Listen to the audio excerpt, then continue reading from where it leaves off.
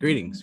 This is TK Trav, aka Travis Magus, here with LVX 777.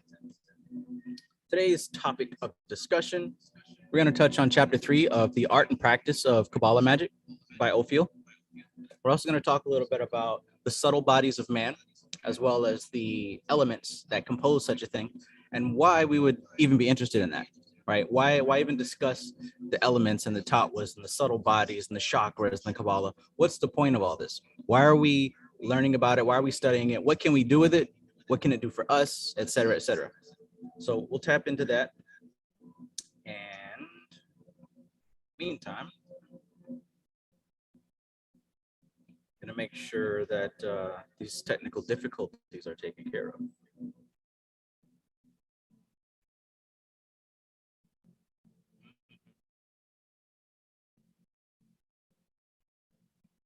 So welcome aboard, and go ahead and hit that like button on your way in, because that lets YouTube know that my videos are worth watching.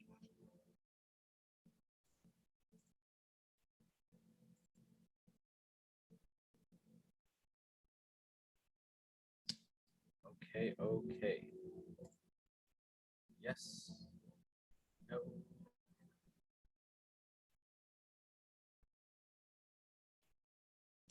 All right. So, peace, Gemma Thorne. I'm glad you got a hold of that book. I didn't mean to leave it there. I kind of just put it there so I could download it on my tablet. But I'm glad it answered your question. I'm glad that it worked out that way. Sunshine Chick, always great to see you. Good morning, good afternoon, peace. Stuffed dog, greetings, bro. Let me know if you have any trouble getting into the live stream here. All right. So how do I not turn off the chat this time? It's never been a problem before. Advanced monetization.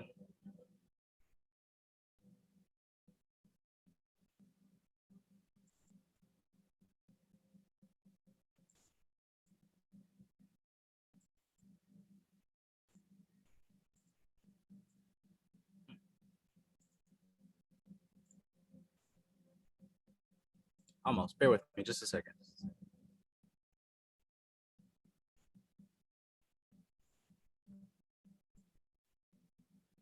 Okay, I think that's it. CC, greetings. While Brazil, peace and greetings again. Manny, peace. Marco Gematria Wiz, peace. Good to see you. All right, so yeah, and also thank you guys for helping out, for donating, for believing in me and believing in this project. The Magus Academy GoFundMe has reached its goal for funding. So if you didn't see my video where I talked about, the update, yeah, basically we've gone ahead and gotten started with the app. I've been in communication with the developers. Things are moving perfectly smooth. Everything's operational. So what I'm hoping to see is that the first class will begin next month. I'm currently creating all the modules, putting all the PDFs and the physical items that are going to be sent out, not just t-shirts. Like, this is some real deal stuff that I'm sending out. But the physical items, I just submitted the first prototype, and I should be getting it back as a proof to see, make sure all the angles and everything's good. And once that's approved, I'm gonna go ahead and send in for everyone who's donated. And yeah, we're gonna be sending out those packages, those care packages very soon. So it's gonna be, for those of you who don't know, of course, if you have donated, I greatly appreciate any amount, because all of it is going towards the development and production of this app and everything involved with it, right? So none of it is going towards me to buy some Kanye sneakers or anything like that, because I don't get involved with any of that shit. I literally live and breathe this occult work. So every dollar donated is going towards this occult work. Now, with that being said, I mentioned the first class. All right. So the way that this app is going to be set up is it's going to be, I mentioned the story a million times. I'll mention it again because every video might be somebody's first time hearing it. But I tried to go and make a bunch of videos for TikTok. I got kicked off, banned, completely banned, no reason, no explanation. So I took it upon myself to go out and create my own app where such a thing will not happen to me anymore. I figured that was the best way for me to move. So that's what I did. And to help me manifest that in a quick time frame, I asked for you guys to donate to support that cause. And you guys showed up and showed out within 5 hours between the GoFundMe and my Cash App and the YouTube donations. We hit the goal. So immediately I went ahead and contacted the developers, let them know, look, here's the money, let's talk. We got to talking. They're going to do everything that I want them to do. They let me know what they're not able to do, which is fine. But in the future, they might be able to work towards doing that. Specifically, that's the community aspect as far as making it like a social network thing. But that really isn't entirely necessary. What's most important is having a database for this information. So for whoever wants to learn more and have a organized, structured learning style, that's what this app is about. So this app will be and is designed for taking people who know nothing about the occult or are confused or are overwhelmed or they want structure to their practice, because there's so much data out there and it's very difficult for a beginner to know which way to go. It's like being out in space. If you know where your mark is, you can just hit the fuel and go straight forward. But even if you're a little bit off, if you hit that fuel, over time, you're going to miss the mark completely. And we see that a lot. People who have missed the mark, but they know how to say melanin, kundalini, doth. They know how to say the words, but they don't know what the fuck they're talking about, right? Anybody can say these words, but can you explain what it means to you? Do you know what it means, right? Not do you know how to impress me when you talk about it? Do you understand, right? That's what this is about. You getting an understanding. This is not about following me to the ends of the earth, right? Like I posted in my Instagram story not too long ago today, the school is designed, this school and all occult schools, all mystery schools from the beginning of time, they're designed in such a way to point you into the direction of your inner light, right? Is to show you to your own connection with God, because we all have it. We just don't see it. That's why we train. That's why we study. That's why we practice, to understand and realize what God is, what your higher self is, what all this stuff is, to realize it, not to be a part of a club where we just hang out all day. Although that's fun. The real purpose is to show you to your own inner light. That's why my first class is called the Inner Light Activation System. It's designed to show you, beyond a shadow of a doubt, your inner light, to show you your inner light, not through what I say, but to show you different methods and techniques to get you there. And after you go through these techniques, you're going to see your inner light. You're going to activate your own teacher. And you won't need to go find all these other teachers on the internet unless you want to, unless there's specific things that you're trying to learn, right? Being in business or sports or art or anything, you seek out mentors to teach you things that you don't know. That's just the way the game works. If anybody is, oh, I don't need nobody to, anybody like that is stuck in their own place and they're always going to be stuck there. I have mentors in the different fields that I want to advance in, right? So this right here is an opportunity for me to give back and to teach those who do want to know about how to activate this inner light and what direction to go to actually make progress. Because there's a lot of directions where you don't make progress. I spent thousands of dollars in books. Every one of them taught me something. Some things taught me what not to do and what not to study, but there's a million different ways to go. If there's something that you're trying to find, you want to go the best route to get there. And that's what this app is designed to do in general. And in specific, there's going to be classes that help fast track that process. So that first class of many, right? I'm going to do a class for astral projection. I'm going to do one for summoning spirits. I'm going to do a class for Vedic astrology, all this other stuff. But this first class is called the Inner Light Activation System. And if you want to be a part of the first class, if you go to the GoFundMe link, there's going to be an option to donate so that you can be involved with that first class, right? And that first class is scheduled to start next month. If there's any kind of delays or bumps, I'll definitely let you know, but it's not going to be longer. The start date is not going to be any longer than, within 30 days or whatever from now. With that being said, I'm going to be closing down the GoFundMe at the end of this month. The only reason I'm keeping it open now, because we have hit the goal, I'm keeping it open now for those who have messaged me privately and said, hey, I want to donate, but I'm still waiting on, certain funds to come in. It's still open for those people. And also, if any of you are still interested in joining that first class, all right, the seats, I have met the limit of the seats that I wanted, But if anybody else still wants to get in before it starts, you have till the end of the month to donate at that level. So check out the link. You'll see, what all is involved there. After that, the price is definitely going up because I'm going to be adding more stuff to it. But this first class, we're going to have a real hands-on, direct teacher-student approach, so where we can, start to adjust it and develop it however it may need to be adjusted. All right. Yeah. So again, thank you so much for donating and helping this manifest very quickly. All right, we're getting started. Yeah. So I just wanted to go ahead and get that out the way. Let's see. Somebody just joined. Who's that? Cassandra John. Greetings.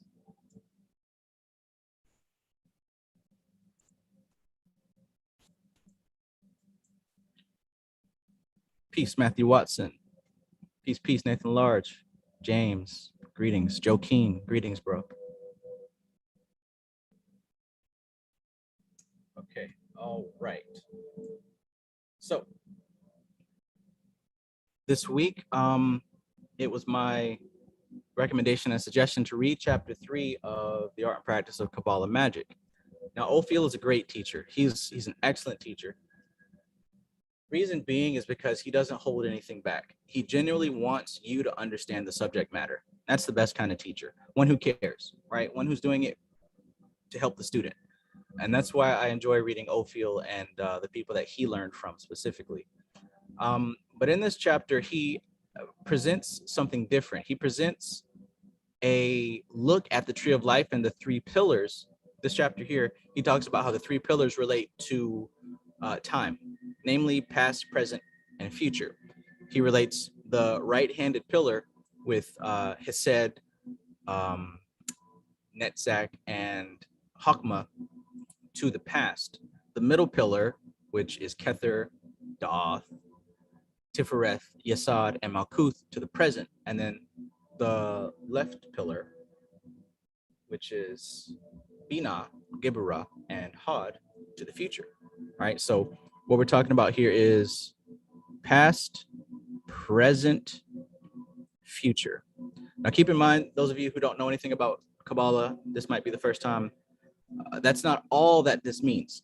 This is actually a glyph or a symbol, a placeholder, a library, a file cabinet that means many different things. That's why this particular book is so thick, the Mystical Kabbalah. It means many different things. It's a categorization system to understand the world of the intangible, the subjective realm. All right, it's an explanation to understand energy at all of its levels. All right, so in Ophiel's book, The Art and Practice of Caballa Magic, one of the interesting things that he presents is that this represents the three modes of time. And if you were here with us last couple of books, if you read, you might have also thought, that sounds a lot like Tamas, Sattva, and Rajas. And you need to be correct, because this Kabbalah and Hermetic system is the westernized adaptation of what they were teaching in the East. All right, now through my studies recently, for the past all year basically, what I've been learning is that all the stuff that we call magic in the Western mystery tradition is based and founded upon the Eastern tradition. It's based and founded upon what was taught specifically in India, right? And also with overtones and undertones of what was taught in Samaria and also in Africa. All the stuff going on stuff.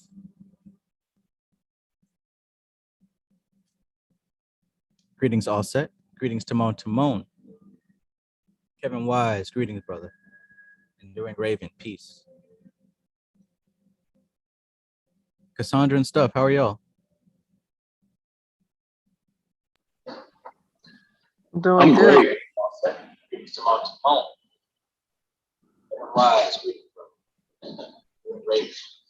I can't complain, man. I'm doing great. Right on. That's what I love.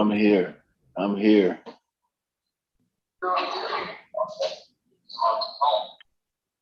Cassandra, this is your second time being here? Well, I've been watching you on YouTube, and this is my first time on the Microsoft Zoom. Okay. Welcome. I did, and I know I saw you on the GoFundMe. I thought I saw you in here previously, but I guess not.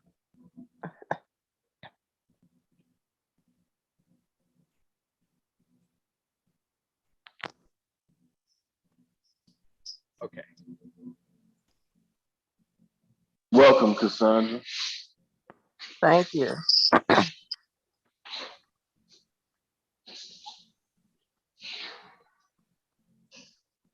All right. So just to just kind of get back to where we were going with this. The Kabbalah system, the Tree of Life specifically, like I said, it's a symbol that is there to help you organize that which is chaotic, right? On this physical plane, this lower level, this physical plane where we find ourselves, quote unquote, this place is very much solidified and it's very much in order, right? Things are tangible. You can see it, smell it, taste it, hear, all the five senses. It's very outward. Consciousness is projected and squeezed outward, right?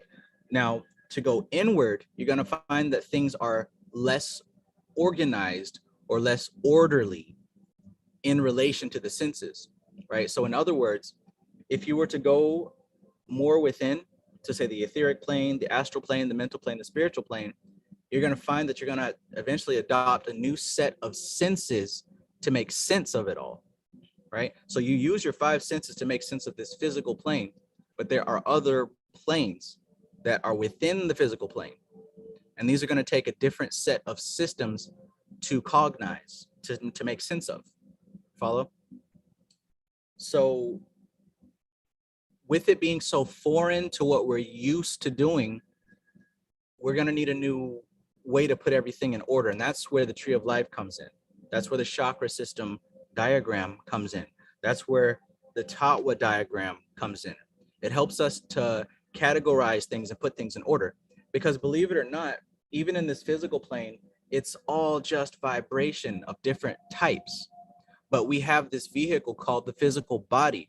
And the way that this vehicle operates is that it takes those vibrations and it does the same thing. It categorizes them and puts them in place. So the vibration that we receive as sound, you got these instruments called ears that take that sound and it organizes it. You've got this vibration called vision and sight. You got these instruments called eyes that take the sight and it organizes it for your brain. Likewise for touch, smell, and taste. Your body is an instrument and a tool to take these different vibrations and organize them. Now, the same thing is happening on the etheric plane, astral plane, mental plane, and causal realm. The same thing is happening there. So like I said, you're going to have to develop a new set of senses. This is where you get the thing called clairvoyance and clairaudience and clairgustance and clairsalience and all that stuff. Those are the same five senses, the same instruments, or rather the same, they're similar instruments used to cognize vibration on higher levels, right? So let me know in the chat if this is making sense or if this is not. Now, see, this is the foundation of all that we call magic and spirituality, right? Because individuals who have learned this science around the world and who've learned it deeply, they naturally attract people who want to learn more about it. And so schools are formed around those people and around those processes of thought. But if you go back in time, it's just like a tree. A tree has roots. It may have many branches, but it's got a similar trunk with roots. All this stuff has its roots, like I said before, in India, in Sumeria, and in Africa, namely Kemet. So my thinking and my thought process is I want to go back to the root and to the source to get where all this stuff came from. Now, out of those three places I named, I find that India seems to resonate with me the strongest, simply because I see it, the echoes of the teachings from Samkhya, which is of Indian origin. I see echoes of that in all that I've already studied, specifically Hermetics and the Kabbalah system.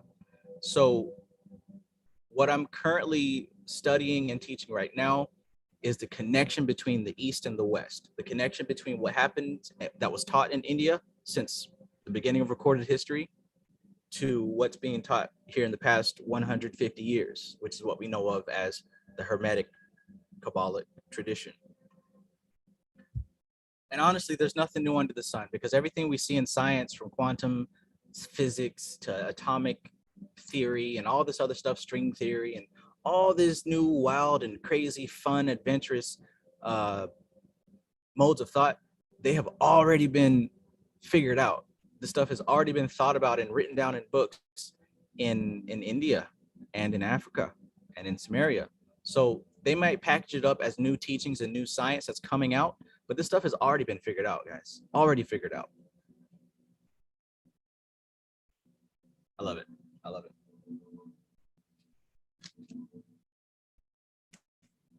So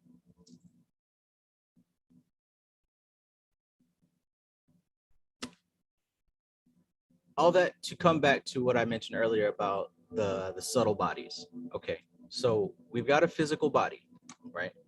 All this stuff has been categorized. None of it is like crazy and oh, we're just figuring it out. Now there is some stuff that I have recently come across that I have not seen in a book yet, right? Studying through these tatwas and doing this practice called tatwa vision, which if you can get a hold of that, please look it up, because that's going to be a big part of the course that I'm teaching. But undergoing this tatwa vision, I've started to apprehend things that I have not seen in these books yet, and I'm starting to understand between the lines of what has been taught. For example, in the mystical Kabbalah, Diana Fortune says right at the beginning, hey, I'm not going to tell you the practices, but I'm going to tell you the method, the methodology. I'm going to tell you the theory, but I'm not going to give you the practices. And what I found is that when you go through certain meditations and certain contemplations, you naturally figure out what those practices are. And when you link up the knowledge that was given in books like Mystical Kabbalah with the practices of like, say, Tatwa Shuddhi, right? Chakra Shuddhi and things like that, you start to become led to the answers. Now, a lot of people think that they can skip that process and say, oh, I just go within and figure out the answers. But in truth, it's very likely that they're not. It's very likely that they're just, in fantasy land. But, no shade, because fantasy land is the first step on that ladder, right? Because as one of my favorite authors, Mr. Butler, says, fantasy is the ass that the ark rides upon. And what that means is in the Bible, it talks about the Ark of the Covenant, the holiest of the holies that was carried on the back of a donkey, which they used to call an ass. So that donkey, that ass, is fantasy, right? And the ark is carried on top of that donkey. So it's really hard to really knock what anyone else is doing, but let's not fool ourselves. There is depth that needs to be swam into if you really want to get to the gems. Yeah, I was gonna comment on that because I just got into that portion where Butler talks about fantasy and going into and creating the magical personality, and he talks about using that fantasy, with the P, you know what I'm saying, and stepping through into that mindset. I thought that was gold, man. I found myself up until that point resisting highlighting in the book because I didn't want to highlight in the book. But when I ran across that, I was like, oh shit, I gotta mark this somewhere. And I tried writing it down. Yeah. I tried my best to read and write it down, but it was like 3 a.m. and it wasn't working. So I was like, fuck it, man. And I highlighted and I was like, oh shit, since I highlighted now, I got to go back and read the books because there was so much other stuff that I wanted to highlight. But now I got to go back and highlight all the other shit. But I started at that point highlighting in the book because I didn't want to highlight in $1,000 book. But right. it's gonna be in my archive for a while. I don't plan on getting rid of it. So I was like, fuck it. Right. Yeah. That's funny. The same thing crossed my mind. I mean, I didn't highlight in it, namely because, like you said, that's a $1,000 book. But yeah, I keep having that thought, like, I'm so used to highlighting, but I've been taking my own notes, honestly. But yeah, that was a very important part. Yeah. And that's a key. And that key, I mean, it's when you see these keys and you really apply them, you see that it's been echoed in what we've been studying. When he talks about the ass is the fantasy is the ass that the ark is carried upon. In a way, Swami Niranjanananda said that same thing in Dharana Darshan. Talked about how imagination was the gateway to the higher consciousness. It's just a Right. more serious way of putting it, but the concept is the same. Right. You can see those remnants, like you just said, of what Swami Nirajananda said, echoed in this stuff that we read, you know, and it's the same thing. It's just Americanized, man, and you know, and I'm actually, you know, being led to this stuff.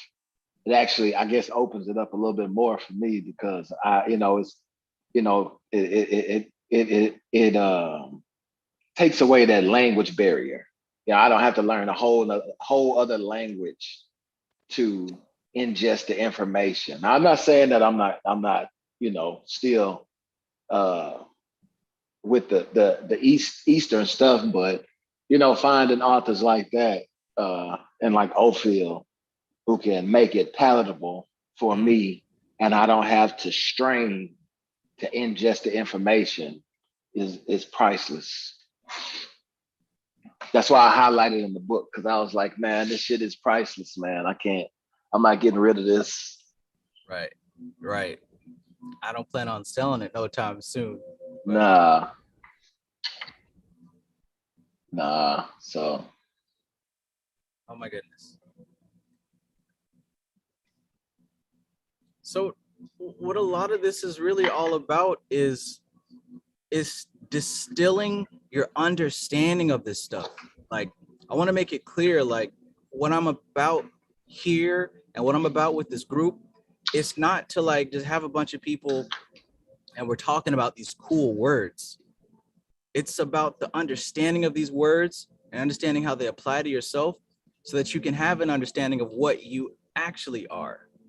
Because, you know, we've all said, oh, I'm not this body. And that's true.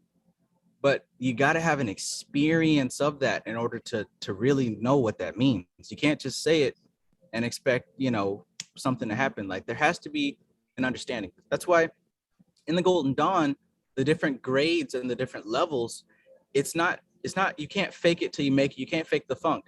You graduate those levels when you display that you have had an understanding of what comes with each one of those levels.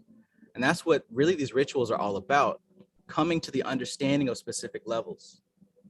You know, let's not kid ourselves. Even these swamis, they're basically occultists as well. You know, these guys are basically a part of a group that is up under Saraswati. That's their egregore, I guess. That's their deity. This is an occult group, you know. The Bihar school, that's another group just like the Golden Dawn. And they dedicate themselves to the private exploration of these mysteries. And thankfully, they have written documents to help others come to these same realizations. But a book like this has exercises, meditations from 0 to 100 to get you there, just like initiation into Hermetics. So it isn't just about collecting these to look at the book cover. If you go through this, you have a surefire way to activate that inner light. If you go through initiation into Hermetics and follow those practices, you activate the inner light. There's no way to fake it. You have an experience of what these things are talking about. Atat Washuddha was short, and I'm glad that a lot more people did it. But after doing it, something should have sparked within you that begins communicating with you now. And when that spark has activated, when that light has turned on, at least what's happened for me is I'm able to go back to these books that we've been reading and picking up, and I'm able to see new things in it because now there's an inner light that's turned on and it's shining on these words and it's illuminating what's behind those words. You feel me? Yep.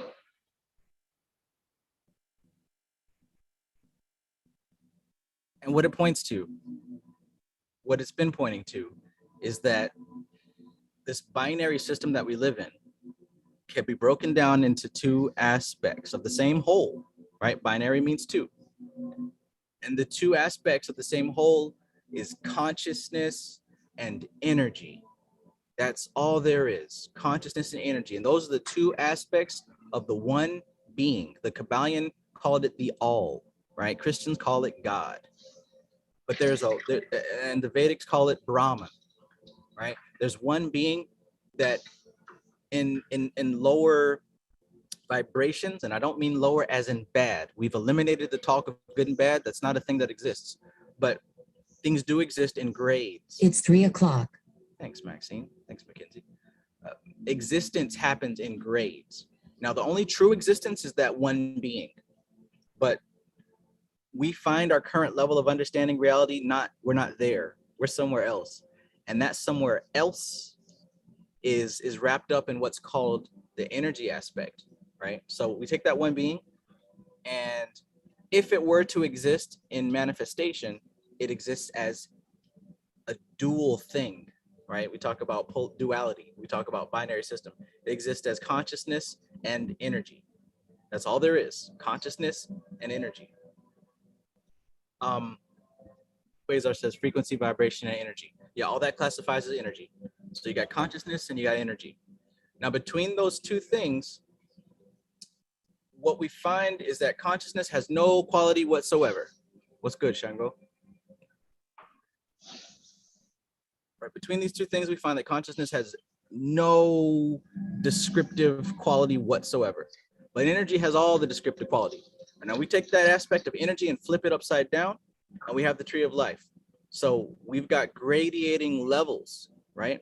If you want to be real blunt with it, you can break it into 7 levels, right? And the 7th level, we might call it Sahasrara, but another word for it is Buddhi, or the Buddhic realm, or the Buddhic body, or the causal realm. And this is the form of energy that is closest to the divine, to consciousness, right? Now, as it goes down, because like I said, it's not a good or bad kind of thing, but we do, when we look at it from this manifested perspective that we find ourselves in, we see that it has to exist in a graduated form, like a ladder, right? And that's where we look at the tree of life. That's also where we look at the chakras. That's also where we look at how the tattvas are lined up.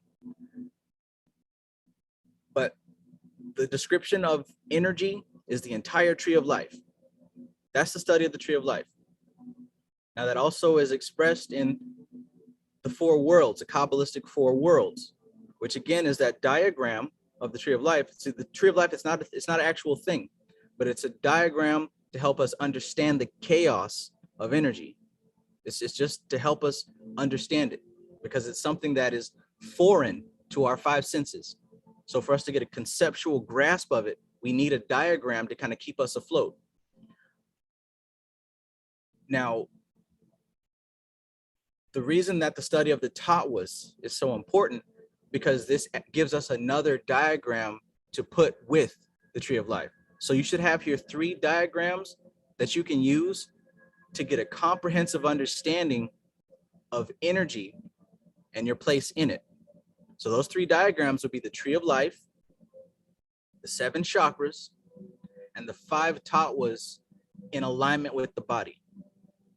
If you study those 3 diagrams together and find the connecting links between them, you have everything you need to fully understand the realm of energy. Now, the realm of energy includes matter. It includes everything that has ever manifested and ever will manifest. At this level that we find ourselves, it will never end. Bodies will continue to reincarnate.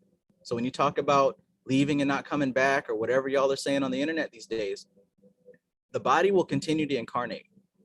But the true thing that we are moving to experience, the thing that we're trying to experience here, is our true selves.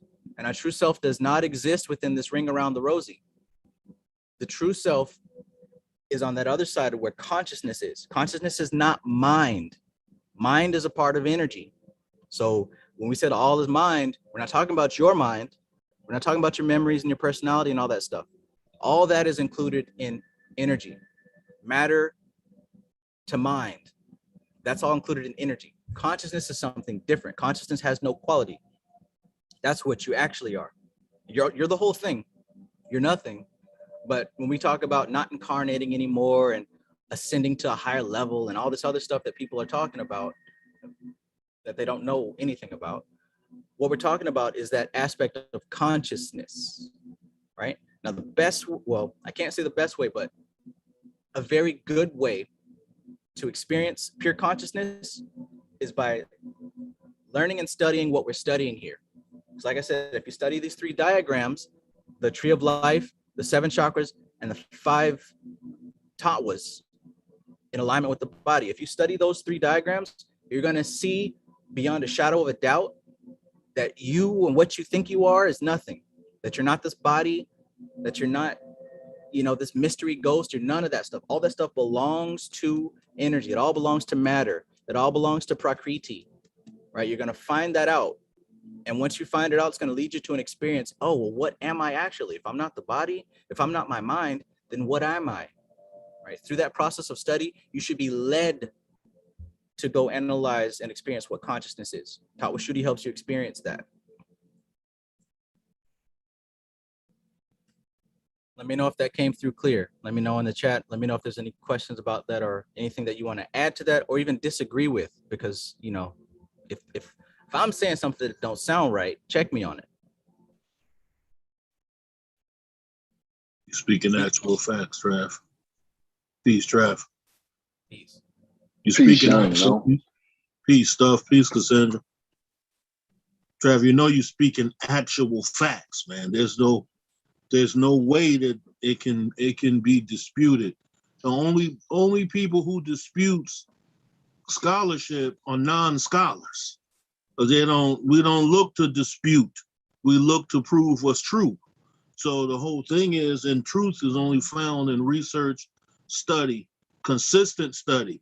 So if you go back and you read Patanjali and go to number 4, we talk about what basically what yoga is a consistent practice that you do over and over and over to get results. It doesn't say you stop just because you get the results. You continuously practice, you continuously research and study. So what you're saying is actual facts.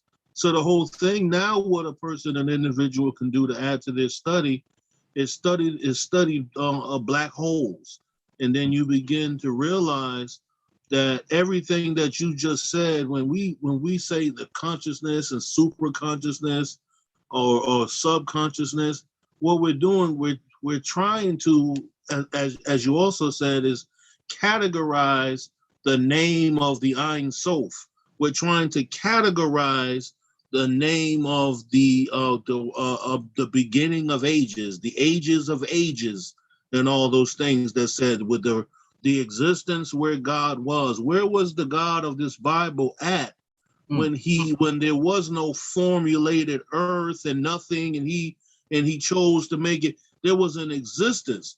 So there was so when you look at a black hole is defined as basically a space-time object. It deals with time. So the whole thing, meaning that when you look at a black hole and you know the science of a black hole, that's electromagnetism. That's gravity. So when you go into these deep conscious meditations and you go into the Chitta Kasha and all of these, what we label realms, they're just high electromagnetic areas of complete total darkness and gravity, which they call a black hole, where no light, as they say, can escape. The light is not trying to escape. It exists where it's supposed to be at.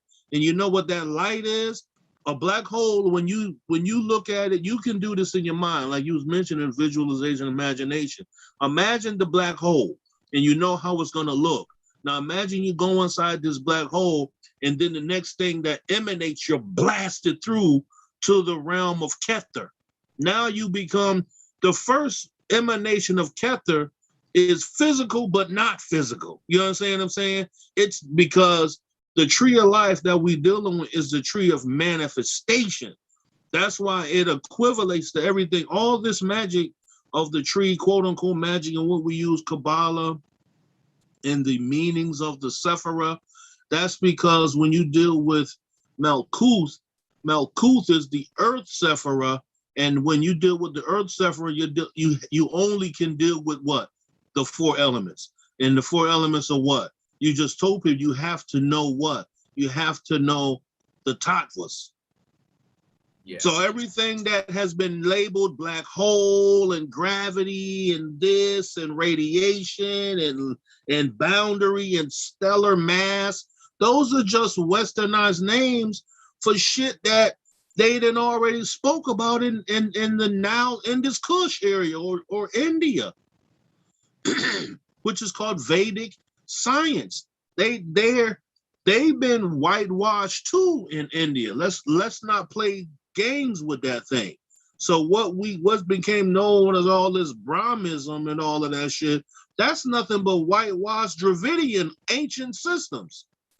So the whole thing is when we deal with this science, as you was just describing it, you're talking about general relativity. Uh-oh.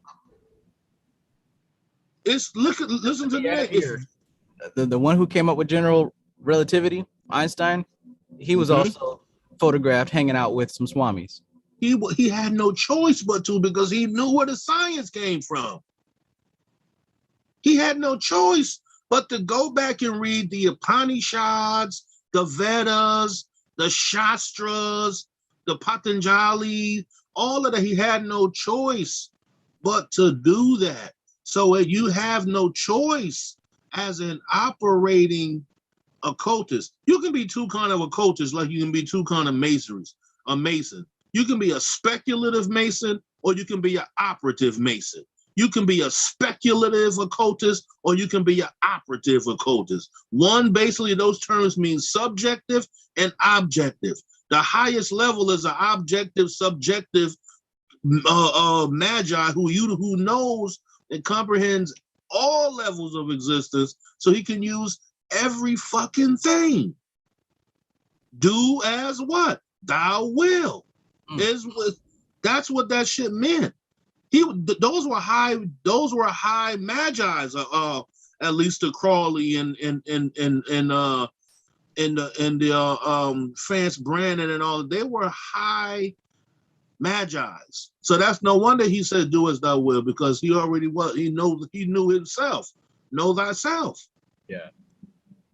First it says you're supposed to know, you're supposed to learn, and then you're supposed to seek the yogi. And then after you seek the yogi, but before you do that, know thyself. You have to have some sense of knowing your own planetary system when it comes to you. You are nothing but on the lower scale as below, you are nothing but a human planet. So you got to stop trying to use the same visualization and imagination that you would use because you see pictures of what a planet looks like. It looks round and it's colored. No, you're the same thing. That's how you connect yourself with the spheres of the tree of life. You have to see yourself in the planetary elements of what each Sephirah you're trying to transcend go through. So he says one is the past, one is the present, one is the future. I think once you get into symbology and you look at the trident also represents those 3 qualities as well. And the deity who holds the trident always holds justice. They deal with justice and they deal with present time. So you see what I'm saying? How it all marries into everything. You can't be so mystical that you don't got common sense. Right. That has to be that's included here. And I like what you said. Common fucking sense. It's good that you mentioned the trident, because at this point in time, we can go ahead and just keep it in our memory that the trident is also going to be analogous with the tree of life, because the trident, all these symbols, a symbol's worth 1,000 words. Symbol don't mean just one thing. We know that, right? Hopefully, if you don't, now you do. But the trident, right? In the Vedic side, that represents the Rajas, Tamas, and Sattvic aspects of existence. But like you just mentioned, Shango, that can also represent the tree of life because of what Ophiel just told us in this chapter. Exactly. The three pillars represent time, past, present, So and they, future. so they represent Rahas, Thomas, and the other name just completely Sattva. Sattva. So you see how those who are really doing it, because you said you can't fake it with this. Those who are really doing this study, you should be, everything should be like, oh shit. It should be oh shit moments. Yes. You should at least weekly now. You should be, if you're doing this regularly, at least weekly, you should be having some oh shit moments. I had one this morning. I had like 6 books open, going back and forth, like, holy shit, this makes sense. Yeah. Yeah. And they know that, and you're down. And the reason why you have to incorporate the process of inner samadhi or inner peace and calm is because you have to balance that, because that's where siddhis come from. Once you start studying data that's supreme data that you had a destiny to seek, because destiny is only a pattern of the tree of life that you, based off of your electromagnetic componentry and you being in the subtle realm, you have a present pattern that you're actually supposed to be following. So once you start following your particular pattern, you will start getting in contact with the particular information that is specifically made for you to download. Yes. And once you start downloading this data, you start on the earthly plane, your brain starts to become more operative. It becomes more intelligent. Mm-hmm. And intelligence, high level intelligence, is a superpower. It's a siddhi. So that's why you got to have meditate. You got to meditate, incorporate breathing and all of that, because it's a balance of the elements. You are all the elements. You're within the fifth element. This what's called space. Space-time is akasha. The other 4 elements, earth, air, fire, and water, that's your elemental componentry of matter on the lowest level. You keep getting finer and finer, then you're getting away from matter. So as I said earlier, you get away from matter because you go back where? You go back into the black hole, which is basically what they call the what in Sanskrit? A bindu. Black dot. You go back to the black dot. Why you think the dot within the circle was one of the most important symbolisms used in alchemy thousands of years ago? They use it for the sun. A circle with a dot in the middle. And the dot don't necessarily mean the sun. It just means the point of where we can only conceptualize. That's where everything comes from. Honestly, so that symbols. Yeah. It would represent consciousness and matter. Consciousness and matter. Going back to what? The Purusha and Prakriti. Purusha is the realm of, because don't forget there's 3, you have Ein Sof, and you have Ein Sofer. So the whole thing is when you go back to the Ein, that's the singular point of all whatever is. Then you get to Ein Sof, then you get into the funnel, you get into a more densified level of total creation. So as I said, when you speaking actual facts. Only right now, those who've been doing their due diligence are finding out. Yo, you have to put in your own personal consistency. You have to be the one to fucking keep your engine fine-tuned. Trav and the Magic Society was like the fucking jumper cables. Like you had a fucking heart attack, your heart stopped, and niggas put the fucking defibrillator on your ass. Now your heart jumped It's up to you to get up and go and keep your health up so you don't catch a heart attack no more. Yes.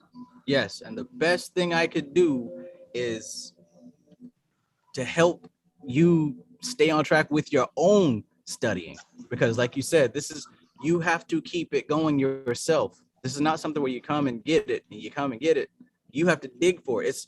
It's so much better when you do your own research and then you come amongst others to share points and go back and forth than it is to just be sitting around and then just casually come in and come out. You're not giving yourself the best opportunity if you do it that way.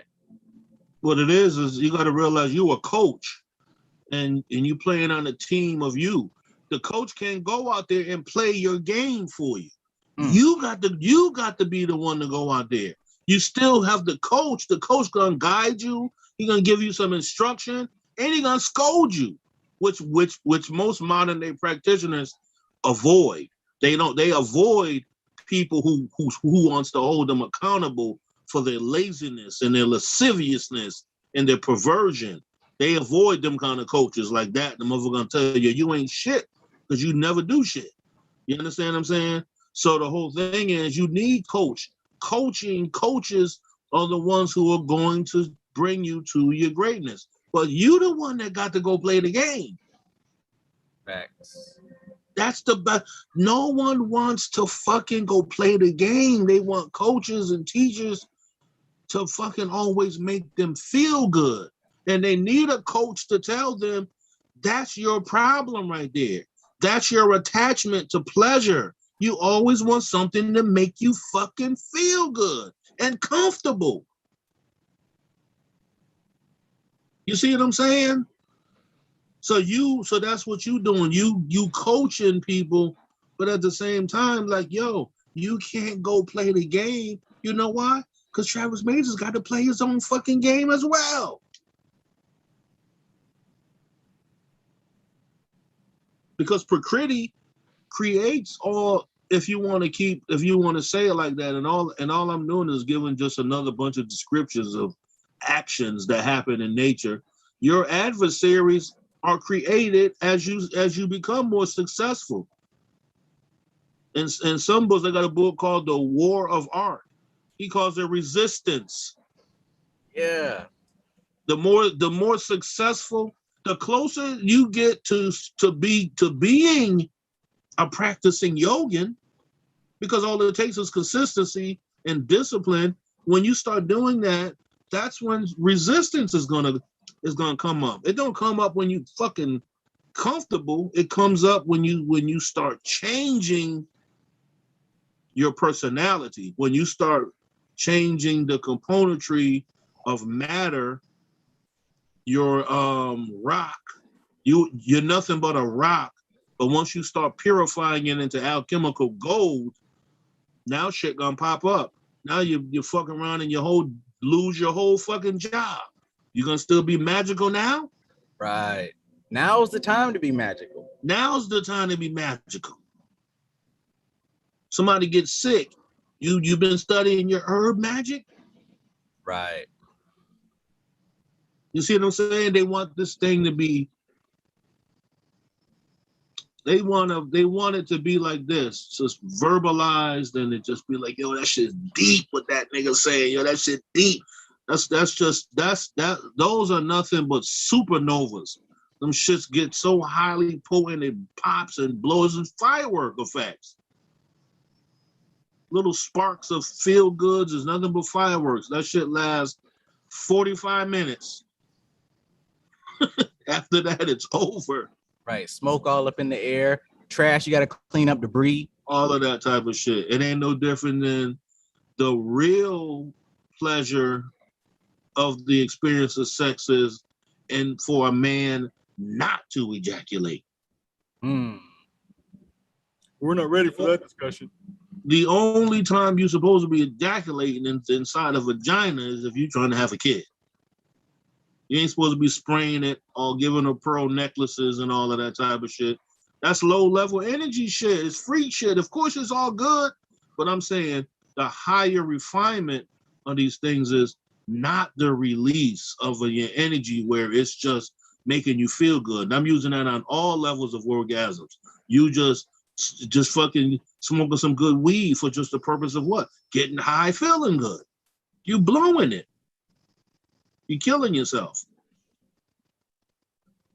And then you keep, you know, you might have somebody who hears that, and the thing is, when people do that and they hear talk like that, they get offended. But just to kind of go a level deeper, because this isn't just elitist talk. He's not just saying that because, you know, oh, I'm better than you because you nut. No, the thing is, analyze that.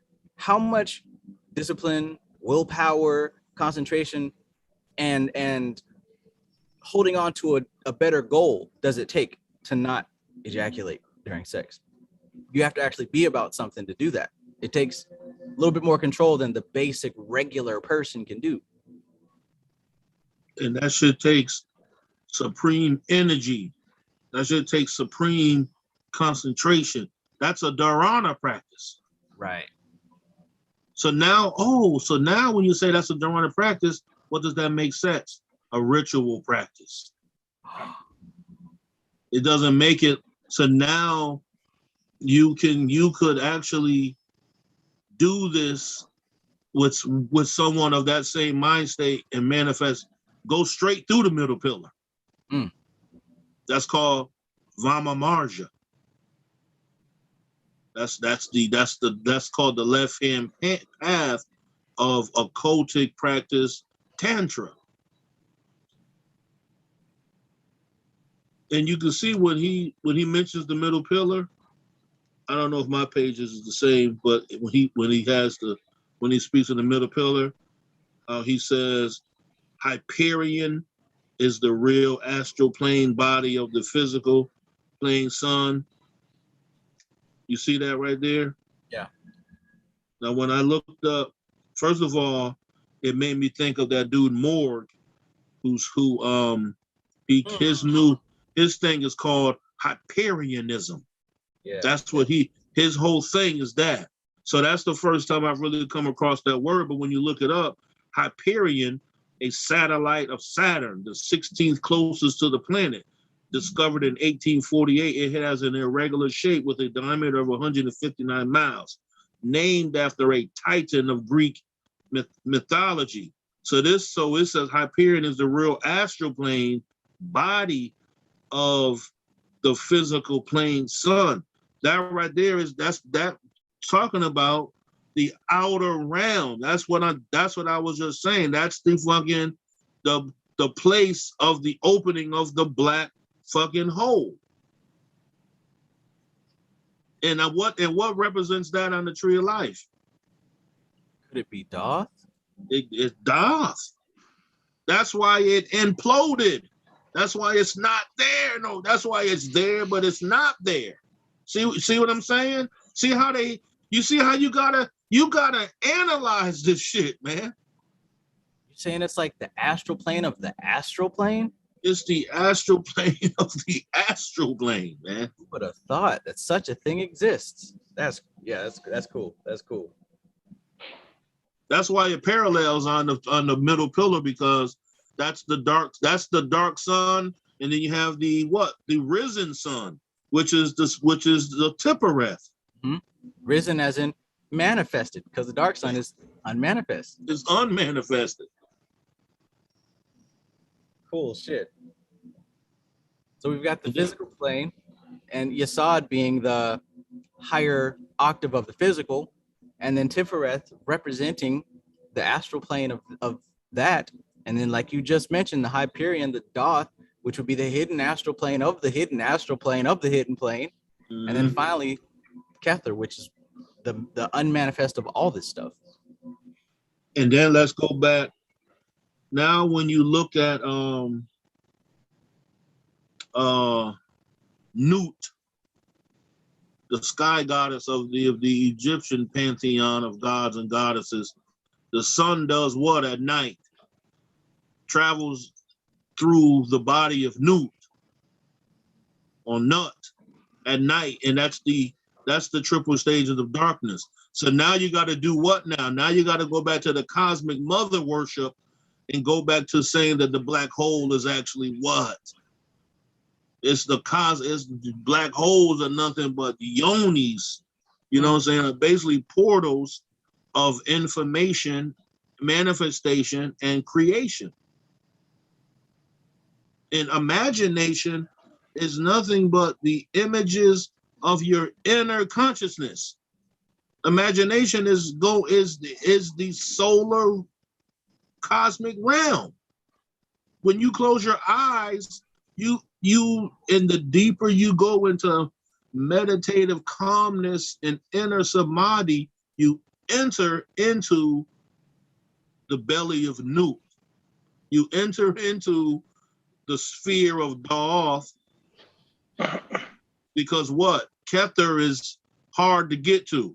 The only way you get back to Kether is you have to go reverse through the Bindu, the black. And what's those images that they show? It shows the two funnels. One has the down on the bottom and one has the one on the top. Show that image, Trav. You know what I'm talking about, right? Which book? No, it might be something you have to look at it online. I forgot what they call them. The toroid? Huh? The toroidal shape? Yeah. So and even when you look at the number 8, when the crossing point in the middle is the Bindu. That's why the 8 sideways is what? Space time. It represents what? Infinity. Infinity. So the middle point in the 8 is the fucking Bindu.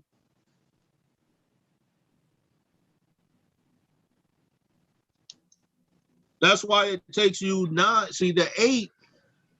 See, that's getting too heavy for them when you get into birth. You know what I'm saying? And you got 8 months, but to take the 9 month to be born, 9 month. That 9 month is actually the 10th month, which is actually representative of the sphere of Kether. That's your manifestation into. So when you look at it, Yasad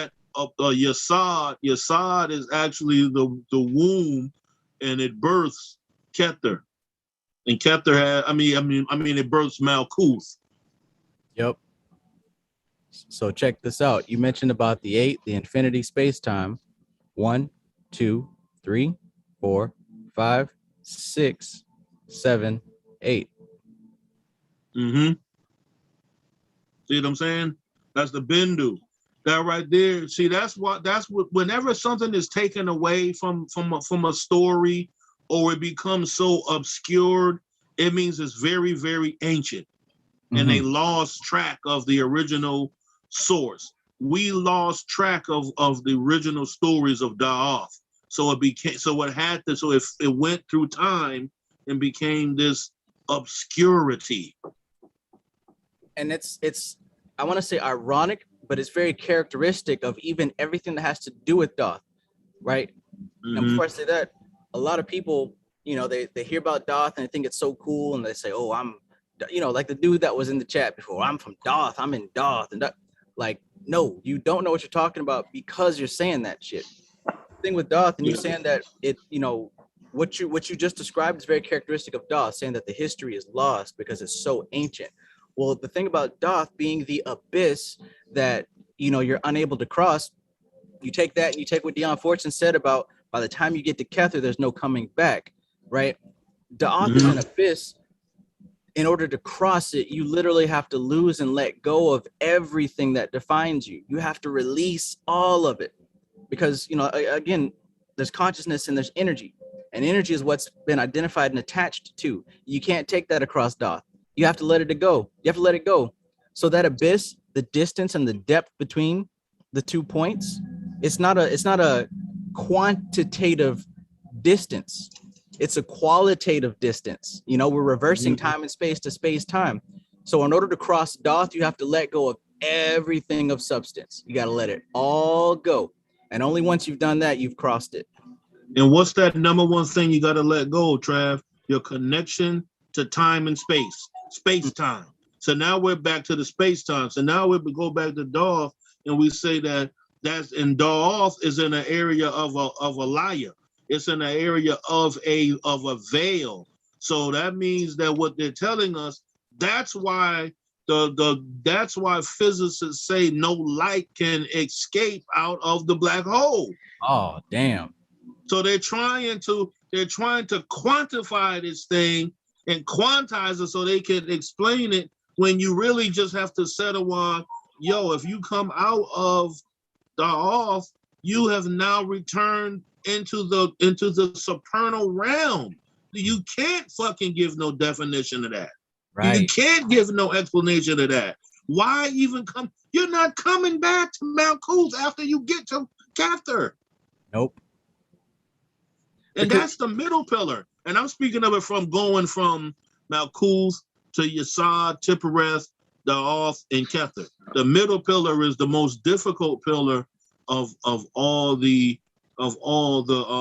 pillars, because those deal with straight those that you have to be able to carry through and follow through. Those are tough pathways right there. Yes. Because Mount Coos is gonna always want you to explain it. Mount Coos deal with earthly shit. Somebody gonna want you to explain, well, what do you mean by that? What do you mean by that? I can't tell you what it means by that. You gotta go there yourself.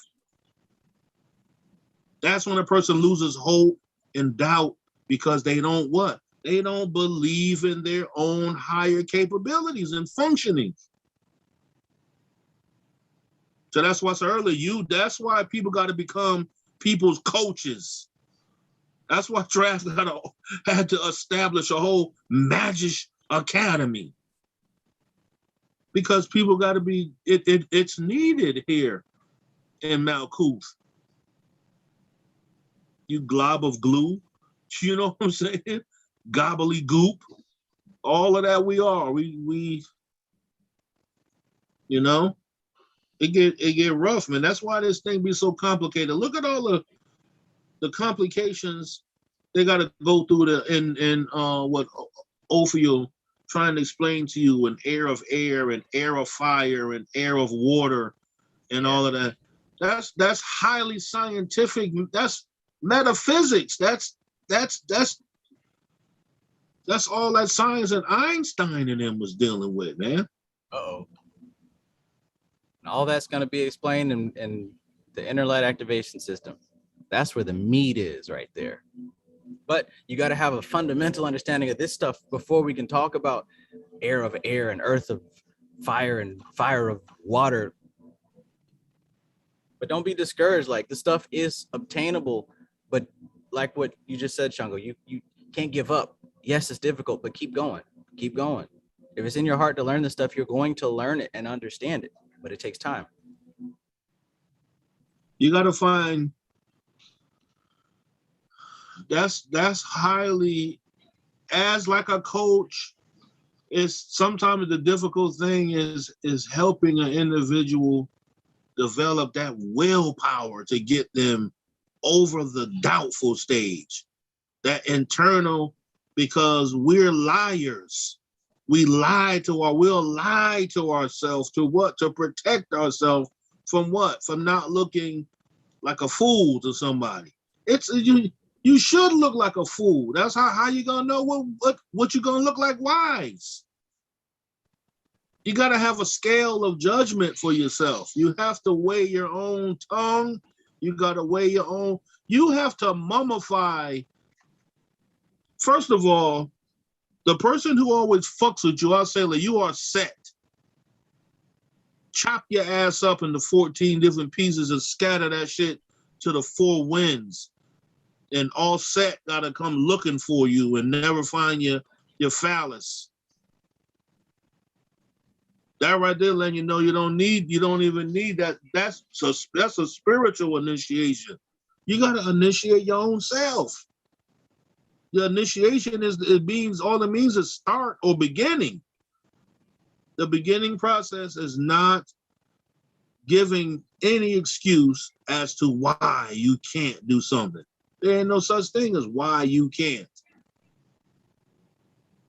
When you realize, like, yo, you know that you are an electrical impulse of Brahma, and you are Brahma. So when I'm talking to you and you talking to me, we actually God and God, so you have all the abilities and potentialities that you need to be successful.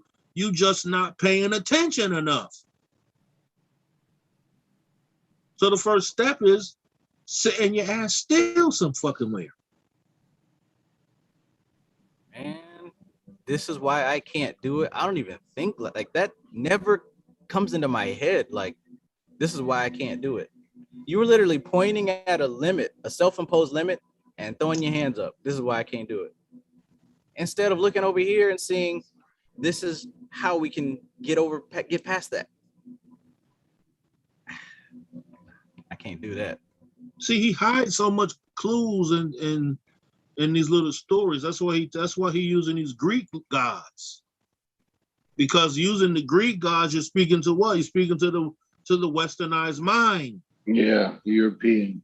Yeah. It's not the fact that you even got to follow Greek mythology. He knows that's the undercurrent that has built this empire. So when he said Apollo was a god of the present, his activities were all connected with present doings and things. Apollo was the leader of the muses and their Patreon. You gotta have those. You know who are the Patreons he talking about? Air of air, air of fire, air of water, water of earth. Those are deities. Yes. Yes. And they're closer to you than you freaking imagine. You don't even realize it. You're made of these things. And you got a literal fire inside your body.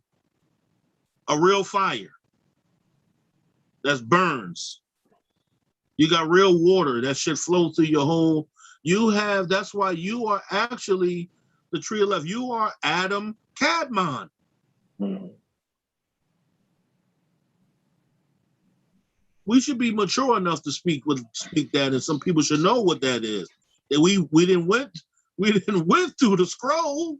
We went through the survival scrolls. You should know, but you should have extended your search to realize, oh shit, you fucking around. You are Adam Kadmon. So if you are Adam Kadmon, then you are the atomic composition materialized of all matter on this plane.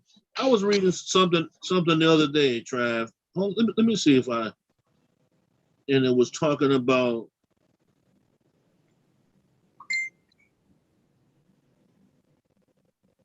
Is that why I say in the Bible to mortify your members? Mortify them things, man.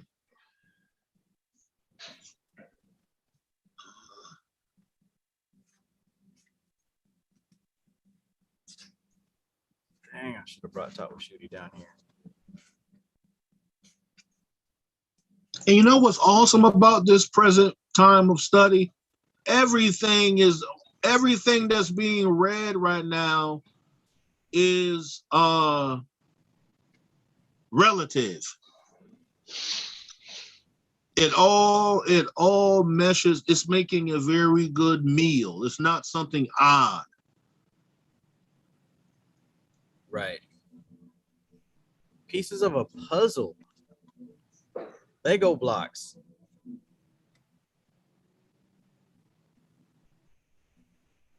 I looked at the chat. Somebody put 70% of the human body is water. It goes deeper than that. 70% of 70% of that water is also etheric water. It's also the not associating. When you hear the word water, you're not associating it with its adjectives: wet, damp, moist, cold, drenched. It's beyond that. What it is, you begin to meditate upon that element to see where it comes from and its true purpose for life. You can utilize the quintessence of water energy to transform your whole self. Or transform your whole purpose, money, and all kind of other shit. That just,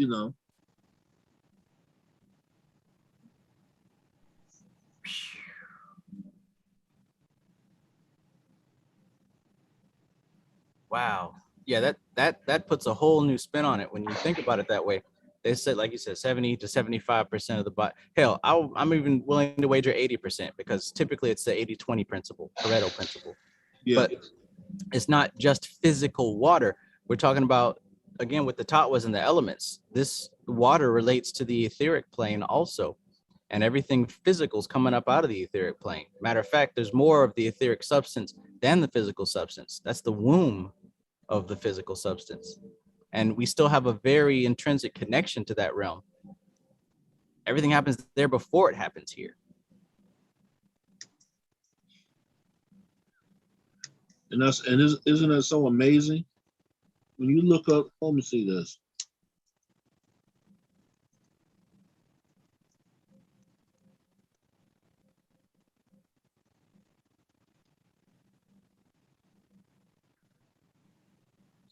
The etheric plane and water is related to the pranamaya kosha, which is the glue between the physical body and the astral body. That's the steering wheel. That's the remote control, the Xbox controller, that water plane. 70% of our makeup is that. And think about this, by mass, water is 88.81% oxygen. And air is only 21% oxygen. Which means that we're breathing in, you only got 21, air is only 21% oxygen. 21%. H2O. So we think that we really aren't connected to these elements on all levels.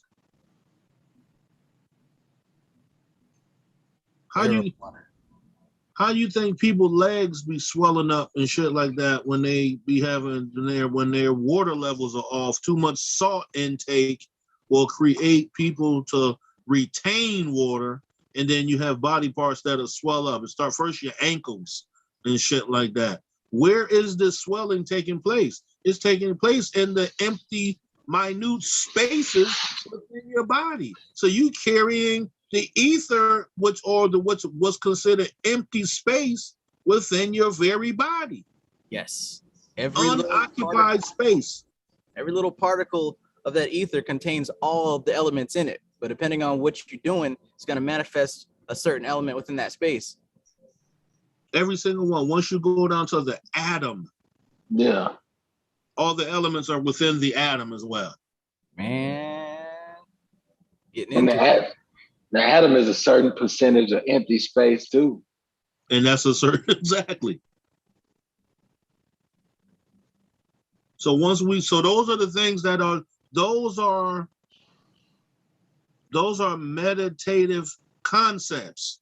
Mm-hmm. You're supposed to take those concepts and first of all, people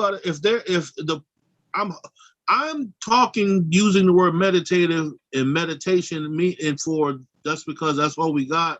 But I'm speaking to people who I'm believing comprehend the word meditation way broader than what it's normalized to me. So when I say you take something into meditative contemplation, it's more than just you just sitting there and you're calm and you're focusing on the water and you're seeing the ocean and that's just the beginning stages. That's visualization and imagination. Hey, from Butler, imagination is the S that the ark rides upon. So you thinking about the ocean breeze, like that's the start of it. That's the start of it. But keep going. You got to keep going. You will get to a point where you are blended. You become blended in, and they use the word ecstasies, that you will come back and only thing you can do is smile. Because there's nothing that you can say. That's why Sadhguru says, he said, you look at his eyes, he's always stoned. He said he's always in ecstasy. He's always in a state of bliss. So that means that he's consciously aware of the cognitive senses of interacting with people, talking, blah, blah, blah, and all of that. But he's also very conscious of himself operating in the Akasha realm. Ooh. At the same time. So he said that makes him what? Intoxicated. That's what the whirling dervish falsely, they call them whirling dervish, but they were actually the Sufis. The Sufi cults they used to do these spinning, they do these spinning thing where they pray and they start spinning, and they're actually going to a form of ecstasy is what they call it. So now you go back to the whole Vama Marja, or the left was considered the left path of Tantra, when you're dealing exactly with the physical. Now you'll understand what it means by true ecstasy.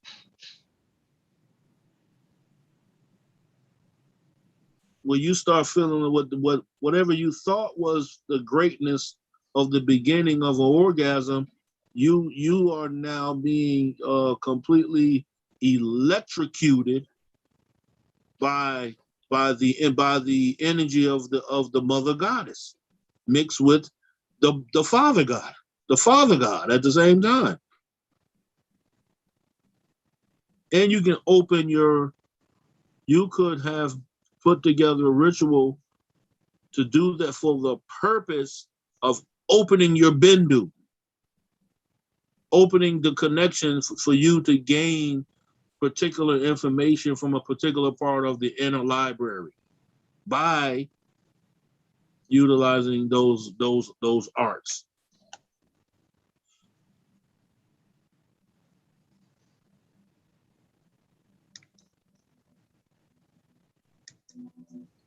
Changa, I remember hearing you talk a lot about one of your missions is to really tap into that inner part of yourself where the answers are there, where you don't have to look in a book or anywhere else. The answers are there. And a reality is just like what you described with Sadhguru and the what's the proper name for those, the whirling dervish? Sufis. Like that's what we're learning in these texts. Like they're pointing us into the direction of where that information is. Yeah. And I find that when you look at the structure of reality as shown to us through maps like this, the chakras and the tattvas, and even the detailed charts of the mixed tattvas, you start to see that when you have it categorized, where you can pinpoint it and see, okay, this is where I need to go. This is where I need to meditate. This is the symbol I can use as a key to get to a specific place. I'm finding with myself, the more that I do that, the more that these answers are starting to show. Like I'm legit getting to these points where answers that are not in these books are coming to me.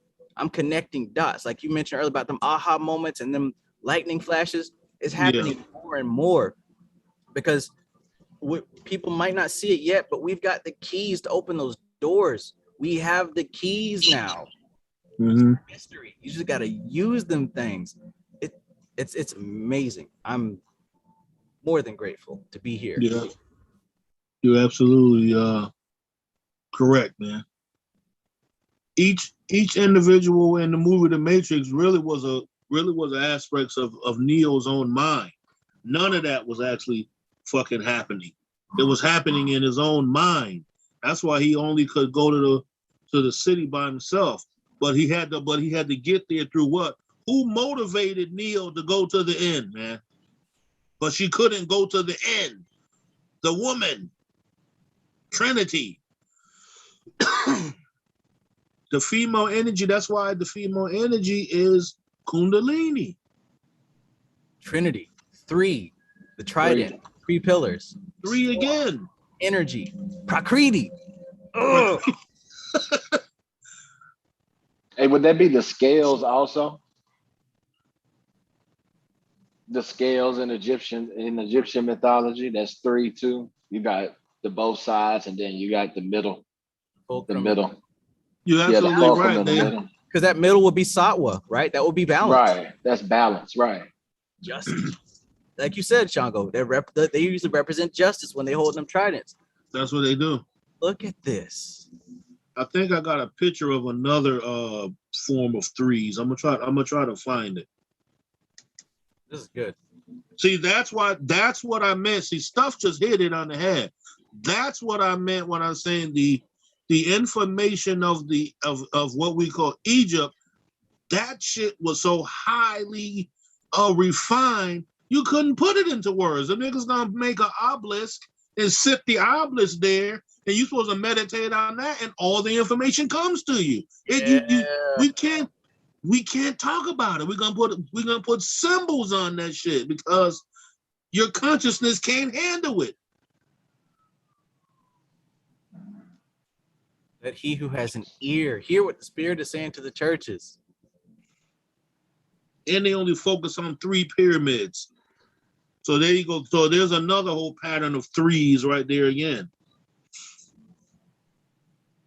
The Sirius star galaxy. You got Jesus being crucified between the 2 thieves too. All of that, man. How many stripes All of of that. 3. 3. And the Bindu right there. Right there, yeah, the Bindu, yep. For anybody who is mistaken, this is not a hangout party just to talk about shit. Like, these are the very same keys that you can use to get these very same answers and more. You got to do the work. It take a lot of study. You know what I'm saying? So my whole thing is too, I'm compassionate and I'm passionate about the study and elevating the mind, but I also realize some people may to really get to that level of deep study, they may not have a particular time. So that's why I say consistency. Never say you don't have the time. Just say you have to reorganize your time for proper study. If you got to wake up at 3:40 in the morning and read for 30 minutes, then that may be what the fuck you have to do. Because you're not gonna know nothing.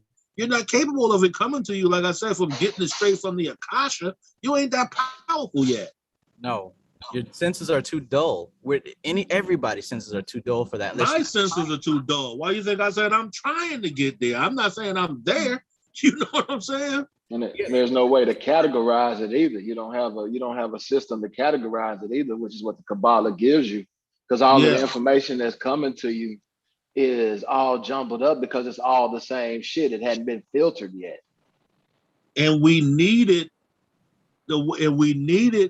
categorized because the universe is mathematically organized and categorized. There's order and structure in this chaos. What we think is disorderly chaos is total order and structure. So once we use this system from India that organizes all the 10 matrias and everything in order, and from Buddhi and Cheetah and Ahamkara, everything has a particular name and category, so you can study it individually and collectively as it applies to the whole system, which is called the Atma Karana. In layman's term, the human being. Yep, there's no mystery. That's the great mystery. You solve yourself. Know thyself? Know thy fucking self. Through study? So now when you go back and look at Freeman C. L's rendition of the Adam Kadmon, and it has all these things written all over the place. Now you understand why that looks so crazy and jumbled with a whole alien head and all of that type of, because all of that applies to what? The mind, body, consciousness of man and woman. Woman ain't exempt.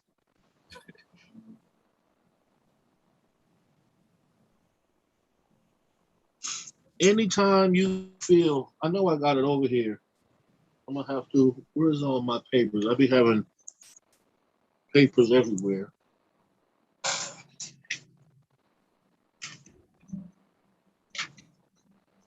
Man, it's getting real. It's getting real, y'all. Feeling it? I'm sorry for you, but it's getting real.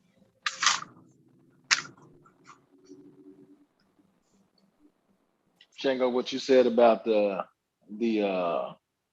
universe and seeming unorganized, seeming like it's chaos, but it's organized in the best way.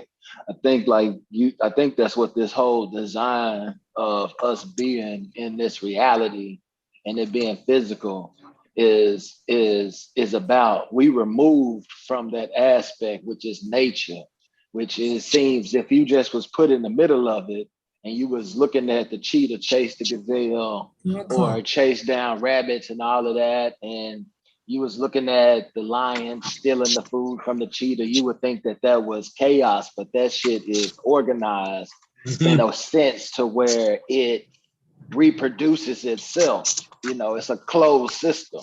Yes. You know what I'm saying? In a closed system, if you standing in the middle of it, if you don't know the origin of it or know what, if you don't know anything about it, it would look like chaos to you.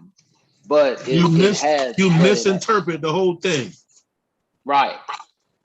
I watched a video the other day, and I forgot what part of the world it was at, but there's these particular looking squirrel type of things, right? That live next to these monkeys. The monkeys followed behind these squirrels. I'm calling them squirrels. And they smell, the squirrels know how to find these berry things or whatever. The fruit. Yeah. So once they find it, the monkey smacks the squirrel's nose a couple times to throw him off. So he goes and eats. He goes to eat the thing. But you know what? He don't eat the whole thing. He leaves half of it there. Then the squirrel go and get that. How organized is that, man? Right. Because he can't smell the fruit. The squirrel can smell the monkey fruit, can't smell it. Because he can't see it. It's so high up in the fucking tree. He follows this monkey, this squirrel, knowing that he know exactly where he going.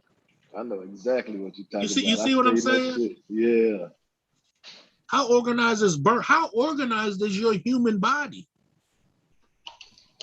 That do the things that you don't even make it do. In the chat, somebody just commented his name is Organized Chaos. Funny that that's what you guys are talking about right now. Organized chaos. Organized chaos. Wow. Exactly. It is organized. That's hilarious. They want us to walk around, man. Like I said, practicing magicians that run governments and run states and all of that, they want you to be very ignorant. They don't want you awakening to nothing because they lose inventory. The human being is inventory to some people. They don't have to care much. The natural state of the modern person in the Kali Yuga is to be a mindless peasant. That's the natural state. They don't have to do much to keep you there, but it takes effort to graduate past that. That's why the symbol is the lamb. The symbol is the lamb in this stage where we at. You know what I'm saying? You just following the ass of the one that's in front of you. And like you said, it takes effort to get out of there because that is the normal default mindset of the average person walking around. That's why people call them in this age, that's why they call them NPCs, non-player characters. Yeah. And that's what makes the difference of a champion. And I always use sports because we can understand that. The greatest sports players were the ones that the coach and nobody had to wake you up and tell you it's practice. Right. Mm-hmm. Yep. The individual who goes to practice on his own and then still stays for team practice, you're the fucking greatest. Yep. They call that the it factor. That's the it factor. That's the it factor. They say, I don't know what it is, but son, you got it. They call it the it factor. And you know it. Shoot, if we all the greatest. Look at this Vedic text, we might have a word for it. You might be right. Right. See, but that's why I've never given up on reading the Upanishads and the Vedas, because there is a much to learn inside of there, and that's where you can actually find those concepts. What we think about, it sounds good, you know what I'm saying? I may say something that sounds really good. Travis say, you know what I'm saying, beautiful things, but it's already been said already. It's already, this has already been done already. We're not discovering nothing fucking new. All we're discovering is the actual keys, like Trav said, to open the fucking doors. These are the keys. Man, oh man. And then you have to wonder why, like, oh shit, now I see the pattern of all of a sudden sicknesses that pop up, sudden diseases that pop up, sudden disorganized humanly activity pops up. That is planned. Excuse me. That is planned discombobulation. Yes. You got planned discombobulation, and then you got nature manifesting itself. And if you study these patterns, you can kind of get a feel for when that's going to happen. And then these orchestrated ones, if you know thyself, then you can start to understand those, because the orchestrated one, these play on your human weaknesses and your human frailty. But if you know how to take hold of your attention, then they don't affect you very much. And we so frail, right? Remember on the movie 300? What's his name? The Persian dude from 300. Xerxes. Oh, Xerxes. Xerxes. Remember when that motherfucker saw his own blood? All that God shit went out the fucking window with that shit. He covered that shit up quick. He never experienced that before. Like, it ain't no wrong with saying you God. Yes, you absolutely right, Xerxes, you are. But boy, you man too. He couldn't let the people see that shit either.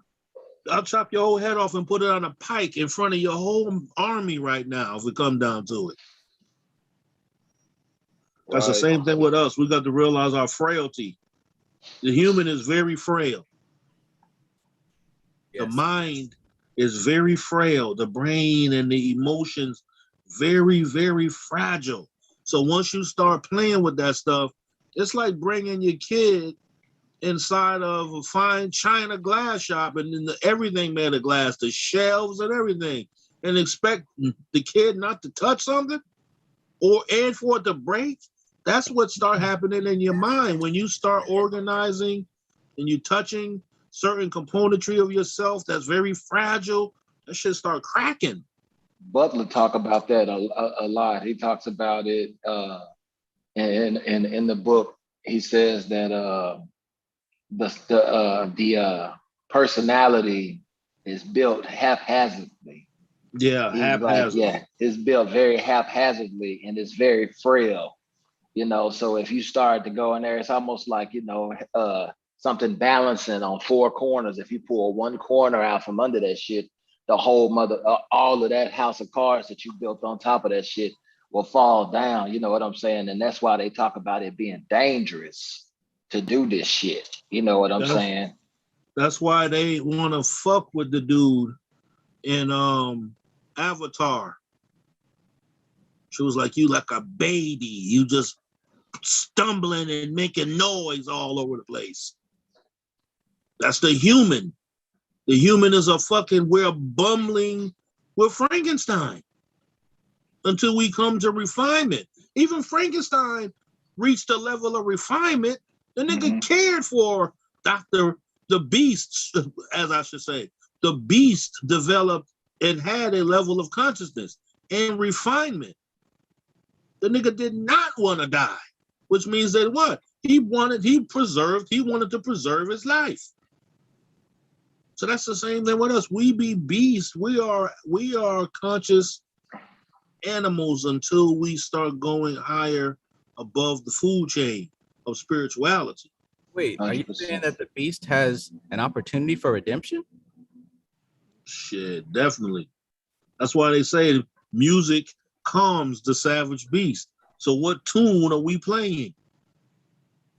What music is people listening to soothe the savage beast? That's what the Sphinx is all about. The Sphinx is the body of a beast, the head of a man. The head is attentive only because the beast is distracted and at rest. He's placed the beastly body. That shows you the body of the Sphinx is an animal. The human componentry is animalistic. The mind, that's where the heaven of heavens, the holy of holies exists. Niggas be looking for Solomon's temple and all kind of shit. And you carrying that shit around every day. Yeah. That shit, earth, fire, water, and air too. That's exactly what it is. That's it, yeah. Oh, yeah. Or the four cardinal zodiacal signs. It's just the sign of man, or the physical reality, not man, but the physical reality. The physical reality, yeah. Yeah. See, they be playing. So that's why, like I said, we get to that supreme understanding, and we speak actual facts. You know what I'm saying?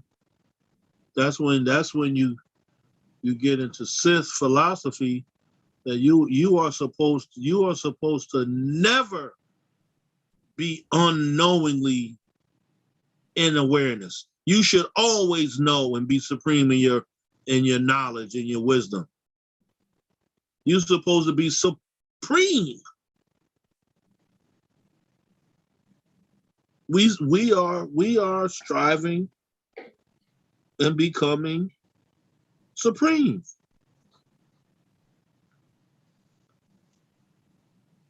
If a motherfucker don't want to be supreme, I don't even want nobody around me that's not striving for self-mastery.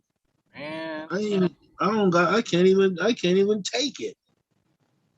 That's why I'm on here every Sunday, man. This church. It's that church. everybody in the YouTube chat, if you're digging this content, if you're learning from this, if you're part of this vibe, hit the like button. It helps this channel and it helps the videos get seen by those who need or want to see it. And real quick, Cassandra John, are you there? Yes, I'm here. So you're currently reading the Ophiel book as well, right? Yes, I started the 3rd chapter and I got lost in Keter when I went to Dion Fortune's book, and I started reading about Keter and I kind of got lost in it. Yeah, it's pretty deep, especially when she talks about you go from chaos to organization, back to chaos is what our goal is, to go back to chaos. When she says about Keter, are terrible gods which each their children for Keter, although the parent of all reabsorbs the universe back into itself at the end of epoch or evolution. Mm-hmm. Mainly because it realizes that it never existed. So it's just, we just go back. That's our resolution. Well, that's the thing. We never were there. And a lot of the science is to really help us learn that through experience. One of the misconceptions we have is that we're here trying to get there. But the reality is we have always been there. We never left because we can't leave. There's nowhere to go. Right. But, you know, that sounds really good. It sounds cool. But this science and the study and the practice is to help us come to a point where we experience that. But yeah, the whole thing about Kether, being and then organizing and then disorganization and Saturn or Bina consuming her children, like all of that is descriptive of the fact that the children were an illusion. Manifestation was an illusion compared to the ultimate reality. A lot of people will be out here like, oh, this is just an illusion. Other than that, this shit is over, but not really understanding that. it's an illusion that you have to deal with, right? It's very real to your physical body, but on the octave of ultimate reality, the only thing that exists is consciousness, and consciousness is not mind. But yeah, I can go off on a tangent. But yeah, I guess what I wanted to ask was there anything that you wanted to kind of bring up, or maybe see clarity on, or question, or comment, or anything like that? Comment as far as I see that, as far as like trying to astral project, or and being the frustrations with meditations and astral projections, and why you can't get to where you want to get to, is because you have to discipline yourself to I guess you have to have some type of foundation in the first place. And if I were to pick this book up and didn't know anything, then this would just be all foreign to me.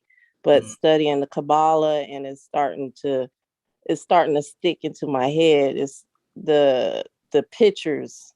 I can form better pictures and imagery now in order to successfully astral project and successfully meditate. But I mean, I'm still not there because I'm still learning, and I still got. It just seems like there's just endless amounts of information out there, and it's just focusing on certain information that can get me there.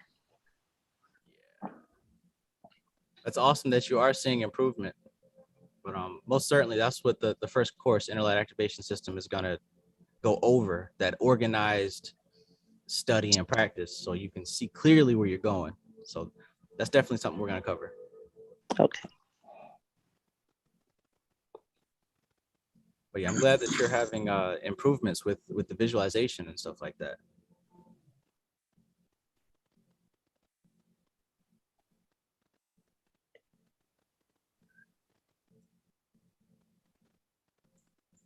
We should invoke the bornless one, Trav. I invoke thee, the bornless one. You know what I'm saying?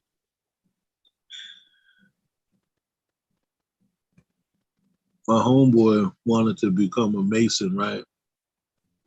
So when I was practicing, you know what I mean, I invited a man and boom, boom, go through the process. The nigga went to the first degree, and when he took that blindfold off of him, he said, "Yo, man," he said, when they took the blindfold, he said, "I looked at the floor, and what he saw, they got there's a particular star that the Eastern stars use. That's like a 6-pointed star, like an upside down. Baphomet pretty much had." He said, "Yo, when I saw that, man, I thought it was the Baphomet head." That's how most people are. They got this inner fear of that bornless one. This inner fear of the darker side of existence. And that's exactly where we got to begin. To knowing something is enlightenment. You have to accept the fact that you are in a state of endarkenment. Inner darkness is where you exist. If you haven't mastered that, meaning mastering the bubble guts of fear, it's no way you're gonna master the high potency of the higher path, because it takes a lot of energy to maintain the operating at the high. You're operating at fast. Your mind starts operating faster than the speed of light, because you're operating at the speed of thought, which doesn't have a speed. That should drain you physically out more than you will.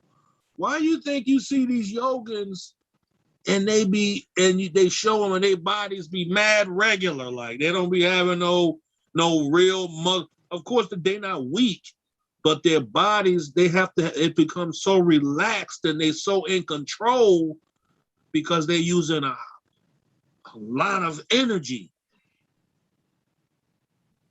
Mad regular. That's funny. You know what I'm saying? You know what I meant when I said that too, because you can think about it, the niggas be mad regular.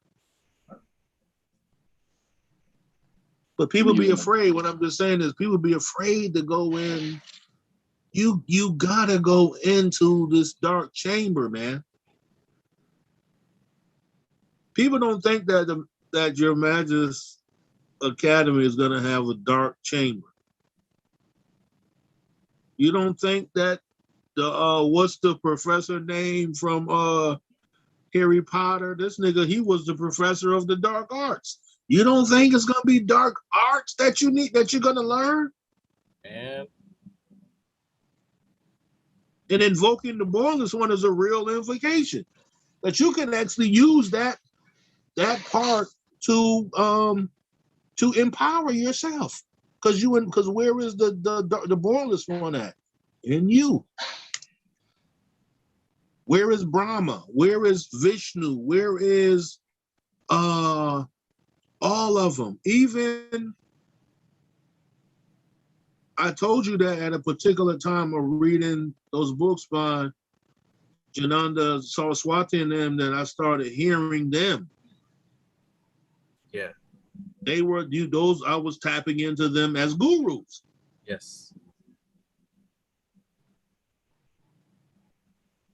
So, this has been coming up a lot lately. This content. I mean, shit. Since first studying Ophiel about a year ago, he's been coming through to me. But lately, with these new recent books that we've been kind of looking at, one of the things that particular author keeps touching on is these ascended masters, the lords of light, and these other folks that are on these inner planes, I should say, that are translating information. This is what happens when you're studying on the right path and you're getting closer and closer, you start getting personally taught and tutored by these ascended masters. We didn't just stumble across this Bihar school of yoga stuff for no reason. Yeah. This is a transmission for a specific purpose. It's the actual frequency that's retuning us. It's tuning forks. You know something I like about Ophiel in this book? He loves mentioning Dion Fortune, don't he? Yeah. You got to have. He says it out of his mouth. In order to understand what he's talking about in Kabbalah, you need to have Dion Fortune's book, Mystical Kabbalah. It's actually you actually need to have both of them side by side to read Ophiel's Kabbalah book.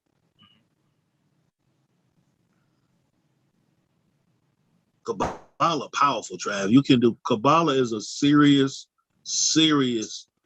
part of craft work, man. And so they try to throw you off with like the Jewish stuff, the Hebrew stuff, like, oh, you have to be a part of this group and the mysteries of the Hebrew, it's only for the select few. Like, okay, that is a thing. But what we're talking about here is something completely different. And of course they wanted to capitalize off of that. Right. Who won it? Right. That's what they do. It's all trying to make yourself like you are the leader of this information.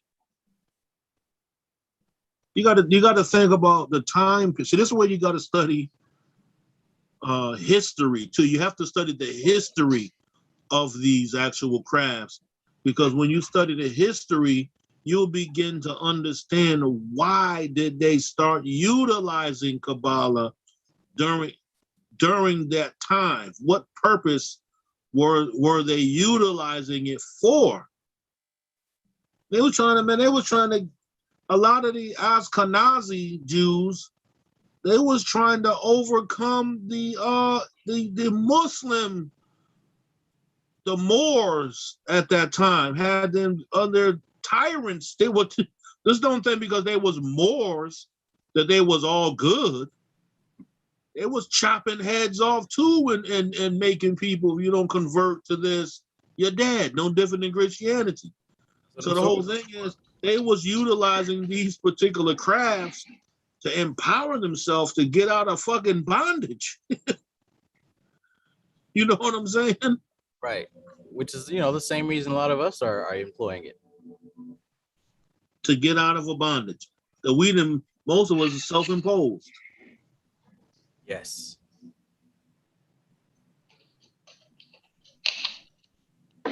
I can't remember who. I can't remember if it was Ophiels or the other author we read, and it was talking about this Kabbalah being far older than the Jewish tradition. It was talking about it being like written on the walls in the caves and shit like that. Mm. You know what I'm saying? And he's saying like this shit come with the territory. You know what I'm Yeah. saying? It is the like I say, the instruction manual for this motherfucking reality, but it's not, you can't write it down. And you can't write it down. And Kabbalah even means, translated from mouth to ear. Yeah. You know what I'm saying? So, and in the Bible, it say he wrote the commandments on their heart, Mm. After a certain time, so, you can't, all this shit, you got, like y'all was saying, you got to meditate on the symbol for the information to come to you, because there's nowhere that you can write it down, but it is there. You know what I'm saying? Bobby taught us that they showed the Kabbalah in the Temple of Kamombo in Kemet, so it's damn sure older than Hebrew. Yeah. But you're right, the symbols have to be activated within. They have to be activated. They're already there, but you got to make that personal connection for this data to flow through you. It's always there, but your conscious mind is at the driver's seat. And until you make that connection within, it's just entertainment for you. And that's just a path to get out. It's supposed to be like that for some people. They're supposed to be entertained, and then that entertainment supposed to keep evolving. Those are just basically the curtains that hide the inner temple. You know what I'm saying? Those are breaking away veils. So once a person, it has to do with consistency and your willpower and your willingness to unlearn as you learn. Yeah. It's a constant growing. It's seasonal. It's winter where everything goes into this hibernative, stagnated stage, and then it comes into springtime, and then it comes into summertime. It has to go through changes. You as a human got to go through changes, lessons, and different chambers of data and information. Yes. But if you get stuck in only one and you're not broad, then you're not going to elevate. Elevation takes broadness.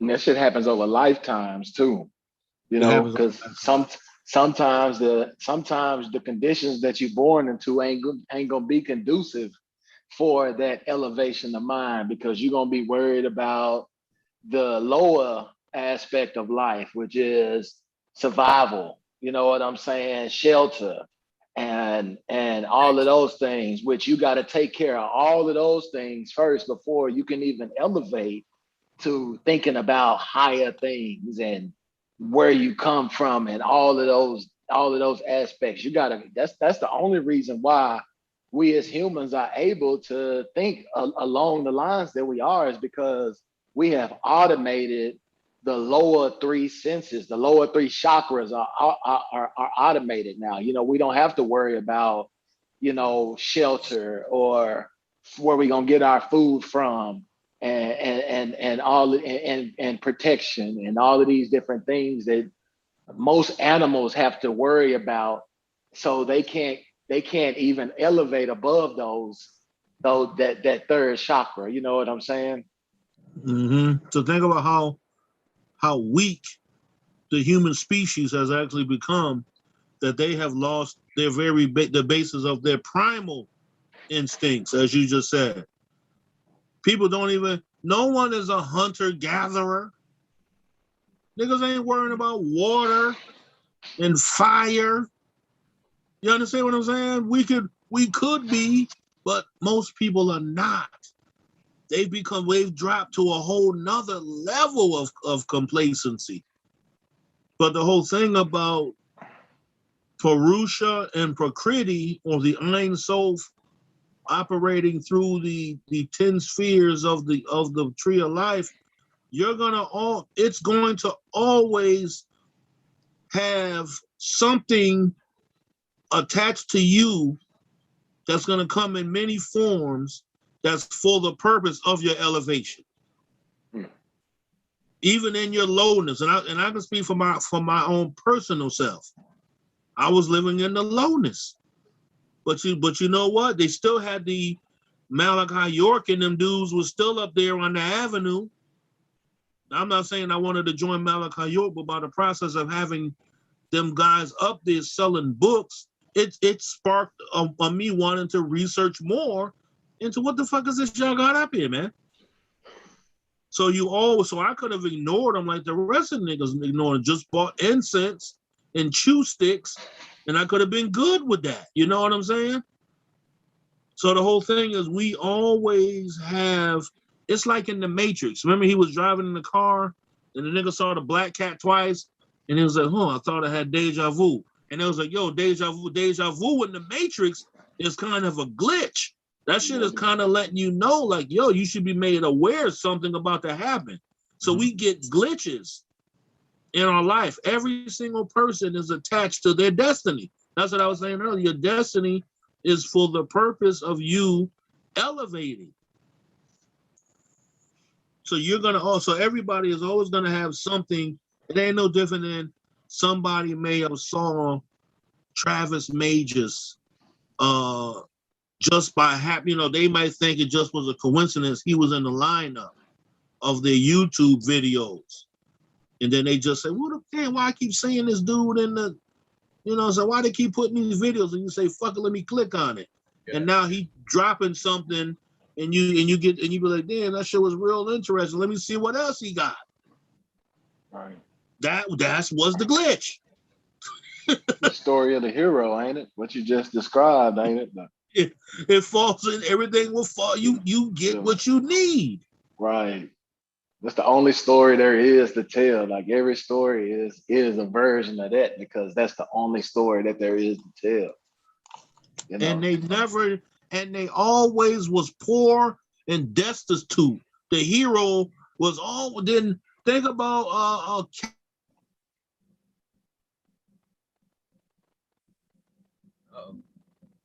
I think you're frozen. Did I just freeze up? Yeah, you said think about the hero. He's always poor and destitute. He's always poor and destitute, right?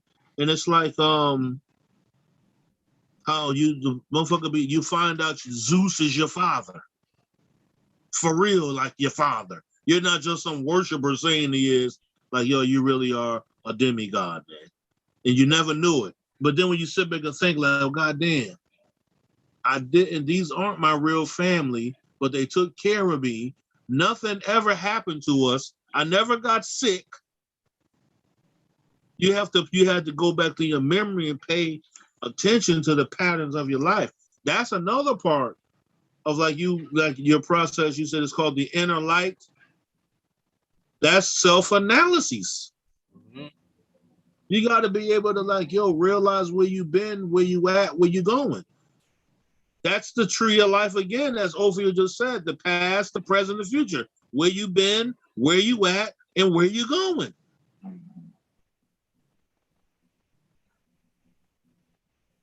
It take a lot of time. Trav took a lot of time to put that app and program together. It's a waste of your time to invest your money if you're not going to even utilize it in your real life. You might as well go pay for Yale. Go on Yale's website and see how much it costs to go to that motherfucking school. Right. And see if you can go ahead and spend that and and then say I ain't going to class. I'm gonna do everything in my power to make it, accessible. But like I said before, I can only do 80%. That last 20% is where it counts, and that's all on you.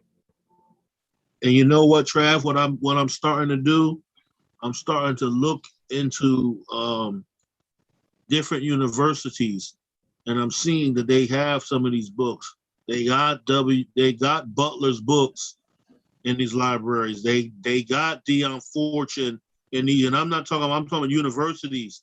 You got to think about specific universities that change stuff on the globe. Think about John Hopkins University. Don't shit always come, isn't John Hopkins always involved in some shit? Yeah. What kind of books they got? So when we look for stuff, go look and see, go search their library and see what materials they have in there. They studying this, man. It ain't a part. They may have a student read one particular book if they got some history class they got to take, and the motherfucker studying some kind of it just has something to do with India, and then you come across Satyananda. That right there was your glitch to be like, who the fuck is this dude? And then you study, be like, oh shit. Yeah. Now you start practicing something where now you ain't stressed out with schoolwork. You so mentally concentrated and focused, you top student now. You dean's list. And that's how secret occultists work.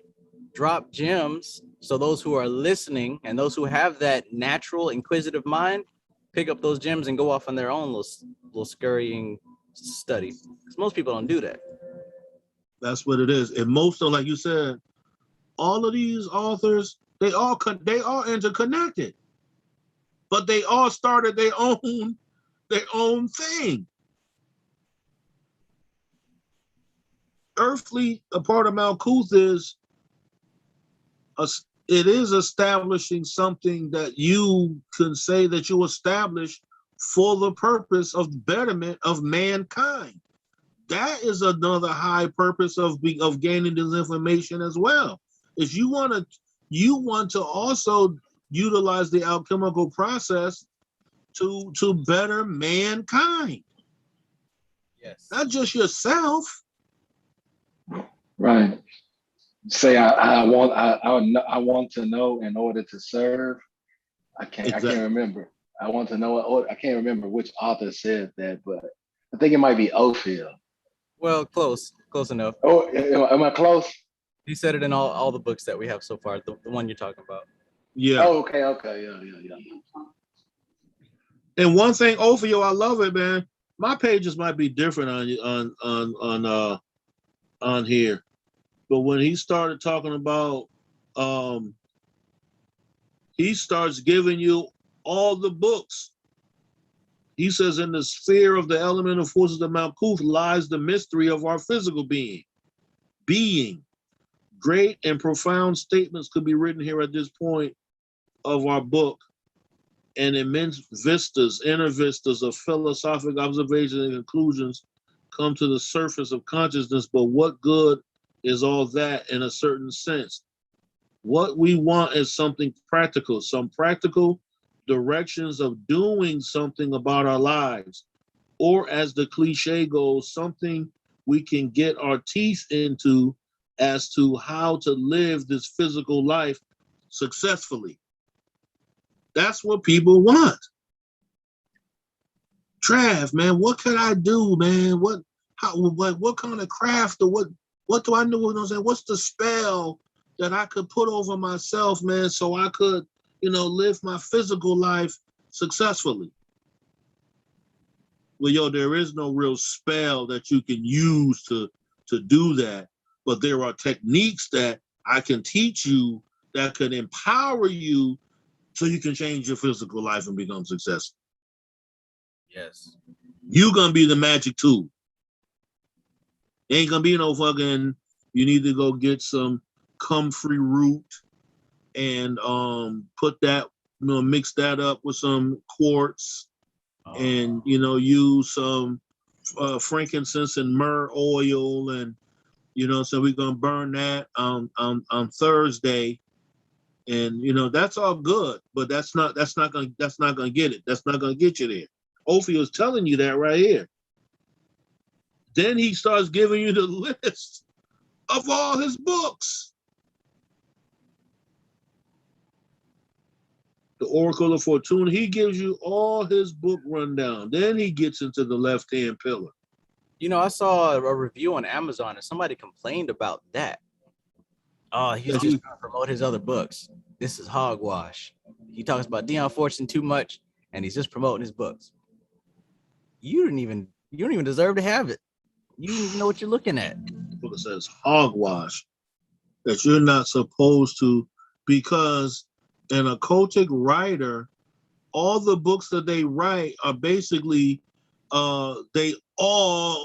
it's like a series. Piece to the puzzle. Yeah. Mm-hmm. They mentioned something in the last book that they wrote that they expound on greatly in the next book. Right. And I've seen people complain about the fact that I just keep mentioning books. Well, it's like, dude, like, this is a continual process. You don't just read one book and stop. Each book has something in it. And you're not powerful enough to go into the source of source to get the information that you need. Don't fool yourself. Don't trick yourself into thinking you gotta read some books. It ain't all about Trav. Gotta have some kind of framework, man. You gotta have a framework. You gotta have a framework, man. You're really right. I was just reading that the other day, thinking in this other book, this expert secrets. You gotta have a framework. You know what I'm saying? Oh yeah. Oh yeah. And everybody don't have to go, and everybody don't have to go down the same path. Some people don't have to start walking the path yet. Stay in Malkuth until you master that. Mm-hmm. Then decide whether you're gonna go right pillar, left pillar, or middle. Yo. And if you don't give yourself a chance, you will never realize, like, yo, you might not even take as long as I did. You might surpass Trav. Hopefully. Shit. Surpass anybody. Then you come back and be like, yo, let me tell you, I figured out something else. Cool. You shall do these things and more, right? Yeah. That's what it say. Peace and greetings. Wisdom is Jah. Been a minute, bro.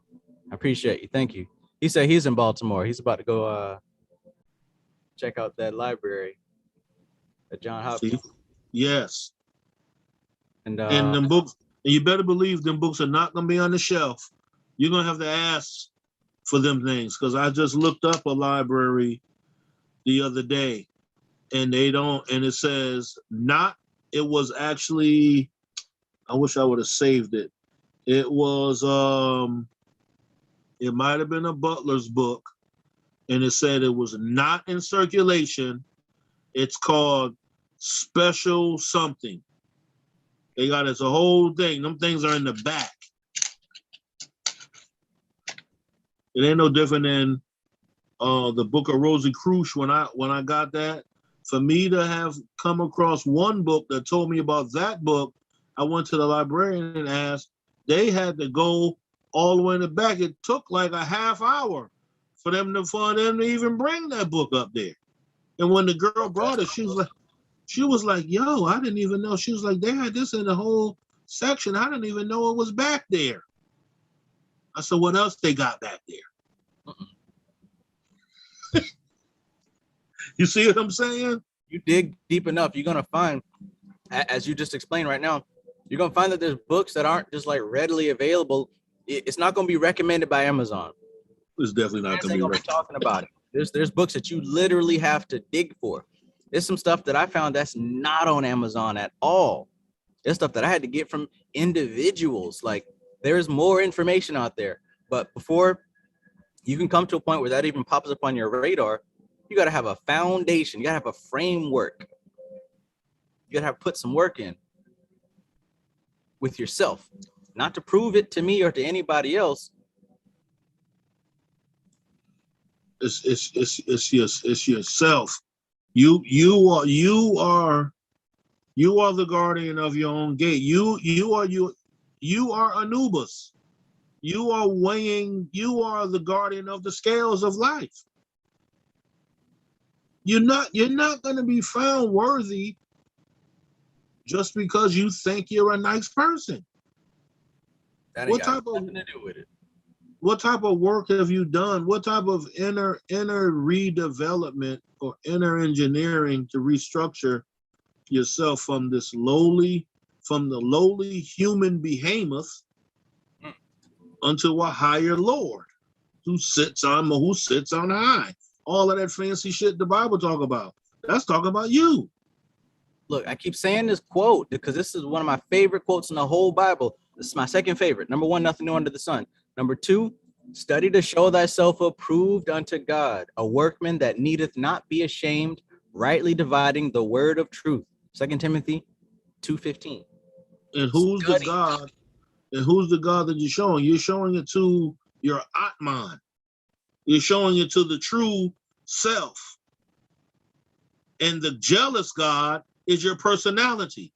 Uh-oh. I should have no other gods before me. That's the Ahamkara God. Right. That's the one to be like, man, fuck, there ain't nobody above me. I'm God. That's the 5% God. No, respectfully, no disrespect to the nation of gods on earth, but I'm saying there's a lot of arrogant gods in that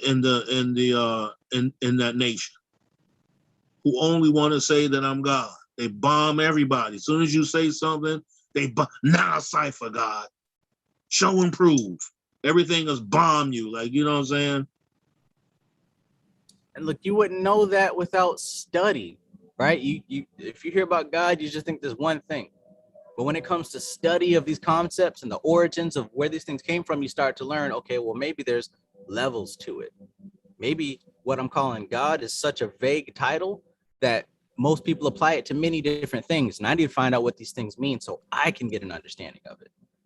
Because they seeing it from the eyes of that jealous God. The God that Lucifer had a problem with. Right. Well, The one that incorporated fear. Yes.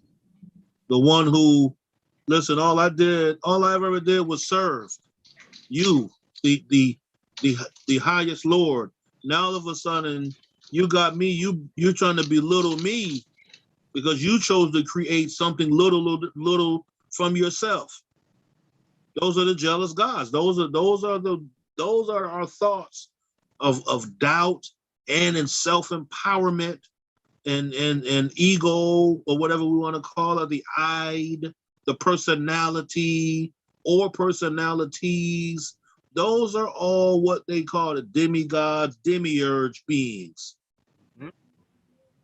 Not a spooky space vampire. It ain't no spooky space. And the whole thing when it comes to Lovecraft was studying a lot of occulting information as well, but he made it more into stories. Cthulhu and all that shit. That's demiurge, subconscious beings. Right. Primordial chaos. Those are like Stuff said a little while ago that people forgot about. People don't follow their primal urges anymore. They don't need that. They don't need to be primal. Sex is the main primal element that most people deal with, but they're not worrying about the social urge. They ain't worried about eating and all of that type of stuff and the survival of the clan. They're not worrying about that. They're worrying about whatever out of control personality traits they've picked up along the way that they could keep empowering so they can what? Continue to feel good. Live in the illusion. Let me answer this question real quick because we keep getting away from it. Building a new world. He's asking about the tree of life. He says, could you spend some time talking about gender? Like, why are Mars and Venus on the wrong side? Good question. Now, this is thoroughly answered in the mystical Kabbalah. I'm assuming that you weren't with us when we went over this book, but essentially, number one, when we get to male and female in these realms of Kabbalah and things like that, it's not about penis, vagina, titties. It's not male and female as far as the human body is concerned. When we talk about gender, we're talking about, I mentioned earlier that binary universe. What's good, Veronica? I mentioned the binary universe of force and form, of consciousness and energy, of conscious mind, subconscious mind. That's what we're talking about when it comes to male and female. So when you hear male, that has more to do with conscious mind, or masculine. That has more to do with conscious mind. That has more to do with consciousness. That has more to do with force. And then form is more feminine. Subconscious is more feminine. Yeah. So basically on the tree of life, when we're dealing with the left tree and the left pillar and the right pillar, one of these pillars deals with form and one deals with force. So when you see Venus on the right pillar of force, that has more to do with the beauty of the form, of Mother Nature, of the arrangement of all those patterns, of the hive mind, and just how it's orchestrated in such a way. Yes, it's on the masculine pillar, but the nature of it is feminine in that it rules all the form of the astral plane. So that's why it's depicted as a female, the beauty of the form, the victory of all these forms working and flowing together. And then as far as on the female side, you got Gibera, Mars, which is traditionally known as male and masculine.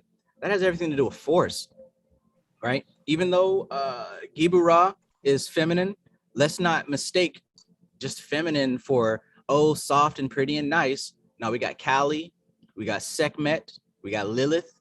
All these things can be very destructive because we're dealing with the force here. Gibera is the sphere of force. Things that are no longer necessary are cut away without mercy, sliced away, demolished, broke down, grinded to the bone dust, to the white meat and beyond.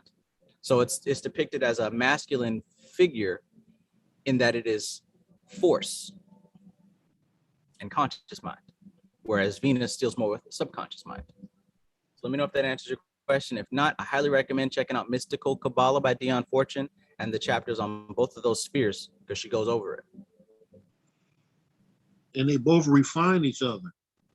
Being that it seems contradictory that Gebera's Mars and it's on that pillar, it's showing you that particular force is what brings the balance. So whatever we would call a female energy or a feminine energy, what brings that to the highest power is being that within that very same feminine, she balances it with the very same masculine. Iron sharpens iron. Mm-hmm. That's another tool. See, people don't realize this stuff get real technical, man, when you deal with the process of this. Yeah. This is why they use that against. There's no coincidence. Everything is hypersexualized nowadays, and it's all dealing with, individuals, and they're choosing their sexual orientation.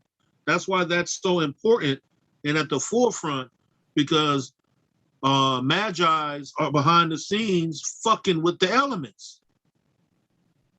Oh, and it's working deliciously too. 100%. So engulfed with identity that we are not paying attention to the things that they're using it totally against us. Because what are we learning from the Vedic text and the yoga text about how identity is ahamkara, is ego, is attachment, and it is what causes suffering. The whole reason we suffer is because we're attached to different identity labels. Labels. Those are words. That's not who you are.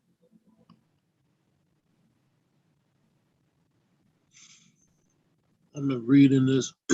I actually got a small little writing from Satyananda Saraswati from 1980, where he's actually talking about the practice of the left hand path, right?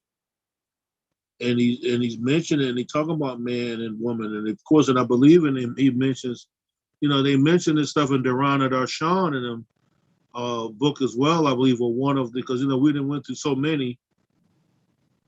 Like I said, once you start reading them, you will start seeing that they're similar because they build off of each other.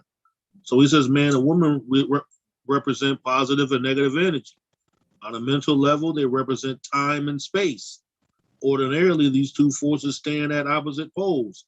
During sexual interaction, however, they move out of their position of polarity towards the center. When they come together at the nucleus or central point, an explosion occurs and matter becomes manifest. This is the basic theme of tantric initiation. So when we contemplate the male and the female, the masculine and the feminine, Mars and Venus, we have to now add in their manifestations when it comes to their supreme union. What is the nature that brings these forces together, and what is the outcome of them coming together? There's an outcome. So we got to start seeing the higher divine outcome instead of just seeing that, what is there masculine and is this a feminine? Is that it's just negative and positive energy. What we also learned from Ophiel is that each Sephirah is masculine to the one below it and feminine to the one above it. Yeah. And he goes on to say in this book, the elements that are brought together in this process of union are known as what? Shiva and Shakti. There they go again. Shiva represents Purusha and Shakti represents Prakriti or energy. Shakti in different forms is present in all creation. Both material and spiritual energy are known as Shakti. When the energy moves outwardly, it is a material energy. And when it is directed upwards, it is a spiritual energy. Therefore, when the union between man and woman is practiced in the correct way, it has a very positive influence on the development of spiritual awareness. Look at that, what he said with Prakriti. When that energy moves outwardly like that, it's material. And when it moves upwardly, it becomes spiritual. There we get the symbol of the cross and what it actually means. Mm-hmm. And there it is. So one's moving inward, one's moving outward. Middle pillar is the only way to get the Catholic. And also when we look at that tree, we're looking at nadis. We're looking at the three nadis: Pingala, Sushumna, and Ida. We're also looking at the moon and the sun, and the spiritual moon and the spiritual sun, as well as the physical moon and the physical sun. We're looking at the nadis, the connections, these paths. And see this, and what's beautiful about a symbol is that even if you don't understand exactly what it means. Excuse me, blank Banshee. Even if you don't understand exactly what it means, you can still utilize the info, and it's going to be in your database for the day that you do understand it. But when you deal with your etheric body and your astral body, your etheric body is what's flowing through those nadis. Like I mentioned before, the etheric body is like the game controller. It's the steering wheel and the gas pedal. It's the nadis that flow through your body. It's Ida and Pingala. And what's the control? Who's controlling the controller? That's your astral body. But the connection is these pathways, these nadis. That's why it's important to memorize this glyph, because when you start learning more about the etheric body, astral body, et cetera, you'll have a foundation to apply that knowledge to.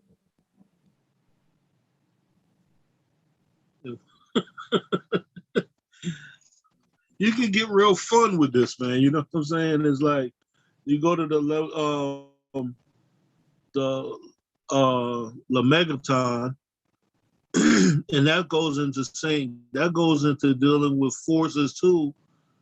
When he says, "Hear me and make all spirits subject unto me, so that every spirit of the firmament and of ether upon the earth and under the earth and on dry land and in water, of whirling air, of rushing fire, and every spell and scourge of God may be obedient unto me." That right, that basically that part is magic, is elemental magic.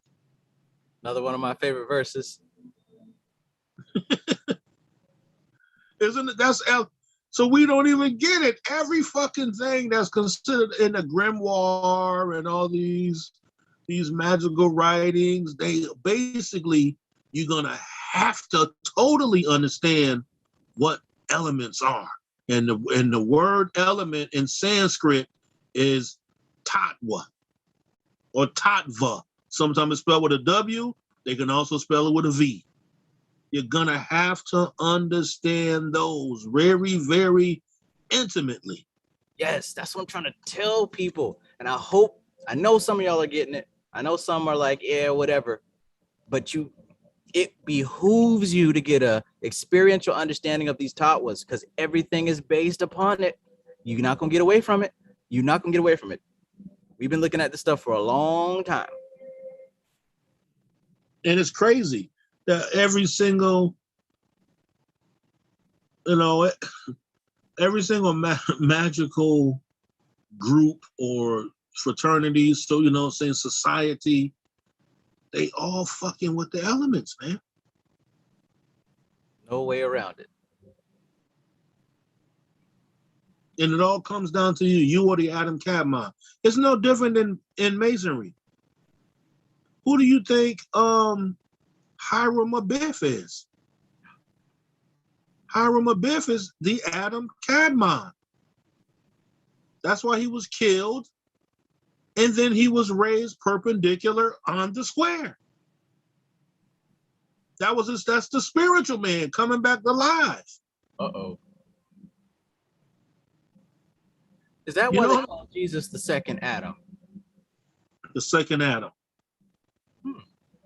When you go back and read the story of creation, it was actually they had two different creation stories in the Bible. That's because the mixed translation of, don't forget, they was getting it from the Pentateuch when they were translating that thing from the original language. They kind of mixed up the story with the creation story of Lilith with the creation story of this Eve.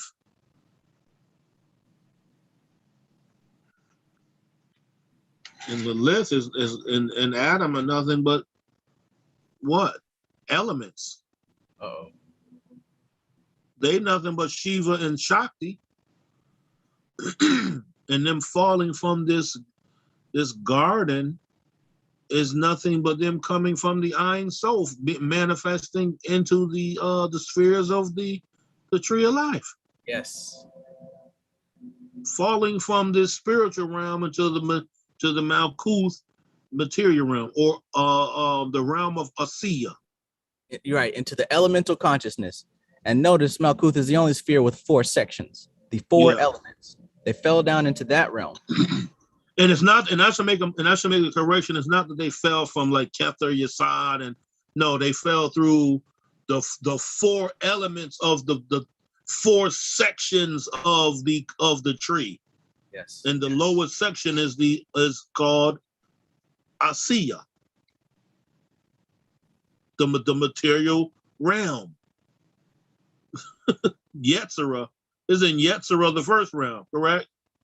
No. Wait a minute. Absolute. Azaluth. And then Bria. Yetzirah, and then Asiya. Those are falling as what's considered falling from grace. Emanating from non-corporal or non-matter into Prakriti matter. The Asiatic black man. Saya. Not Asia, Asaya. Yeah, the Asiatic. And as they say, Asia is the body and Attic is the mind. That's how it's broken down. Nice. And then once you really, really study that, you realize that, oh shoot, they talking about the science of the Nile in this Kush Valley. You know what I'm saying? You got to get a globe. People got to really get globes, and you just look at the globe. That's a meditation to look at a globe and look at the areas that you were taught about. Go get a globe and look up where Rome is at, and then look at how this little area upon this planet wielded so much fucking power. It can't be done without magic. Thank you. It can't be done without it. I was about to say, there's a certain level of knowledge that was so supreme that it caused that little tiny group to conquer the entire planet. The whole planet, man. And then conglomerate all the nomadic tribesmen who came down from up there in the tundra of the Yuga up there in Russia and the Netherlands and all of that kind of stuff. Then people, those were what you would call the pagans, the outlanders, the foresters. So the whole thing is you gotta study so much to see how this thing is relative to real fucking life and how it was used in the component to make infrastructure on the planet, man. You'll start to see like what's called slavery was actually, that shit was black magic. And it's still black magic. That shit was feeding, and I'm not just talking about African slavery, I'm talking about captive of all kind of people. So let's not forget the Scottish, the Scotsmen, and the Irish was definitely picking cotton at one point. But they just were called indentured servants. Their magic was just their embodiment and usage was for a particular time period. When you start getting different indigenous people from Australia and shit like that, you getting into spiritual systems. The Native Americans, rain dances and thunder dances and all of that. Those shits was what balanced the planet Earth. Why do you think earthquakes tearing Haiti up right now? They not doing something right. Man, I don't really give like personal visions and stuff, but I was doing my talk with Shooty and went to talk with Vision, and for some reason, my teacher entity showed me a glimpse of America before modern times, with all of these native tribes from where I'm at presently on the East Coast all the way up to Alaska and like Canada and all that stuff. And it was basically just showing me this glimpse of how you had this tribe of people and they all had this the spiritual person and the chieftain, and they were so in alignment and in tune with this tribal egregore and the way that they communicated across with each other. And this is all given to me through a vision, so I can't give you no book or nothing, but each one of these tribes and these little groups across this continent had a specific entity that they all, collectively belonged to. And it was the people reported to that spiritual person, and then the spiritual person was a connection to that entity, and those entities connected with each other across the country to make this countrywide entity. And then that thing connected with the ones across the planet in Kemet and India and Europe and all these different places. Just, it was really cool the way that it was displayed to me.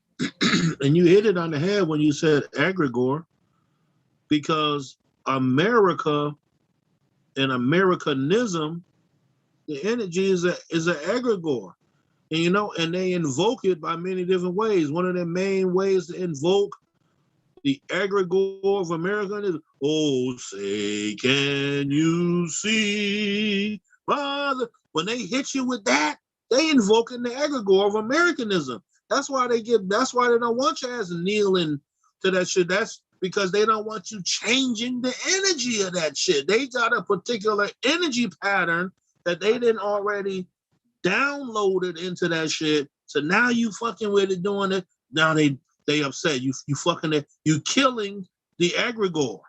Right. The egregore follows a pattern, a set pattern of the way it's supposed to go. Then it takes its own life. It takes its own form as a tulpa or a taluku. So the whole thing, everything has egregore. They had them, and it changed over the years. So when Christianity is an egregore, that's why that became a global presence. That's an egregoric system that created this God that sits in the sky and this Christ rides on the clouds and all of that, and all of this is based off of all older stories they done found in Mesopotamia and all over in Syria, and then they mixed it all together and they created what? Their own beast with it. They created their own machine. This is why what you said about the Roman Empire being that small place, it had to be magic. These people learned about how to create this entity that is still alive today, that Roman Empire. And it's evolved because egregores evolve. They exist on the lower astral and the higher astral. To be specific, they exist in the realm of Netzach. But they have how did they feed it? Different with ways. Bloodshed. It's always fed with bloodshed. That's why as soon as they come, and it's done through the military and all of that, as soon as they overtake something, they sticking a fucking flag in the ground. Sounds like a pattern. It's a phallus symbol. It's a spear symbol. It's a, what do you do in particular earth Wiccan ceremonies? You stab your sword into the ground. That's a ritual that's done at a Masonic funeral that I participated in. It's called, you have to break the chain and you link the chain back together. When a Mason dies, the chain has been broken. So there's a whole ceremony that you do over there. Like how if it was a military funeral, the trumpet player plays in the distance, but while everybody else is doing their thing in the funeral, the Masons go over there and do a whole thing. And the youngest person is put in the middle of the circle, and he holds the Tyler sword, and he has to stab the sword into the ground. That's the same thing they do when they stab a flag. That's you are pinpointing the magic spot, or X marks the spot where the beginning point, or the Bindu starting point, of where the magic branches outward. So that's what they do, and all of this shit with Americanism. All that, we gotta realize, all of this shit is nothing but, it ain't that it's illusion or it's fake. That shit is just magical practices. They hit you with it with sports. Anytime before sports do, they got to bring somebody out there to invoke the egregore of Americanism, of American sports. No different than this gladiator shit about to go down.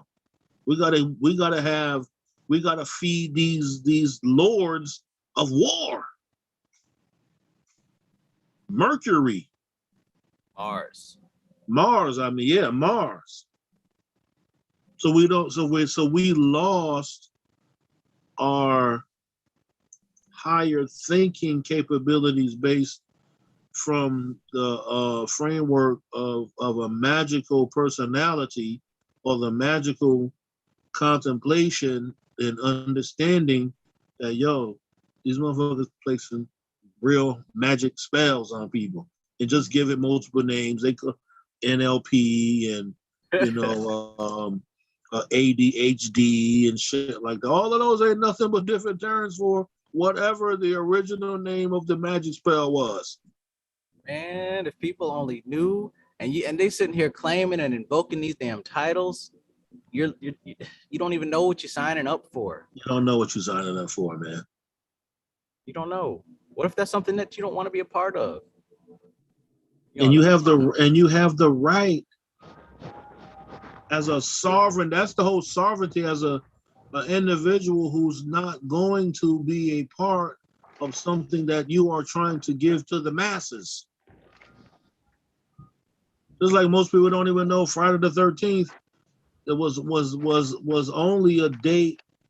You actually should be trying to invoke the spirits of Jacques de Molay and the rest of the Knights Templars on Friday the 13th.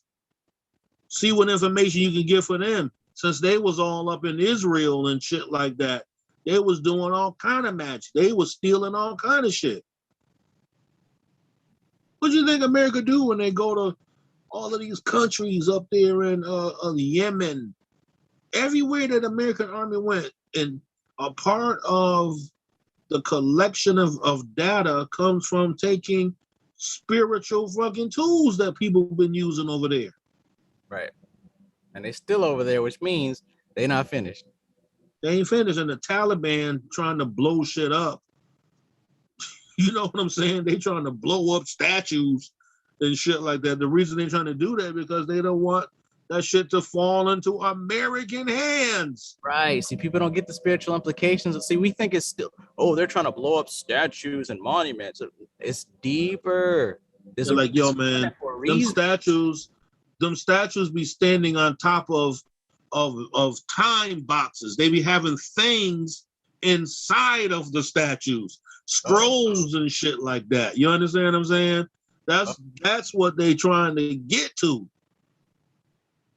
How do these people perform this type of ceremonies and stuff like that? They want control of that shit. Don't get it twisted now. Just because you don't believe in magic, don't mean that these people don't understand that there's a very real spiritual aspect. Just because we highly technical and got cell phones and androids and microwaves, that we don't think magic ain't real no more. Like we don't need to do that. Shit. How you think this how you think money is given a power when it's backed by nothing of value? This paper that's made out of old recycled jeans has no component of value to it other than being a promissory note. I promise later to give you something of value for what you're going to give me now. So this promissory note is basically me giving you something to hold until I pay you later. It's an egregore. Look at this man's face. Egregore. This is an entity on the etheric plane. Egregore. That's the physical manifestation of an egregore. These are entities. We give value. They have no value. We give it to them. And you can invoke or evoke George Washington and all of these dudes if you really wanted to. So don't get it twisted to thinking that they not communicating with these spirits and getting information from particular realms, because that's a whole nother thing too. Spirits can be taken from the inner consciousness and manifested on the outward side, so you can experience it physically with the physical eyes. And they're utilizing all of that shit for power and control and information. Like how they find out coltan in Africa, some rock formation. How they know that could have been? How do they know that can be used for cell phone technology? Who told you this? Right. Geomancy. You then found out that, this is how, what did you think was those rocks inside of those copper pipes that you found in Egypt and shit like that? They was going into copper rooms and hitting copper pipes onto the ground with quartz inside of it. You know what I'm saying? Oh, okay. Cut. And on your left, I was going to ask her a question.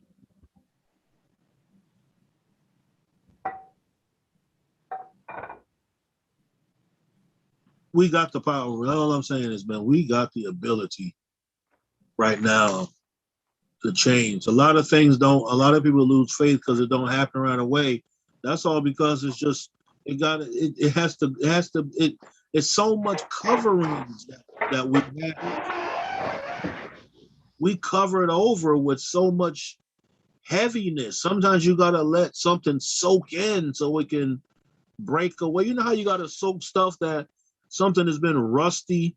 You gotta spray so much. You got damn to use the whole can of WD-40 to turn the screw. The screw's gonna turn, but you gotta let it soak in for a little while to eat away some of the rust. That's kind of how our bodies and our consciousness has been. It's been so calcified with false information that we get the good information got to filter through the false information so it can reach the bottom of Malkuth, us.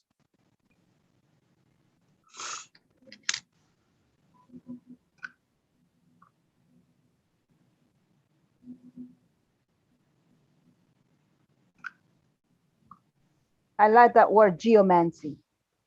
Geomancy. I bet. That's a good one. Been A doing new some vocabulary. geomancy, I think. How you doing, guys? Hey, I got How's everything? good. Good, that's good, that's good, that's good. Everything is awesome. That's excellent. Really is. So the one thing I can share with you guys is I've been doing some homeworks, and of course, I've been following these guys from the Theosophical Society. I didn't get myself in, but I've been getting into, following their data because they have one of their offices is in New York. I try to look for around my home, but they don't have anything. It has to be in New York City. So I follow this gentleman, and he was kind of like open in mind to what considerate the part of the Kabbalah and the part of the practice of Buddhism or the practice of meditation or like the practice of what we're talking about right now, right? So they talk about a lot about the Kabbalism, and they talk about history.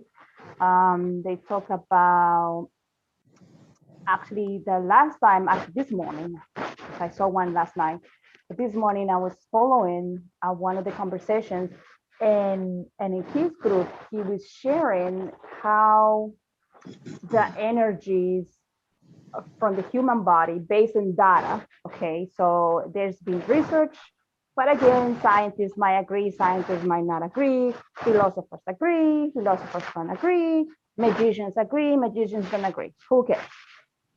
But I found it very interesting because he was saying that we are pretty much similar to like an atom. You know how we have the electrons and the protons, and in between we have that gravity that follows the electrons and the protons. So he was telling us, well, he was telling them, because I was just learning, that the first layer of the atom, you get to see the protons, the first layers of the protons. He said that is kind of like Malkuth, right? Like Earth, like the one that we have in the Kabbalah. And the second layer of that proton, it's similar to the astral projection. Like, you know how we call it astral to ourselves, right? Magicians, we call it astral. So he's saying that if you compare that with other cultures or other religions, for us magicians is astral projection. Then he say that for, let's say, religion, you can say, or Catholicism, because that's most likely the origin, you can say that is hell, right? So astral projection is hell. Not necessarily that you are going to be doing your astral and you're going to see the Antichrist and the horns and all that, right? So what he's saying is that in the astral projection is where you actually be able to sense or to release all the emotions that you have. So if you are a type of person who are struggling, who are in pain, most likely he say people when they tend to lose somebody. So if you do astral projection, you are going to have a contact with that person, which in fact, Travis, I was remember I did text you that on the necromancy before I even saw this guy. So he was saying that in the astral level is where we tend to release or our emotions manifest Right. in that astral. So this is why religion, and not offending religion, this is just subjective, objective. This is where religion was saying that when you die, you're going to go to hell. Well, you probably will if your emotions are unbalanced. So he say also that you can also confirm that when a spiritist type of person who communicate with the dead, like Long Island, how do you call the people that communicates with the dead? Not the necromancers, the ones that talk to the dead family members and stuff. How do you call those? A medium. These ones, yeah, Shango, that was those. So he say that you also, when you have that medium trying to communicate with a specific spirit that you want them to communicate with, it is not necessarily that spirit. It is your own energy that the medium has connection with.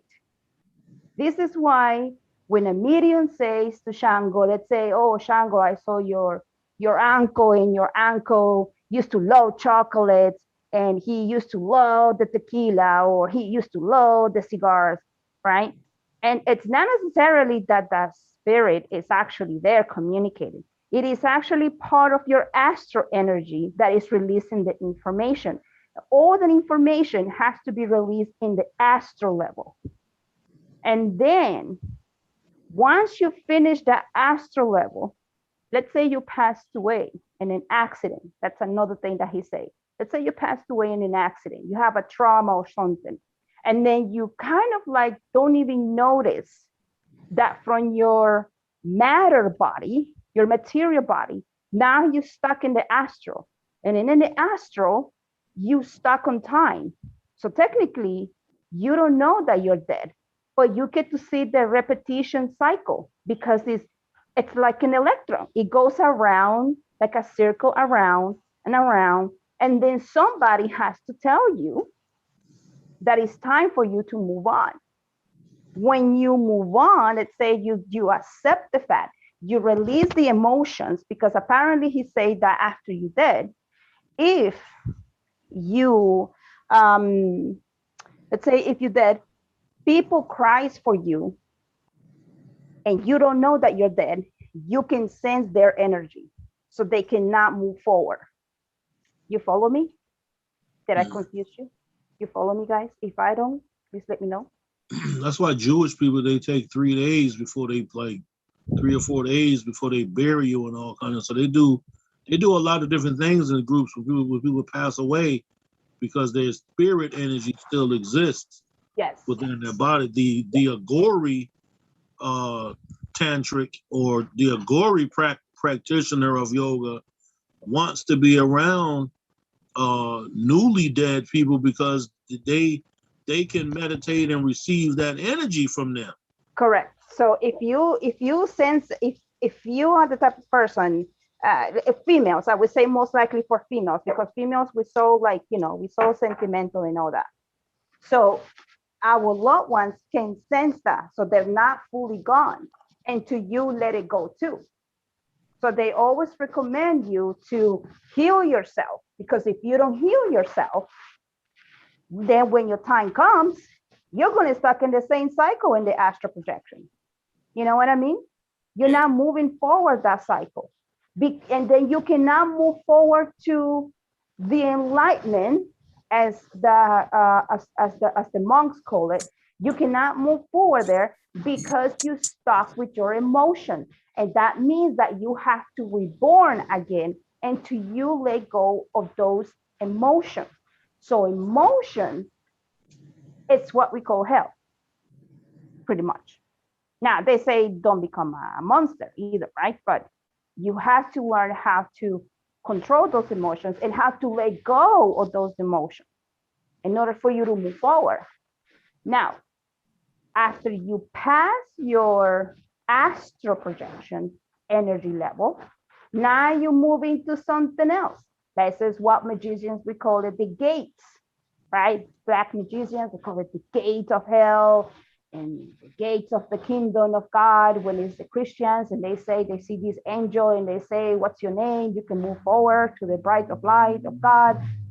Well, then this guy would say that after you finish that astral, you have those gates where you can move to the ultimate.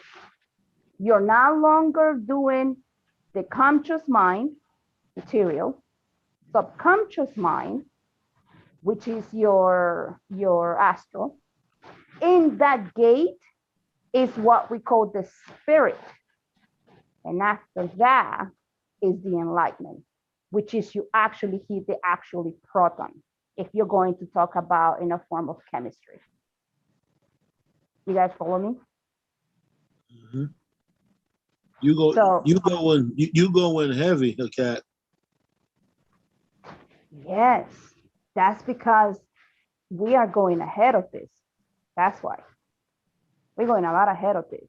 So it is quite interesting because every language or every religion or every system belief, we have a different versions of these things, different names, but the same pattern. While one people calls it a hell or heaven, others we call it gates or astral projection or enlightenment. And other cultures might call it different, or the Kabbalah itself call it different. But at the end of the day, we have the elements, we have the Malkuth, which is the matter, we have the spirit, the mind, the subconscious, and at the end, from earth, we follow enlightenment. The story is the same, just different versions. You guys were talking about before elements. Shango, you were talking about elements. Now, me digging in past, right? Because I always like to follow the origin of things as well.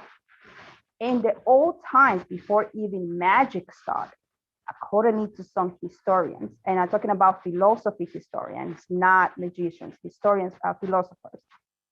The old time humans, their gods were not Jesus, was not Zeus, was not Odin, was none of those. The original ones, even before the sun, it was the elements. Ooh. So then they decided to put categories of gods in between those elements. Such thing as we call it today Angel Michael, which is fire, Raphael, which is air, Gabriel, which is water, and what's the other one? Uriel, which is earth, right? It's similar to the old timers. Now, in the old times, the sun was fire, the night was the moon, right? The earth, I don't know, I guess earth, it was just earth. And air, well, it was air. But they created it along the road, human evolved. They started to put categories of gods, and not just one single culture, multiple different cultures. They created their own entities, their own gods. Now we evolving as magicians, and now we put in deities in categories. What will happen in our future? At the end of the day, we're still doing the elements, and it will always going to be the elements because it's the foundation of our existence, and even the foundation of the existence of the universe itself. It might be different gases up there in the real universe, but we still have these elements. You guys following me? No, that's a great point. That these Okay. ancient cultures used to worship the elements as their Yes. gods. Yes, It goes they to show did. a testament of how these elements are the foundation of everything. Yes, yes. And we started it before even the gods of the sun or sun. Well, I think the Mayas in Central and South America, they created it, the sun god, which obviously is God. And I think other cultures also they use it. I think the Chinese also using it, like the dragon and all this stuff, right? So it was definitely created it before that time. And remember, in the old time, there was no technology, nothing like that. So they needed it to be busy. So they, spirituals, of course, the spiritual people, they needed it to have something to do. And they created what we are right now. Theologies, philosophers, scientists, spirituals, religions. So that's how these things go. That's what I am right now. I'm digging more information. Yeah, I love this because no matter what direction we go, we're going in the same place. We're going to the same place. We are. The cycle is the same. That's what he was saying. You know, it's like a proton, like an electron. You know, like we have all these positives and negatives, and it's just circular around and circular around, and that's what's going to be continued. And the more that we evolve, you know, magic is going to evolve. I mean, we just one generation where we exposing everything that is been hiding from the past. But now after we exposing these things, what's going to happen to our circus of magicians? You know what I mean? What's going to happen with Baphomet? What's going to happen with Lily? What's going to happen with all this? What are we going to call these energies in the future? You know what I mean? It's going to happen. It's unstoppable. And I was thinking about this morning. There's one thing that Darwin was correct. Evolution or evolution, it's happening no matter what.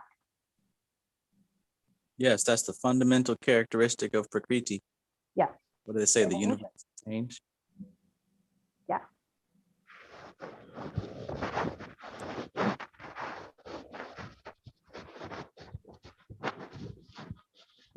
So if we're seeing these elements everywhere and we're seeing them at the foundation of everything, it would only point to me that a deep understanding of these things would be extremely important. It's almost like this is like the master key to everything else. Yes. If And physical is created from these things, if everything subtle is created from these things, if everything mental and spiritual is created from these things, it would only make sense to study them with careful attention. well, who do you think was carefully attention with that? There's many of our magicians that did concentrate on those elements, including Aristocratic. He was one of the big ones on that. He was able to well, you know, I like to dig in on things. Excuse me, you should still use TikTok to create easily digestible content within their guideline, but still has practical spiritual. Oh, okay. Thanks, Maxine. Well, Aristocratic was one of those that he was actually concentrated a lot into the elements. So, you know.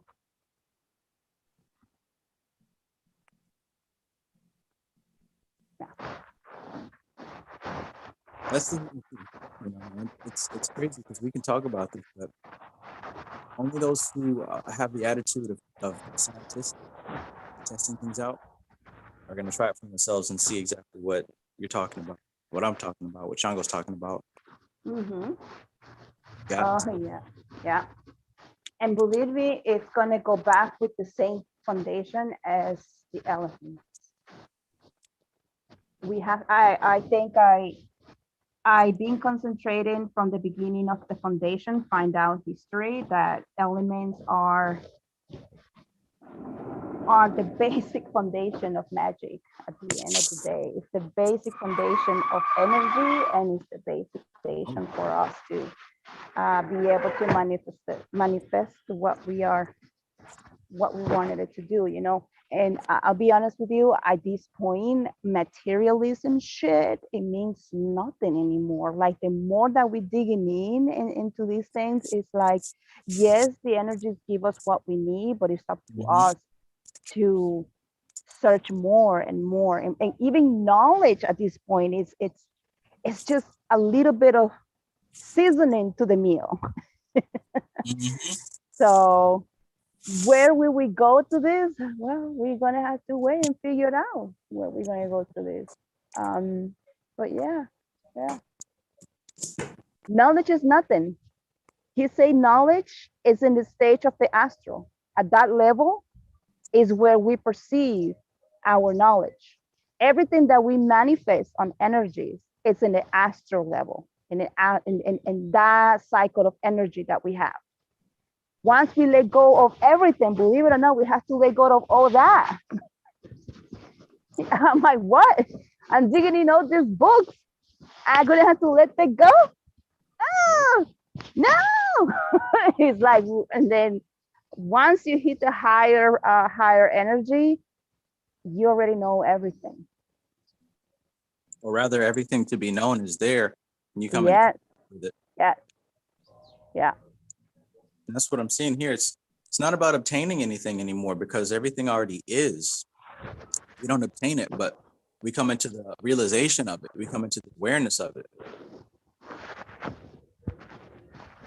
That's why you are in the stage like, you know, what's the point of being human?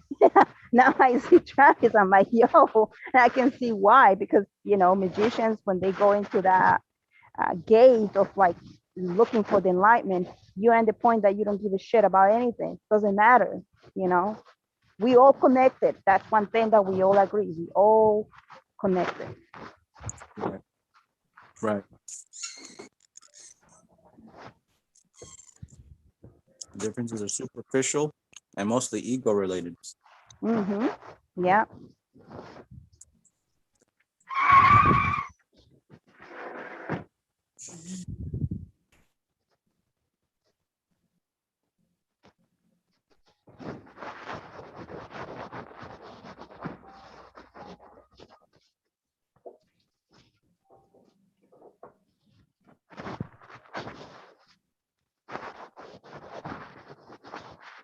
And then I was reading a few other ones for astral, and no astral,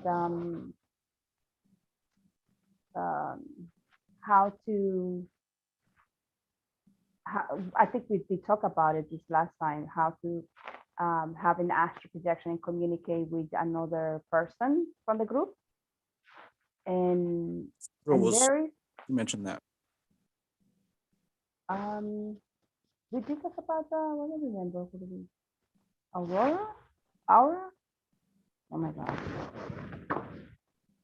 So it was pretty good. We successfully contact each other. I think you were aware of that one. We contact each other. Not necessarily. Astral projection. So you found a few methods that are a little bit better. Yes. Yes. Yes. Here to. Yes. This has been done a long time ago, man. Like I'm thinking here, I'm a genius. We're gonna do this research. Fuck that. Dancers before me, they already did it. They're like, you bitch. You're behind. Get to work. Yes, there's an excellent method that I've been writing in there for subjective, objective data. And I've been doing, you know, how do I like to write things in like a science form, like subjective, objective, material needed, references and all that. I'm doing this like a scientific type of paper, you know, like that. That's just how it works. I separate the book. Instead of giving me like 10,000 sentences, I separate the subjectives, the objectives, the materials, who is the receiver, who is the sender. We're supposed to have a recorder actually to be able to, the recorder is the one who has to send the photos or the images to the senders, and then the sender in their mind has to send it from the conscious mind to the subconscious mind of receiver, which is pretty fantastic. And now every time I see these American Idols or these shows, when I see the magicians and they get to see the cards, have you seen that, Travis? Like, which card do you have in your head? You see the card and the magician guesses the card. It's something like that. It says that they already had the skill already. You know, they already practiced this shit. I'm like, what the fuck? I'm like, how the fuck do they know this shit? Yo. Guaranteed they've probably been working with some aspect or vision. Yes. Guaranteed. I mean, if that was one of the secret rituals of the Golden Dawn, and it worked. Yeah, exactly. Imagine if there's too many other things.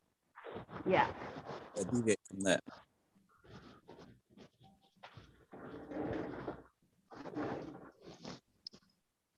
But yeah, just like in Ophiels' art and practice of astral projection, he has at least 4 different methods. What you're talking about is one of a few different methods, but this particular one is working very well for you right now, and that's awesome. Yes, it does. It does. Before we even how to say, before I even read the book, it looks like I'm doing the shit before I even reading the books, and then the books confirm it. You know what I mean? Right. It is not me reading it and then doing the practice. No. Like even the necromancy, you know, I told you I was digging in with the necromancy, and I'm still digging in with the necromancy. I have particular people that I want to tag in. I'm like, that's it. Well, this guy actually was mentioned. I think he's a little bit against the necromancy. Well, there's certain people are against the necromancy because he said that if you tag their spirits, you know, like they're not resting, but it's not necessarily the whole entire spirit, because if you pass into the enlightenment, right, or to the higher energies, then some seed of your energy, which I was thinking about that, some seed of your energy stays here in the astral room or the material room. It's like a flower, you know, like it drops the pollen and eventually it's going to bring new flowers, right? Or genetics, that's the same crap, right? Like when you give birth to your children, you leave the gene. That little seed of energy stays here. Now, if it's that, then I'm saying to myself, if you leave seed here in the material world, then you're going to leave some seed in the astral room. This is where we keep the dead people alive, right? And we are that nutrition. We are that energy that gives them the charge to be around. So this is where necromancy, I think, works successfully for a lot of people, because you tag that little seed of that energy, even though you don't communicate completely with the whole energy, you still have that little seed in there that you can tag. You follow me, or am I getting cuckoo here? Oh, you know, I know what you're talking about. Okay, yeah, that's what I'm thinking. It's gotta be something in there. So yeah.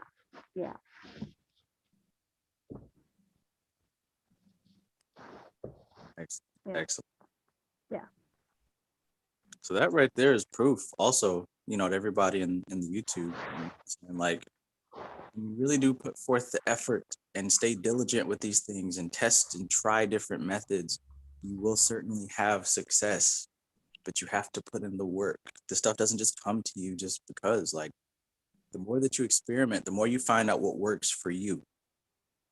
What Veronica is describing is something that she has discovered with study and practice. Yeah. And originally, guys, I was like, oh my God, the Antichrist is coming. It's going to kill me, right? My daddy Jesus is going to be mad at me if I do this thing. Or what's the other one?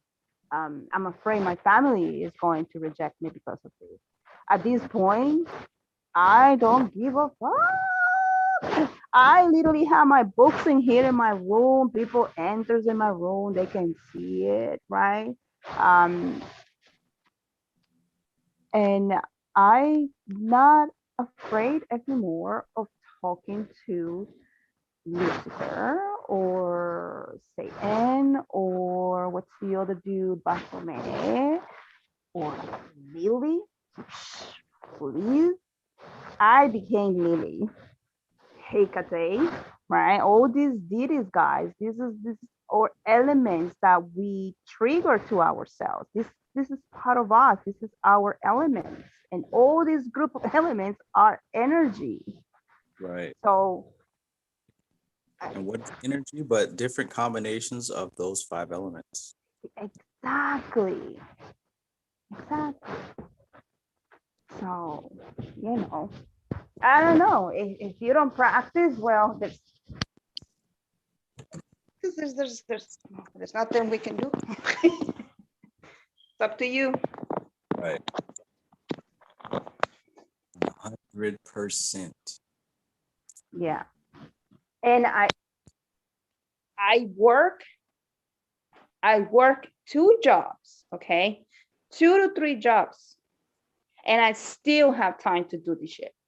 Okay. I sometimes, guys, I'm in my bed, putting whatever YouTubers, societies that I can find, or research people, or 2 a.m., 3 a.m. in the morning, reading if I can. Sometimes I'm like sleeping and I dreaming everything people is talking. Sometimes I'm listening to Travis information and or Shango or whoever or Christian up there. And every time I'm there, my subconscious is keep receiving the data. Sometimes I even dreaming that I'm in a classroom, listen to the data. So it's unstoppable. You have to have your time. And now when it comes with meditation, I'll be honest with you. Sometimes I'm so tired that I wake up at 2 a.m. I walk around just to walk around. Then I go back. I still have my alpha. And sometimes I go back to sleep. And sometimes it tags in meditation time. But it's there. The consistency is there. So you're going to have to try. No excuses that I'm busy. I live in New York. Trust me. I know what busy is. Awesome. Even after working 2 jobs and having all kinds of other stuff, because it's important to you, you still make the time to do your own study and your own practice. Even if sometimes it's only a little bit of time, you still put forth the effort. And that's where the results come from, that dedication and that seriousness. See, it's not about buying up a bunch of books like some people think, but it's about the energy behind your study. That's what you do there. Love it.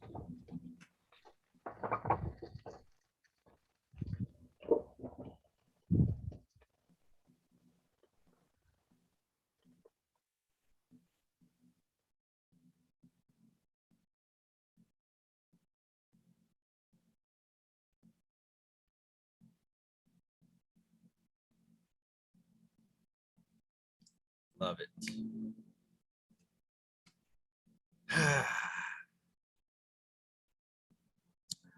Okay, so just a few things for everybody who may have come in recently or whatever. Hit the like button on this video if you are enjoying this content or getting value from what's being discussed here.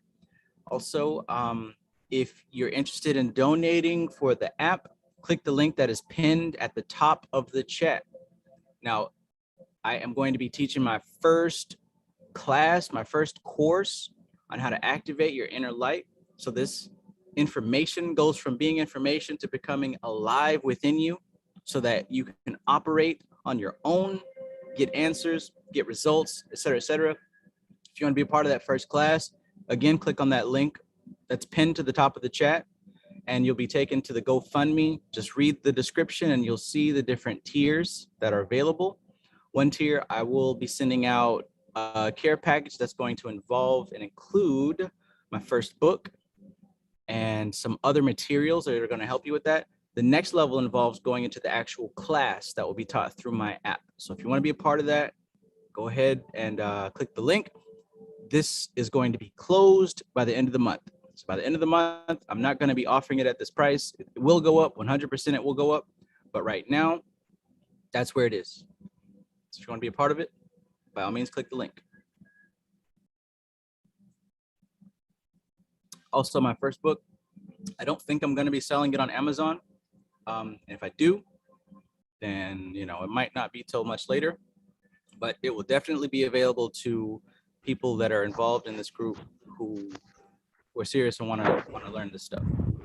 And the Magus books, guys, Magus books, whatever you try to find Magus books, they're going from $20 to $200 to $500.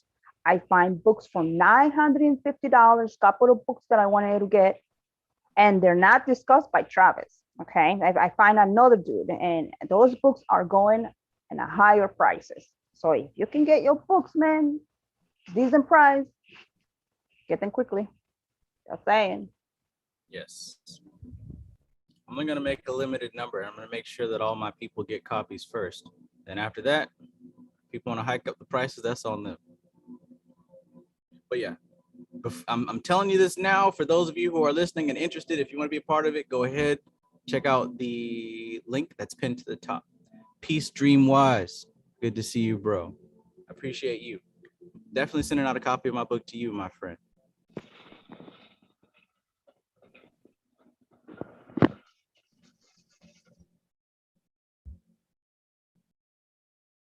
Beautiful, beautiful, beautiful. What a day, what a day. But yeah, you know, I've mentioned so many titles, guys, that have the keys, the clues, the answers. If you already read them again. Like, just for right now, don't be in such a hurry to find the next exciting book. Finish the ones you got and connect them, connect the dots. Because this was written in Europe in 1930. This was written in India in 1980, but they talking about the same stuff. Different coast to coast, different countries, but they talking on the same level. This was written in the 60s, right? These are different time periods, different groups of people, but they're all touching on the same topics. And if you read this stuff, if you practice this stuff, if you try your best to understand it, and it's not even about being a smart person or like it's not even about that. If you sit down with sincerity and you connect with the information and meditation, the answers will be delivered to you. You'll grab them and they'll be given to you at the same time. I said you'll grab them and they'll be given to you at the same time. But you don't know that if you just read a little bit and then give up. Read a little bit and then don't come back for a couple of months. Or just scan through it, whatever. I already know this. Oh, I heard this before. No, you got to approach each one of these things with an open mind and an open heart. That way the information is given to you. Moby asks, when does the book come out, Trav? I'll definitely let you know.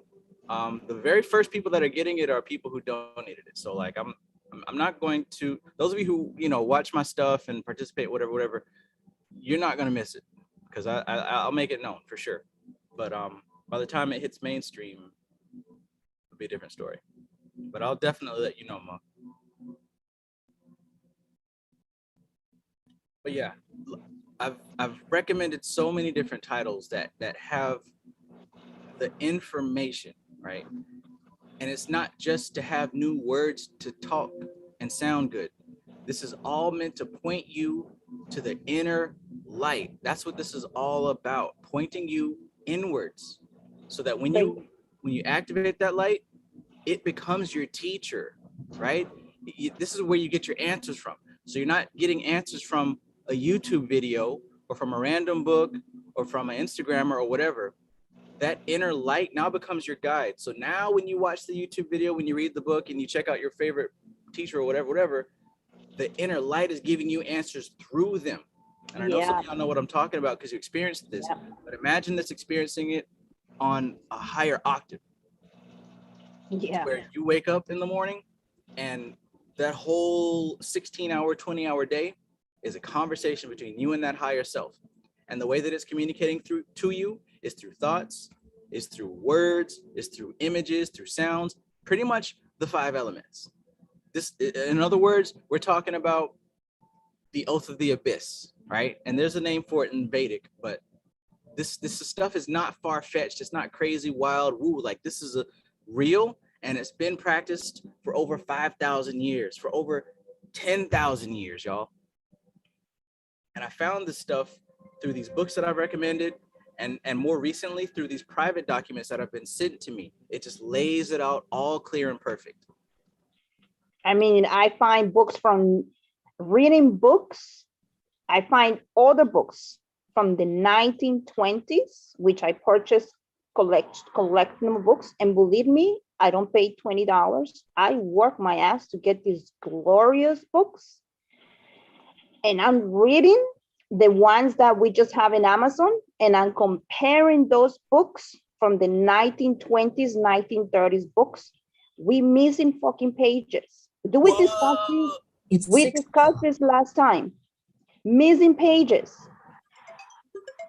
Missing pages. Okay, they always updated it, or they say we reprinted it, or we add pages. But I have a 1928, 1931, 1952 books. And guys, pages in theory is different. Like, for example, the one that I was telling you on the elements, right? The elements themselves, there's history in it. And I'm sure that the magician that wrote this book did not just play around and collect this data just because she created in her head. This is research that they did. And she is, and I would say she is like us, right? She is a scientific magician. She is a scientific magician, and she doesn't think about the antichrist and shit like that. But her homework was done pretty well.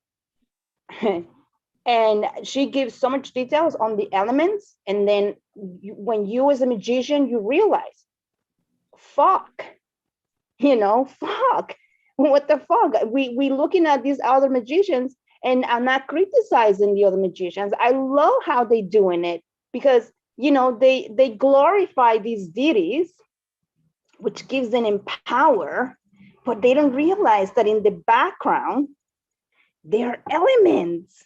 Right.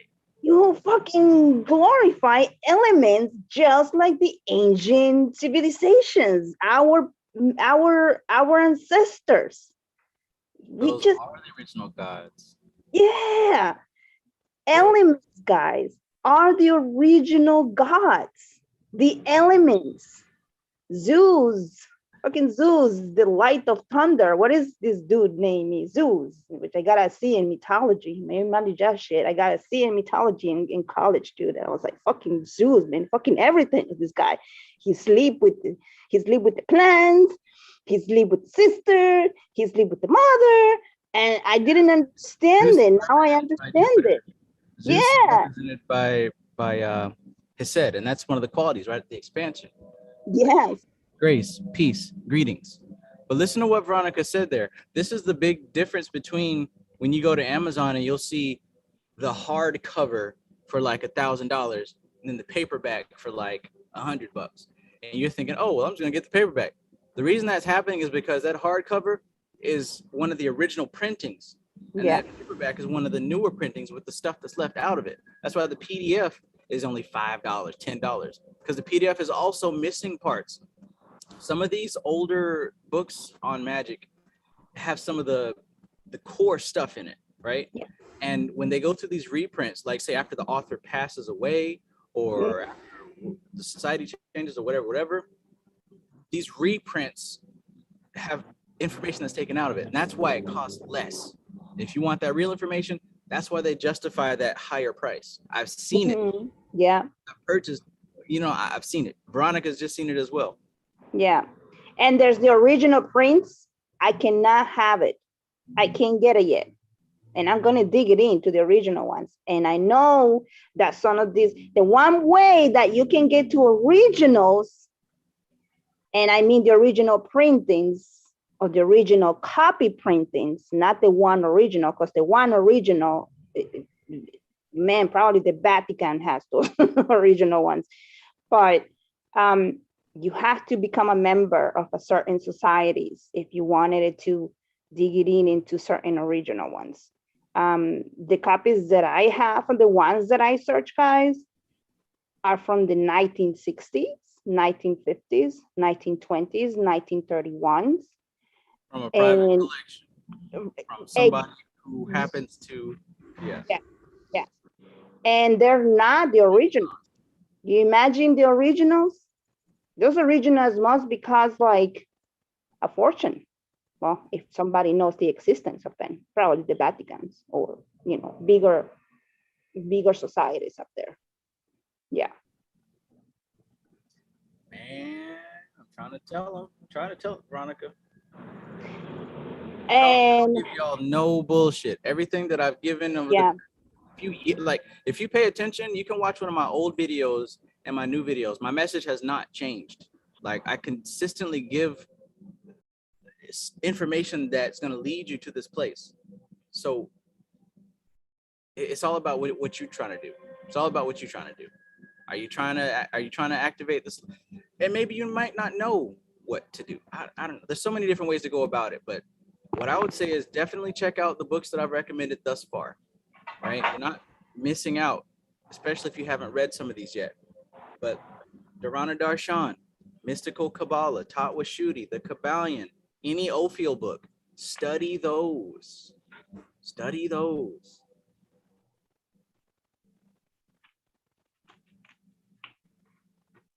Greetings, Alora.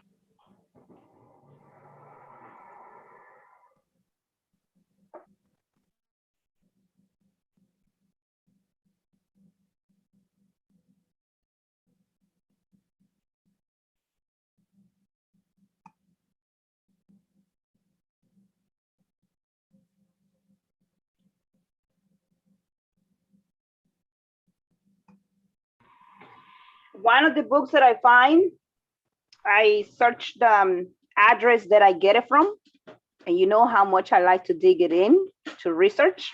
You guys should know me. I do my homework. The book comes from London. Uh-oh. And Shango was mentioned last week, if I'm not mistaken, right? That a lot of our books, I think it was Shango or another gentleman that was around there. He did mention that a lot of our books, hint, hint, click, click, comes from London. Okay, so you're gonna have to dig it in from some of these collectible items that are from London. And I saw even in the in the search, it comes from like I wouldn't say like a castle, but you know, one of those I don't know how to say it, like you know, like some of those fancy houses. And that house right now, they're selling it. Probably the collector that I got the books from, that I got a few, they probably, their families are selling the books. Right. So I am going to contact, because I got some of the books yesterday, and I am going to email the people from there. So I must think that probably the person who used to live there probably passed away or something, and they just want to get rid of the collective books, people that don't know the value of these books. I always say that magical books should belong to My magicians. source away like that now. Huh? Are you giving my source away? Oh, okay, I'm sorry. No, I'm not giving the source away.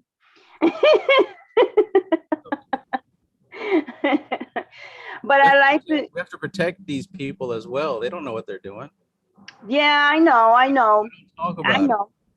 But you know, no, I'm not saying from where exactly the address and all that, but I'm saying it's like it's like, what I'm saying is that this book should belong to magicians. That's what I'm trying to say. At the end of the day, this book should be out of collective areas for the magicians. That's what I was trying to say at the end of the day. Yeah.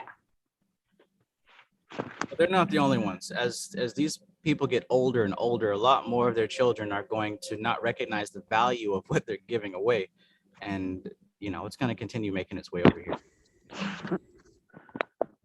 We just happen to be one of the first groups to get some of that deliciousness. Yeah, well, I do homeworks. I do my homeworks too, my friend. I do my homeworks too. Believe me. And me, I love books. I'm in heaven with books. Books, it's everything.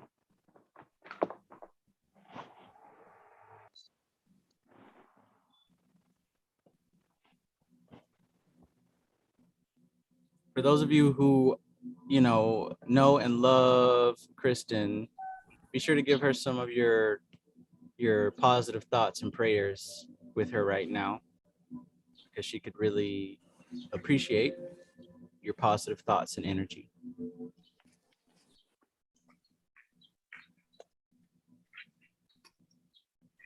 What's going on, Alora?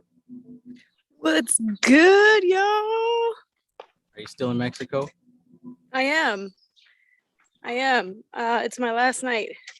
And then I'm gonna head back tomorrow to the States. Yeah, man. How's it going with everyone else? Shoot, I can tell you how it's going with me. Okay. Superb. Good. I didn't want to break up whatever conversation was happening right now. Too late. Too late? Okay. All right. Well, I had so what part of Kabbalah are we talking about right now? Chapter 3. And that involves how Ophiel describes the 3 pillars in relation to time. So the right pillar has a lot to do with the past and things that have already been concreted and foundational. The middle pillar would deal a lot with the present and right now, and things that are transpiring in the present moment of the conscious mind. And the left-hand pillar would have to deal with the future and what's coming. Imagination world. Mm-hmm. But it's all kind of imagination world.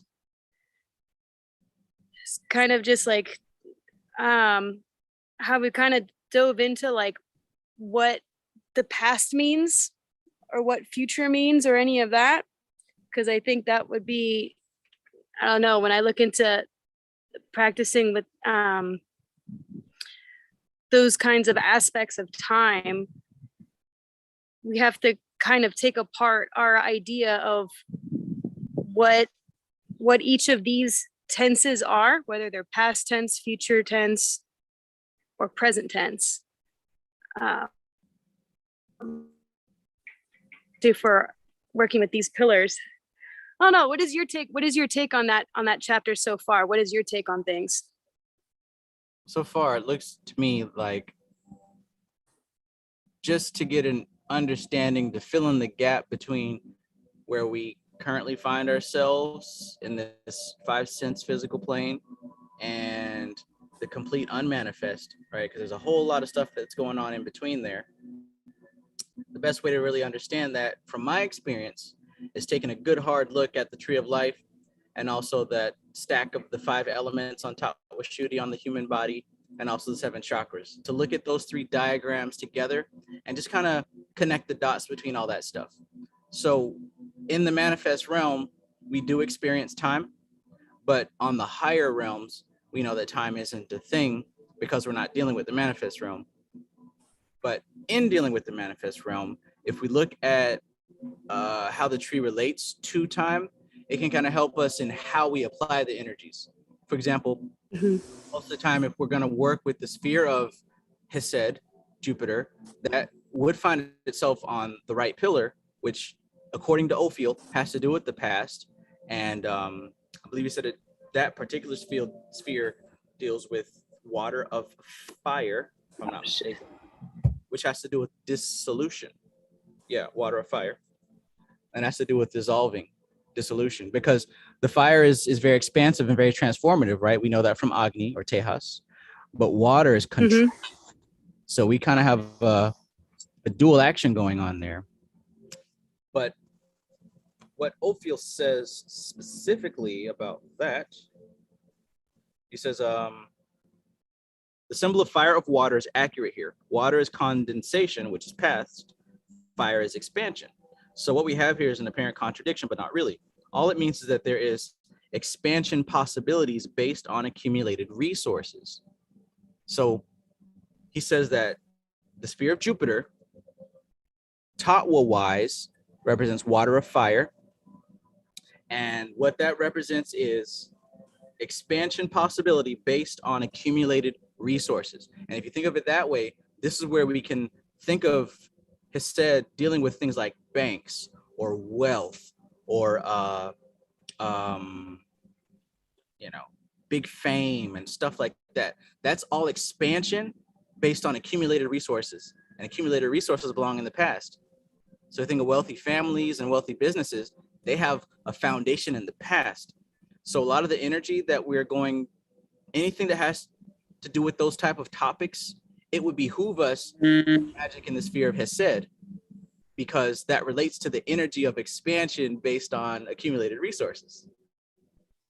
So if you just look at all the spheres in from a perspective of those Tatwa combinations that are being talked about here, it makes sense why we attribute military and police force to Mars. It makes sense why we attribute beauty and art and luxury with Venus. It makes sense why we attribute science and study and categorization with Mercury, because we look at it from that elemental perspective. And it just so happens that the elemental perspective can also relate to time. Was that all over the place, or did that kind of put things in somewhat of order? No, that actually was really interesting, because I actually just came back from my first sweat lodge experience, where they had like the entire ceremony, and because it was all in Spanish and they incorporated a lot of indigenous verbiage, I really didn't understand what was going on. So I just went into like straight Tatwa Vedic work. You gotta take me next time, so I would translate for you, Mija. Thank you. Well, yeah, it was cool though, because I ended up just going into my Vedic work and doing my tatwas there, really balancing out the tatwas. And I was utilizing because it was so interesting. They used all the same colors that we use, that Ophiel uses in his opening circle ceremonies. He used the same erecting the magic circle, the sphere of all the elements. And then throughout it, they were calling upon like ancestors and all this kind of stuff, while incorporating fire and water. And so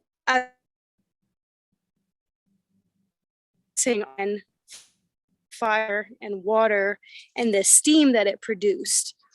And it's really set up as an example of how to manipulate that in the material world, because I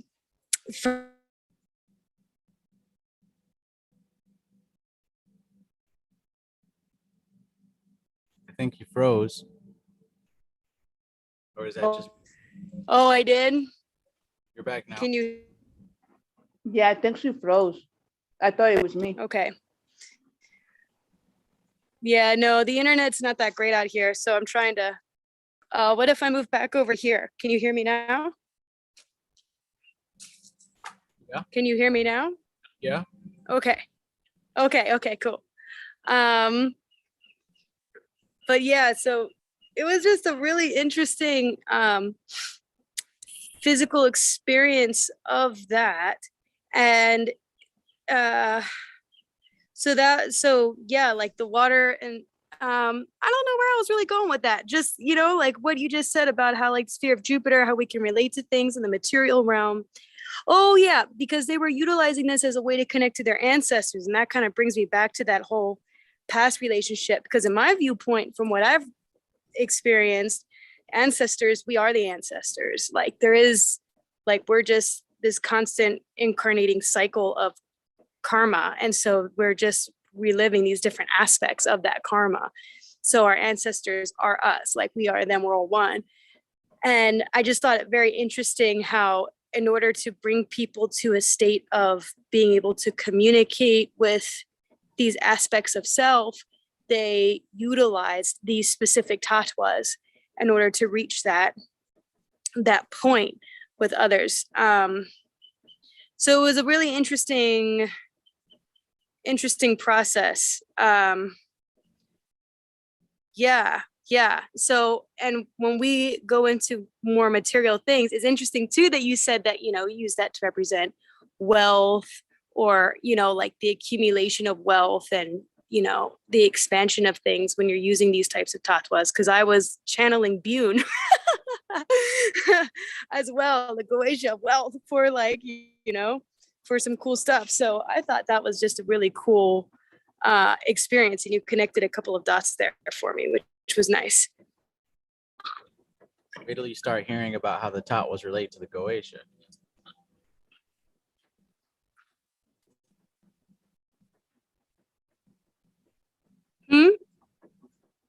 Huh? What'd you say? I said, wait till you start hearing about how the tatwas relate to the Goetia. Yeah. I know that's the next, well, actually my next step is doing these specific combinations of elements to see where they're going with. But yeah, their relationship with the Goetia are very, very close. I already know that just from experimenting, but not even going deep into that practice yet, So yeah, it's very, very cool.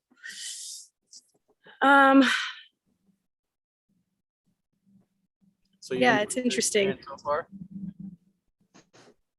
It's been an interesting experience so far, for sure. I definitely think there's I see so much more clearer with just practicing Vedic stuff. Like it's just everything comes back to that. And everything that Ophiel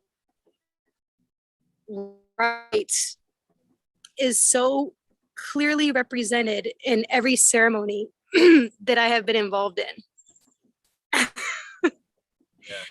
Like, it's real simple. I mean, literally every ceremony, like I think, in the past, I had a feeling of, as a practitioner, I was like, oh, maybe this is going to be too powerful for me, or maybe I can't withstand this or whatever. And since specifically practicing like Vedic scripture along with my occult practices, in particular, Ophiel's ceremonies that they recommend, they're like the foundation of literally every ceremony I've been to. Even though we're speaking different languages and in different parts of the world, like it's the same alchemical expression. Wait a minute. Same thing. So you're currently in Mexico, right? Yeah.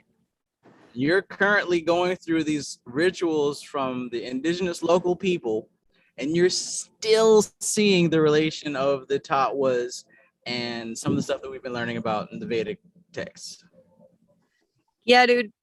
Yeah, like to the point that it's like I'm not even feel like it doesn't even approach me in the same way anymore. Like I'm so familiar with it. I'll be like, oh, this is what we're doing. Okay, I know about this. Yeah, okay. Oh, I like this, or da-da-da, or whatever. Yeah, man, I do this at my house all the time.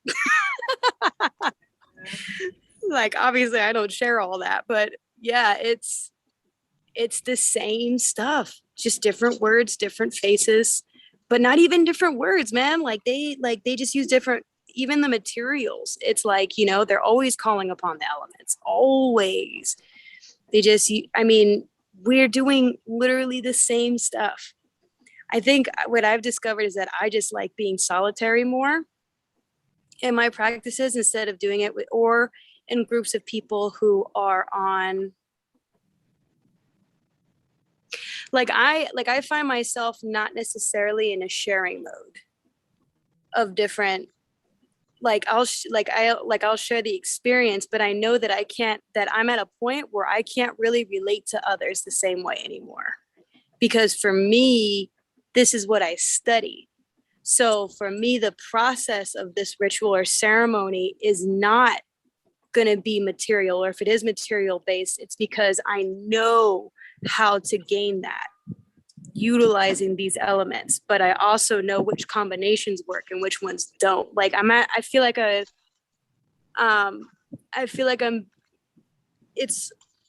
it's hard to connect. It was almost more fun when I was more ignorant. Ignorance is bliss, right? Yeah, because I was just kind of like, oh, it's happening. And now I'm just like, all right, man, I dig it. Okay, cool. Like, this is fine. That same attitude, like that's one of the ways you can tell, you know what I'm saying? If you're talking to somebody who's done this before or somebody who's brand new. And God bless their hearts, when you're brand new, you got this wondrous spunk, and that's great. But the downside is it's so easy to get caught up in things that don't yield results. And likewise, yeah, when you do get very experienced, the downside is you kind of lose that zest, and it's like, well, I've seen it all. There's nothing new. There's always something new. Yeah, there is, but there's also a honing in of your own energy. Like it's really true. You can do as many practices, as many ceremonies that you want. But if you're starting out not learning how to hone in on yourself and know your own energy, your emotions are going to go out of control, man. Like, I've experienced people who don't know how to control their emotions outside or inside of ceremonies. And there's this great connection to occultism. There's this great connection to magic and all of that, but it's totally wild. Like it's uncontrolled. So I think that shadow work in that really there is a deep key of what, again, going back to the Vedas, of like, you are the water element, you are the fire element. There's Raja, Sattva, and Tamas, that you find that balance within yourself. And you really learn to become aware and master your current sphere of being.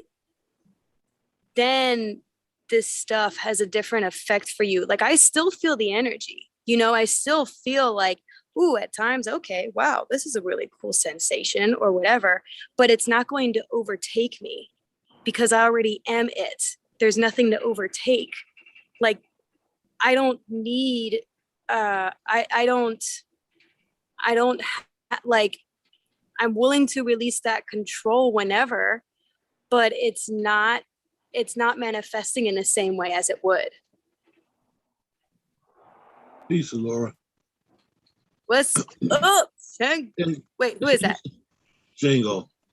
What's up, Shango? So you and so which, like, what is it you're going? You went to, like, you say you went to a sweat lodge, but is it like a conglomerate of things that you're doing? Is it for initiation? Is it like, what exactly are you undertaking? I just came to visit and to learn. So I've been visiting in this community that bases its focus off of ancient African and indigenous traditions. And so, but I've just been going with it because there's no way, like, as the estranjero, I'm gonna either be invited in or I'm not going to, like, partake in something that I'm not invited in. Like, that's just not how I do things.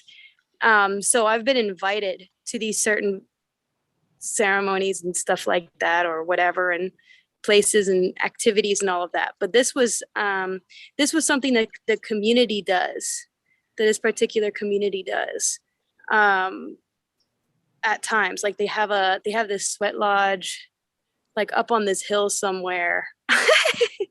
And yeah, and I just, and there we were, and I was there, and here we are. It's funny that you're saying that, because I was watching this guy, a Jewish guy. He actually was saying that on his fundings, he gives the funding to communities in, not in Mexico, but in Guatemala, because Ooh. he wants he wants the indigenous up there to books about magic, because the magic itself, it's been lost, but culture itself, they're still sustaining their practicals. It's like from one generation to another, and they keep keeping the same pattern.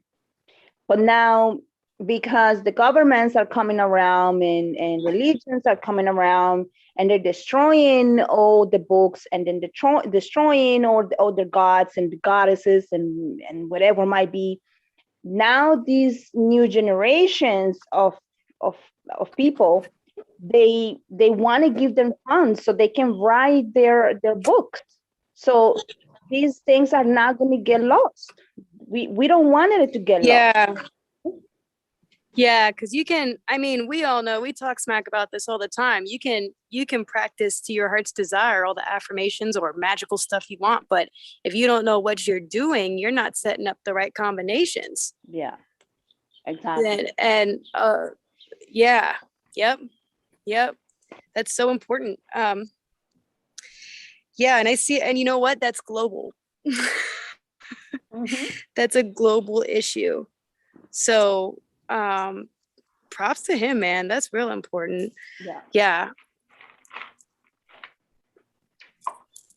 you definitely have a lot of different forms of colonization that you come across, and it's kind of like, all right, man.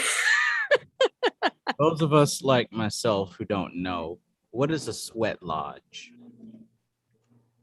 Sweat lodge. So this was my first time. So let me just kind of describe to you what happened. We all met up and we discussed before, and there's like this little tent that's literally low to the ground. And there's a group of people that show up who may want to participate. They ask for the people, they burn copal inside, then outside, and they have this fire that they're stoking, that they've been stoking for hours since early morning. And they only do it at certain times during the day or at the night. They do it at certain specific times. Thus, hey, there you got your astrology, right? The top was are active at different hours.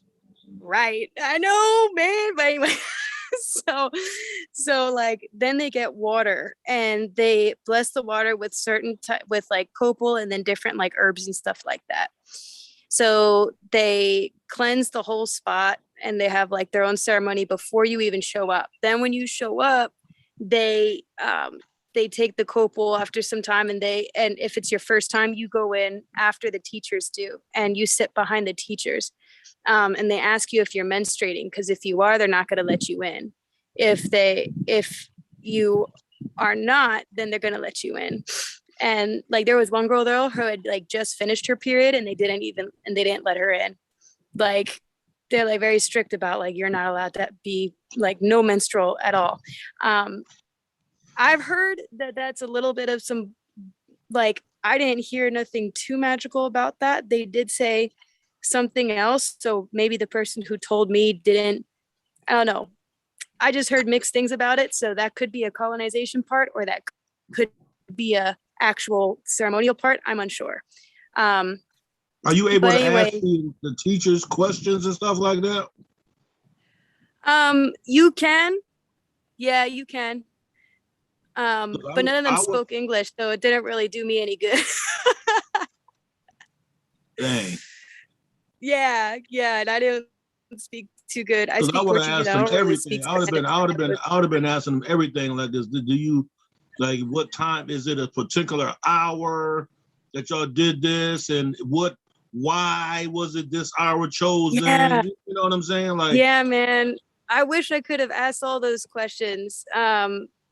but it was one of those times where I just had to be quiet, because like there's just that huge communication gap, so that couldn't happen. Next time But you're gonna have to take me, man. hell yeah, dude, I You will guys gonna have to absolutely, take me. Remember, man. Mexico. Veronica, we're gonna be going like to the astral plane while like while that's Oh, good happening, like, point. Yeah. yeah, we're gonna be doing all types of crazy shit in there if we go. It's gonna be great. But but anyway, so then so the teacher's going first, and then you go in, and they separated the boys and the girls. So the girls were on the right side and the boys were on the left side.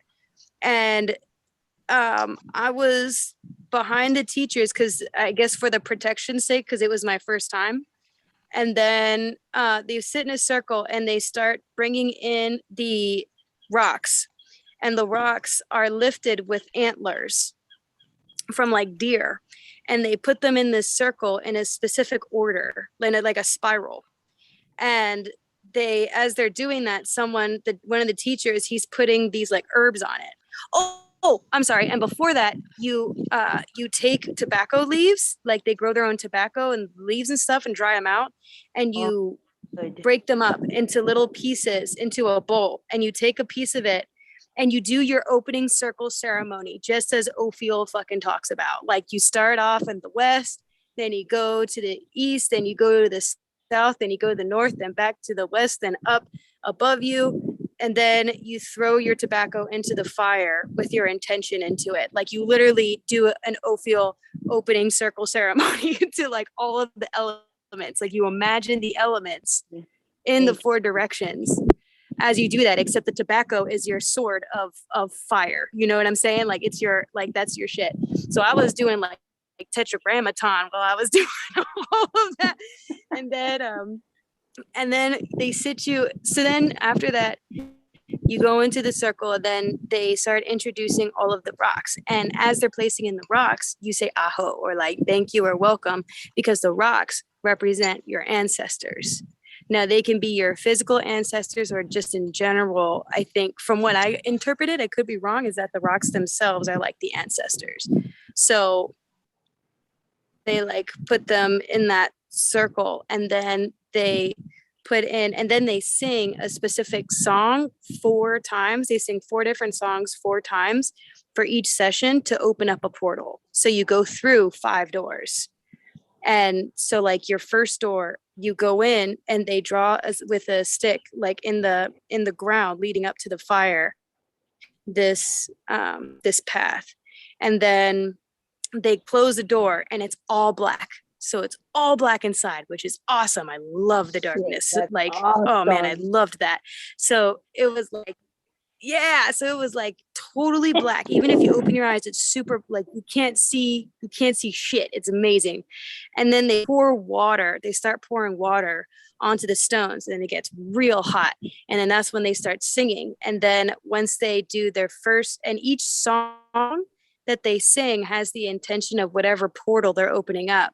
And then they have the whole group be like, okay, 1, 2, 3, 4, abre el portal. And then they open the door and they let in the air and stuff like that. And then they do that. So that's like a cycle. They do that cycle 5 times, and each door represents something different. And I couldn't get all of them, but I knew that but they did have a door that was like the longest one, and the hardest one was the door for the women. And again, I don't know why, language barrier, don't know why, but that one was like one of the most intense. I was assuming that maybe it's because of the labor, that a woman goes through when she has a baby or something. Like maybe that's why this is like the most intense one. I don't know. And then in the last cycle, they add all of the rocks, and then they pour the water on top, and that one gets like, and then as that one gets really intense, they throw cold water on you throughout it. And then they open it up when it gets to that point where it's like, okay, everyone's about to pass out. Like, then they open up the door, then the ceremony is done, and they give you fruit, fruit and water. They're like, there you go, man. Yeah, good job, bro. That was great. Yeah, blah, blah, blah. And then and like, this is like a big difference between me too. And I mean, I think this is a cultural thing, or this just maybe just my cultural, but like after a ceremony, any magic ceremony, I do not really like talking to people, you know, like, cause I already just came out of like my own and so I'm like, let me just like get around with my surroundings. But everyone like afterwards where they were just like, what's up, man? And I was just like, all right, man, I'm gonna head out over here. I'm gonna look at these mountains and shit. I'm not gonna really talk to anyone, please. That's Yeah. all. Huh? Fast enough. We have to go for 10 days of no talking and silence. And then like on that last day, you're able to talk and everyone's like, oh yeah, the mosquitoes and da da da da. It's like, I don't want to talk. I want to think about what just happened. But you know. Yeah, man. Yeah, that's exactly how I feel. And that's where I realized too, like, man, I'm just such like I think I'm a solitary person. And the less I try to seek accreditation from others, the more I'm realizing that.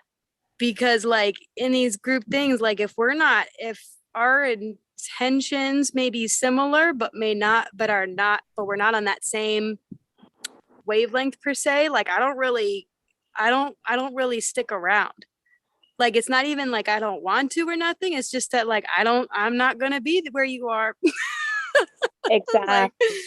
Yeah, exactly. I was thinking about that 3 days ago while driving home. I'm like, where can I just be alone? Like magicians, magicians, we have to be alone, man. We have to go in Yeah, that. we do. Yeah. I think you're totally right. Or with like just one other person who's doing the same practices or whatever. Like I'm realizing just how particular that is. Cause you know, again, from not that affirmation, and this is from me, right? Because I used to try and force one of my learned behaviors of trying to get accreditation from others was I used to try to force spiritual experiences. So I used to allow my emotions and all that shit go out of control. Because I'd be like, okay, well, if they're doing it, then maybe this is how I tap into it. This is how I'll do it. Then I'll be impressive, you know? Yeah. Whereas now I'm just like hanging out and I'm like, all right, man, like people are kind of freaking out. And I'm just like, breathe, got my tatwas.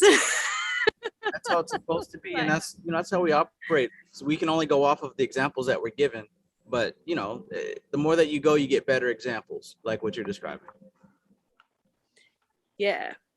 So it was cool. I would say that I definitely am realizing though, like to those of us, and this was kind of confirmation for me, to those of us who feel like maybe our practices aren't enough, they are. Like, be sure of yourself. You do not have to lack confidence in your practice and in your ritual, because it is yours, and it is probably something that's being repeated in another place. And it is, if it's powerful for you, then like that's the way how it goes. It doesn't have to be this one specific way. And don't force it either. Yeah. Don't force it. Yep. I would say that there are some alchemical expressions that work every time. And I'm telling you that opening circle ceremony and those elements, the elemental practices, that's huge. Like those are really awesome keys to getting in touch with stuff. But you don't got to worry if you're not a part of like a specific tribe in a specific place or anything like that. Like, unless you want to be, you know, but it's really not that different.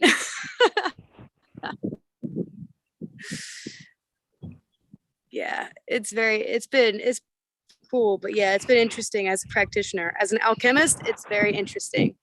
Especially a learner of Ophiel, like Ophiel and Philip Cooper, man, those are like such powerhouses. Like if you practice just their shit along with the Vedas, you're so golden anywhere you go. Yeah.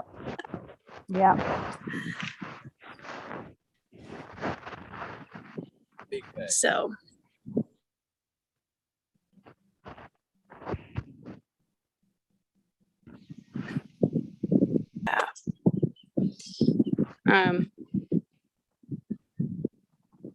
That's good. yeah, man.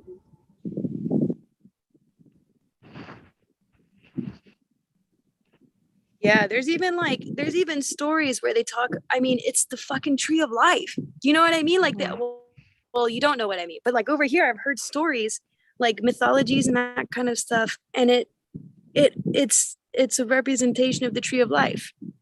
You know, like literally everything we're studying is related.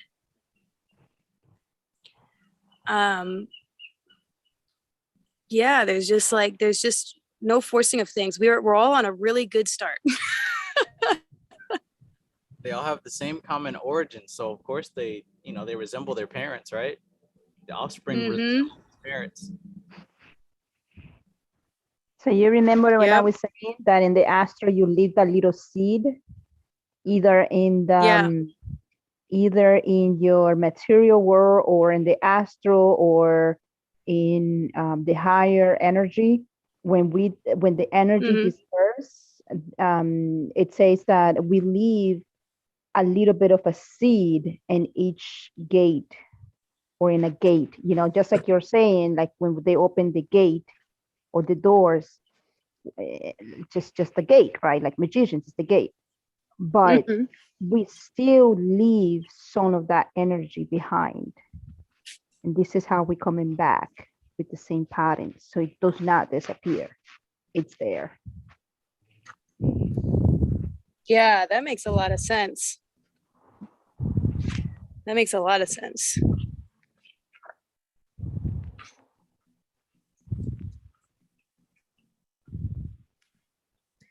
And like, what are the gates beyond your imagination? You only have your perception, and your perception within itself is limited. But when you work towards creating that unconditional, or at least being aware of the unconditional limit to the ultimate perspective and all of the elements and how these portals work and stuff, you really go back inside. You never, it's not really about outside of yourself again, if that makes sense. Absolutely.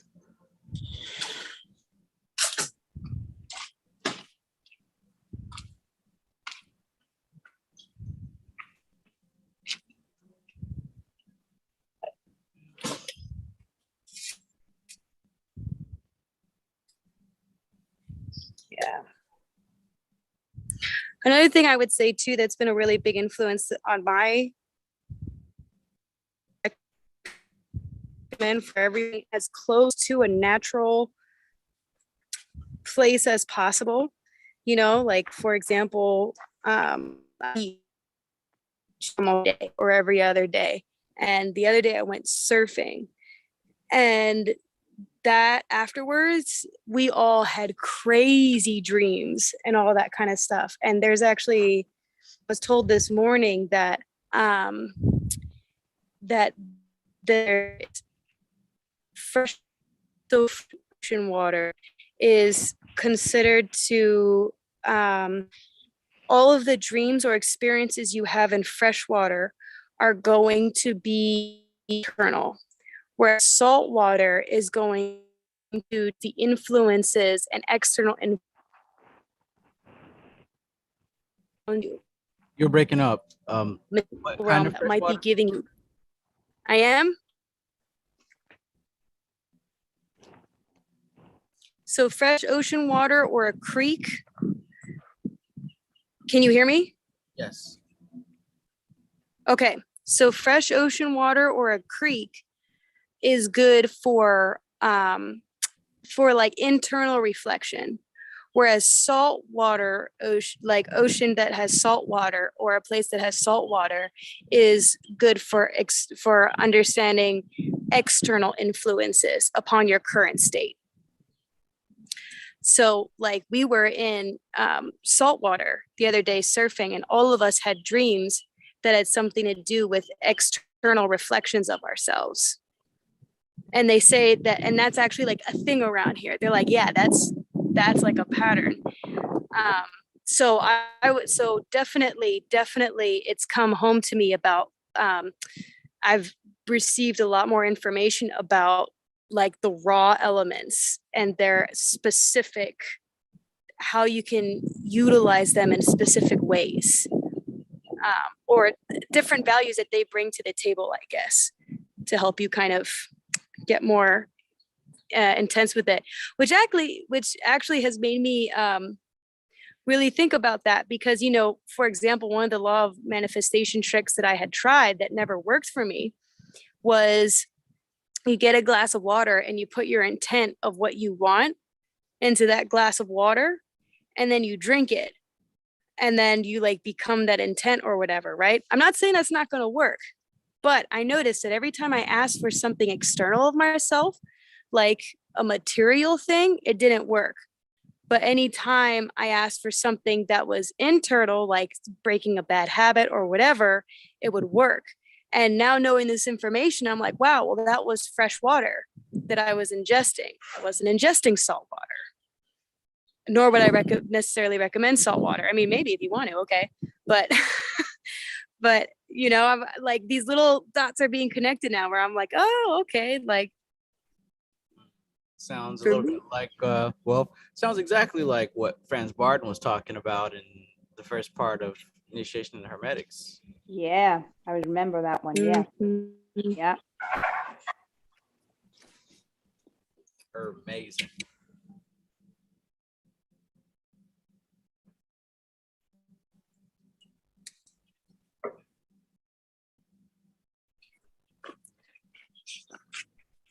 They also use salt water in Colombia for healing purposes. like which one's If you have any condition that you want to try to heal at, you know. Interesting. Mm-hmm. Because we have a saying, don't throw something like that. Like that's like a saying, right? Like when you're rubbing salt in someone's wound or something like that, like you're making them feel worse. Like we as North Americans have kind of like a negative connotation of it. But go to Colombia, they'd probably be like, yeah, man, do that. You gotta do that, man. Get And the salt water. they help you to I have a friend of mine, she freaking injected it. I'm like, you kidding me, right? She's like, no, she's like, this helps for headaches. She's like, it's just like a Botox.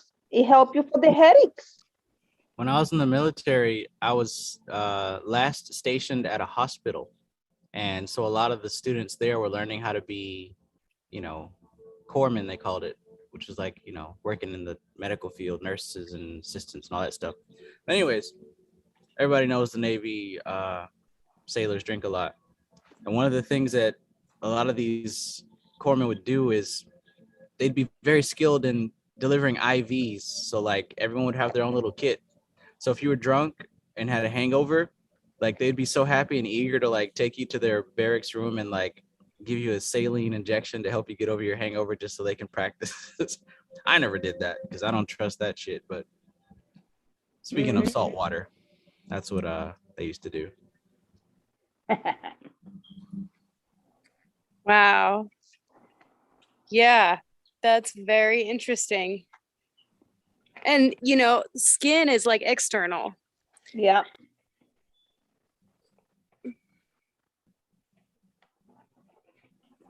Yeah, I thought, no, man, there's a lot of stuff that has to do with the elements are your basics. Connection to the elements, you're solid for the rest of your practices. I mean, when you get more advanced, when you get more advanced, you can do more shit because you learn more about how to utilize the stuff. But you just start with those directions, that directional elemental sphere and all of that, you're fucking golden.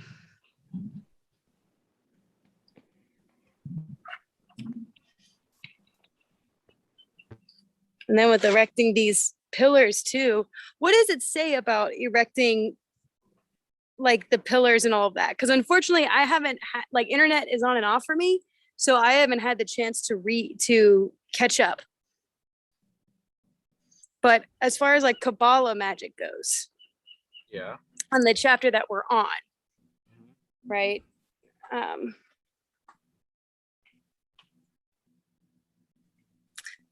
what would you say is imperative for the practitioner?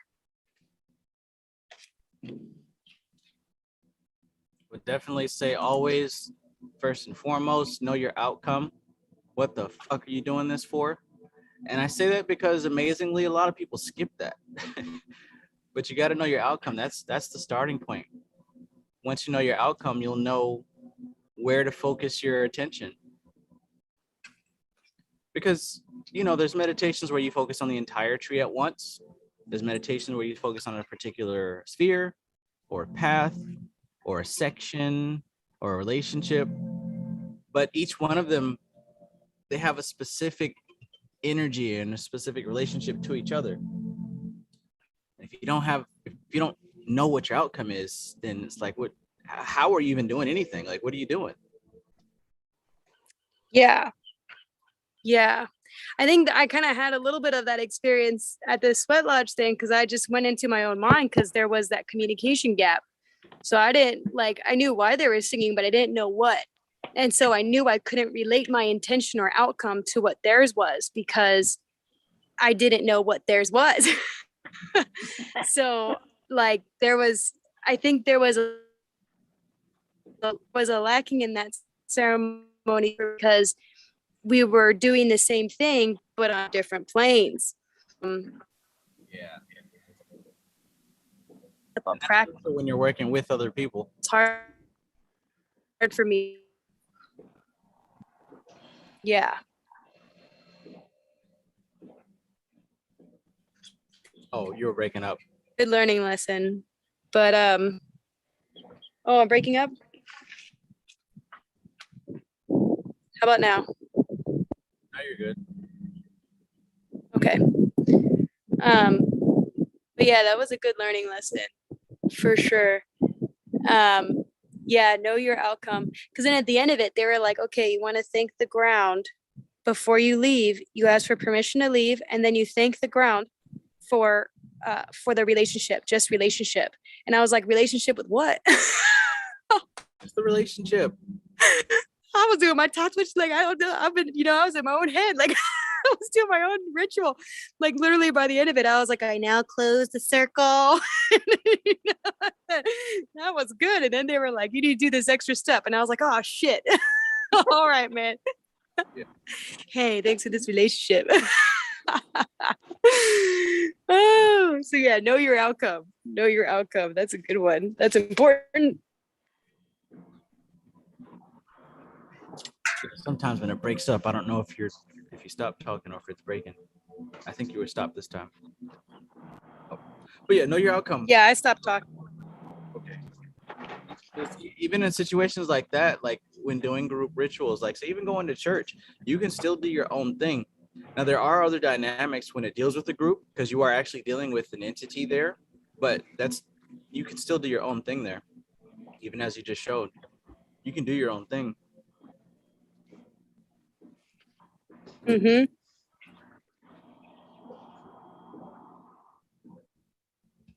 Because matter cannot be created or destroyed, only assembled or You're not mistaken. Uh-oh, I think you're. I didn't say anything. What was that then? Well, yeah, matter can't be created or destroyed.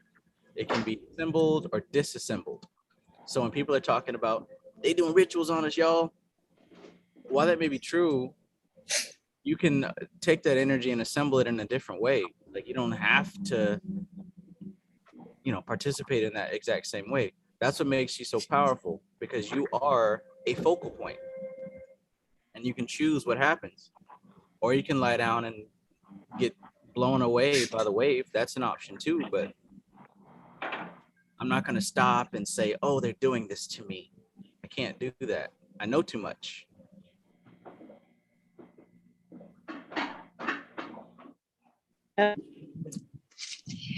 Yeah, you're, in my opinion, in this, you know that you're a master or that you are at least advanced when someone else's stuff, even if it's completely different from yours, doesn't affect you. Like, you know, like this was a ceremony that was erecting certain entities, and I still got a feeling, but it was not in control of me. It was, I was never lost at any point. As she says that, she got kicked out.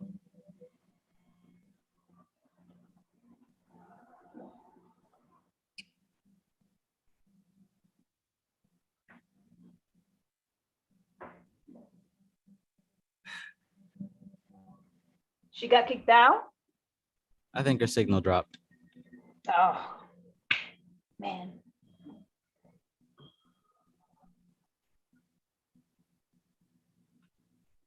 Yeah, but you see how she was repeating the stuff that we keep saying? The elements are very fundamental, yo. Extremely. Seriously.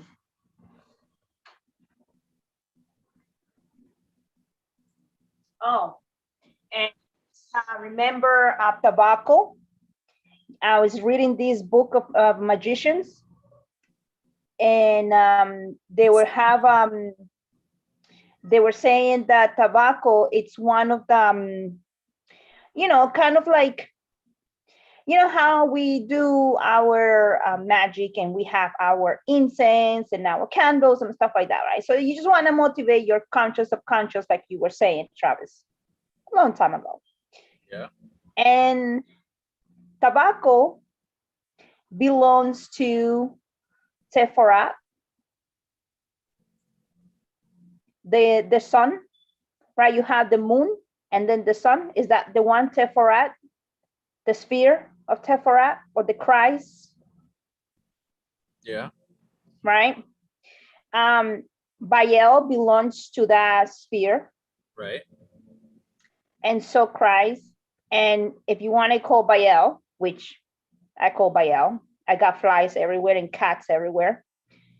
And tobacco, it's one of the stuff that you wanted it to use for the Kabbalah. Although a lot of the Kabbalists up there, they say that doesn't that doesn't have to do nothing with the Kabbalah, right? The traditionals, and they don't believe in it, right? But the magician system, we do. And because we lack of some information of what the other systems of Kabbalahs are, and they lack information on our system. So they say that that is not part of the Kabbalah. But magicians tends to use, in the old time, the tobacco to call the enlightenment of Tephora, right? Or bride, or the serpent god, or the sun god, or whatever it might be. They use that herbal, not the smoking cigar, guys, the herbal itself. The herb, not the cigar.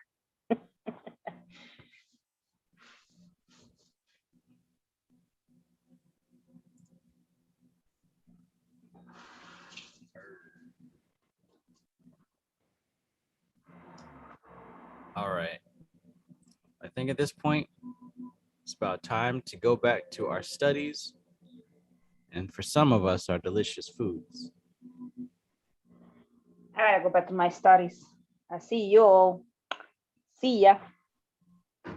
All right. Stay on it, because I think together we're breaking some ground here.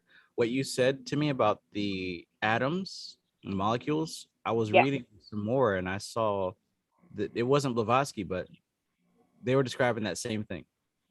Yes, it comes from son of her data, not just all the data. It comes, son of the info comes from her data.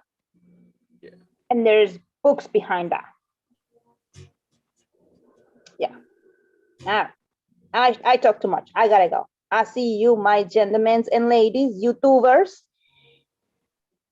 Please study your elements as a teacher, I must say. Elements, practice. Oh, you should post that one, Travis, the witch, the Spanish one. Yeah. You should post that one. That is definitely me right there. Anyway, study your elements, study the Kabbalah, and do research from other books. We don't have to always, Travis doesn't have to always say the books. You guys can dig in for other good quality of books. There's other magicians out there that they like to share some good quality of books. Now, I'm not saying get yourself lost in the library of books, but be selective. And if you pick those books, I mean, seriously, practice. What can I say? That's all that I gotta say. Okay, guys. See ya. Peace. Thank you, Veronica. See you guys. See you next Sunday. All right, everybody. So like Veronica said, study, right? It doesn't just have to be the books that I recommend, although I recommend some pretty good quality books. Follow the small voice inside that's directing you where to go. Because that voice is always active, and that's the real you telling you what it needs you to recognize. But like I said, I've listed so many titles that are very powerful. You know what I'm saying? So don't sleep on Durana Darshan. Don't sleep on the mystical Kabbalah. Don't sleep on Tatwashuti. Don't sleep on anything that I recommended so far. Do the work. All right, check it out. So things are actually moving in an amazingly positive direction. We're working on the app right now. I'm developing everything that needs to go along with the first class and also the main app. I've been back and forth with the developers. We've been doing our thing. I mentioned that I sent in my first prototype for the physical products. I don't want to say what it is yet because I don't want to ruin the surprise. But yeah, you're gonna see me soon with a bunch of boxes sending stuff out to everybody. Because we hit the goal for the app. So a lot of that other investment is me giving back to you. So be on the lookout. I'm going to get your addresses. I didn't get your addresses yet because I'm not ready. But everybody who donated, I still have all your information. And you might have me ask you to send me your address if you want me to mail you the care package. Especially the $100 level. You guys know that you're getting something. With some of these other donators, there's going to be prizes. Well, not really prizes, but stuff that I'm sending out as well. But like I said, the first prototype, I should be getting that in the mail soon. I got rush delivery on it, and I'm excited about testing it out, using it, seeing if it does what it's supposed to do. I'm pretty sure it will. And check it out. This stuff that I've created here, I haven't seen it in I've maybe seen it in 2 books. One of them is that $37,000 book, and another one is I don't know, some obscure PDF. But some of the stuff that I'm going to be talking about in this first class and these physical products that I'm sending are not found anywhere else. So you're going to be among the first people to get a hold of this stuff. All right. So that's what you're investing in. That's what you've invested in, being some of the first people in this modern age to publicly get a hold of this stuff. Now, I'm sure in secret groups, they're talking about this kind of thing, but I guess we're officially a secret group now.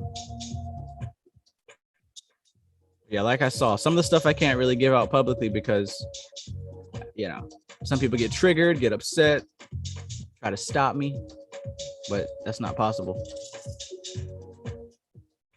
All right, guys, keep studying. I'm going to go finish working on the book, and I'm looking forward to getting my first prototype in so that I can send it out to you guys. T-shirts and some other stuff. Mo, you know what one of the things is. I accidentally spilled the beans and told you, but don't tell anybody else. You're like the only person that knows. I was so excited I had to tell somebody. That's one of the Gemini traits. All right, but anyways, I'm out. Getting back to work. Enjoy your day, guys. Keep studying. Keep practicing. Hope you learned something. Hit that like button if you did learn something, and if you didn't hit it already. Check out the GoFundMe link at the top of this chat if you haven't donated and you want to be involved in this project. If you want to be a part of the first class, get in before the month is over because, like I said, the price is going to go up. All right. So this is TK Trav, aka Travis Magus, here with LVX777. I love you guys. Peace.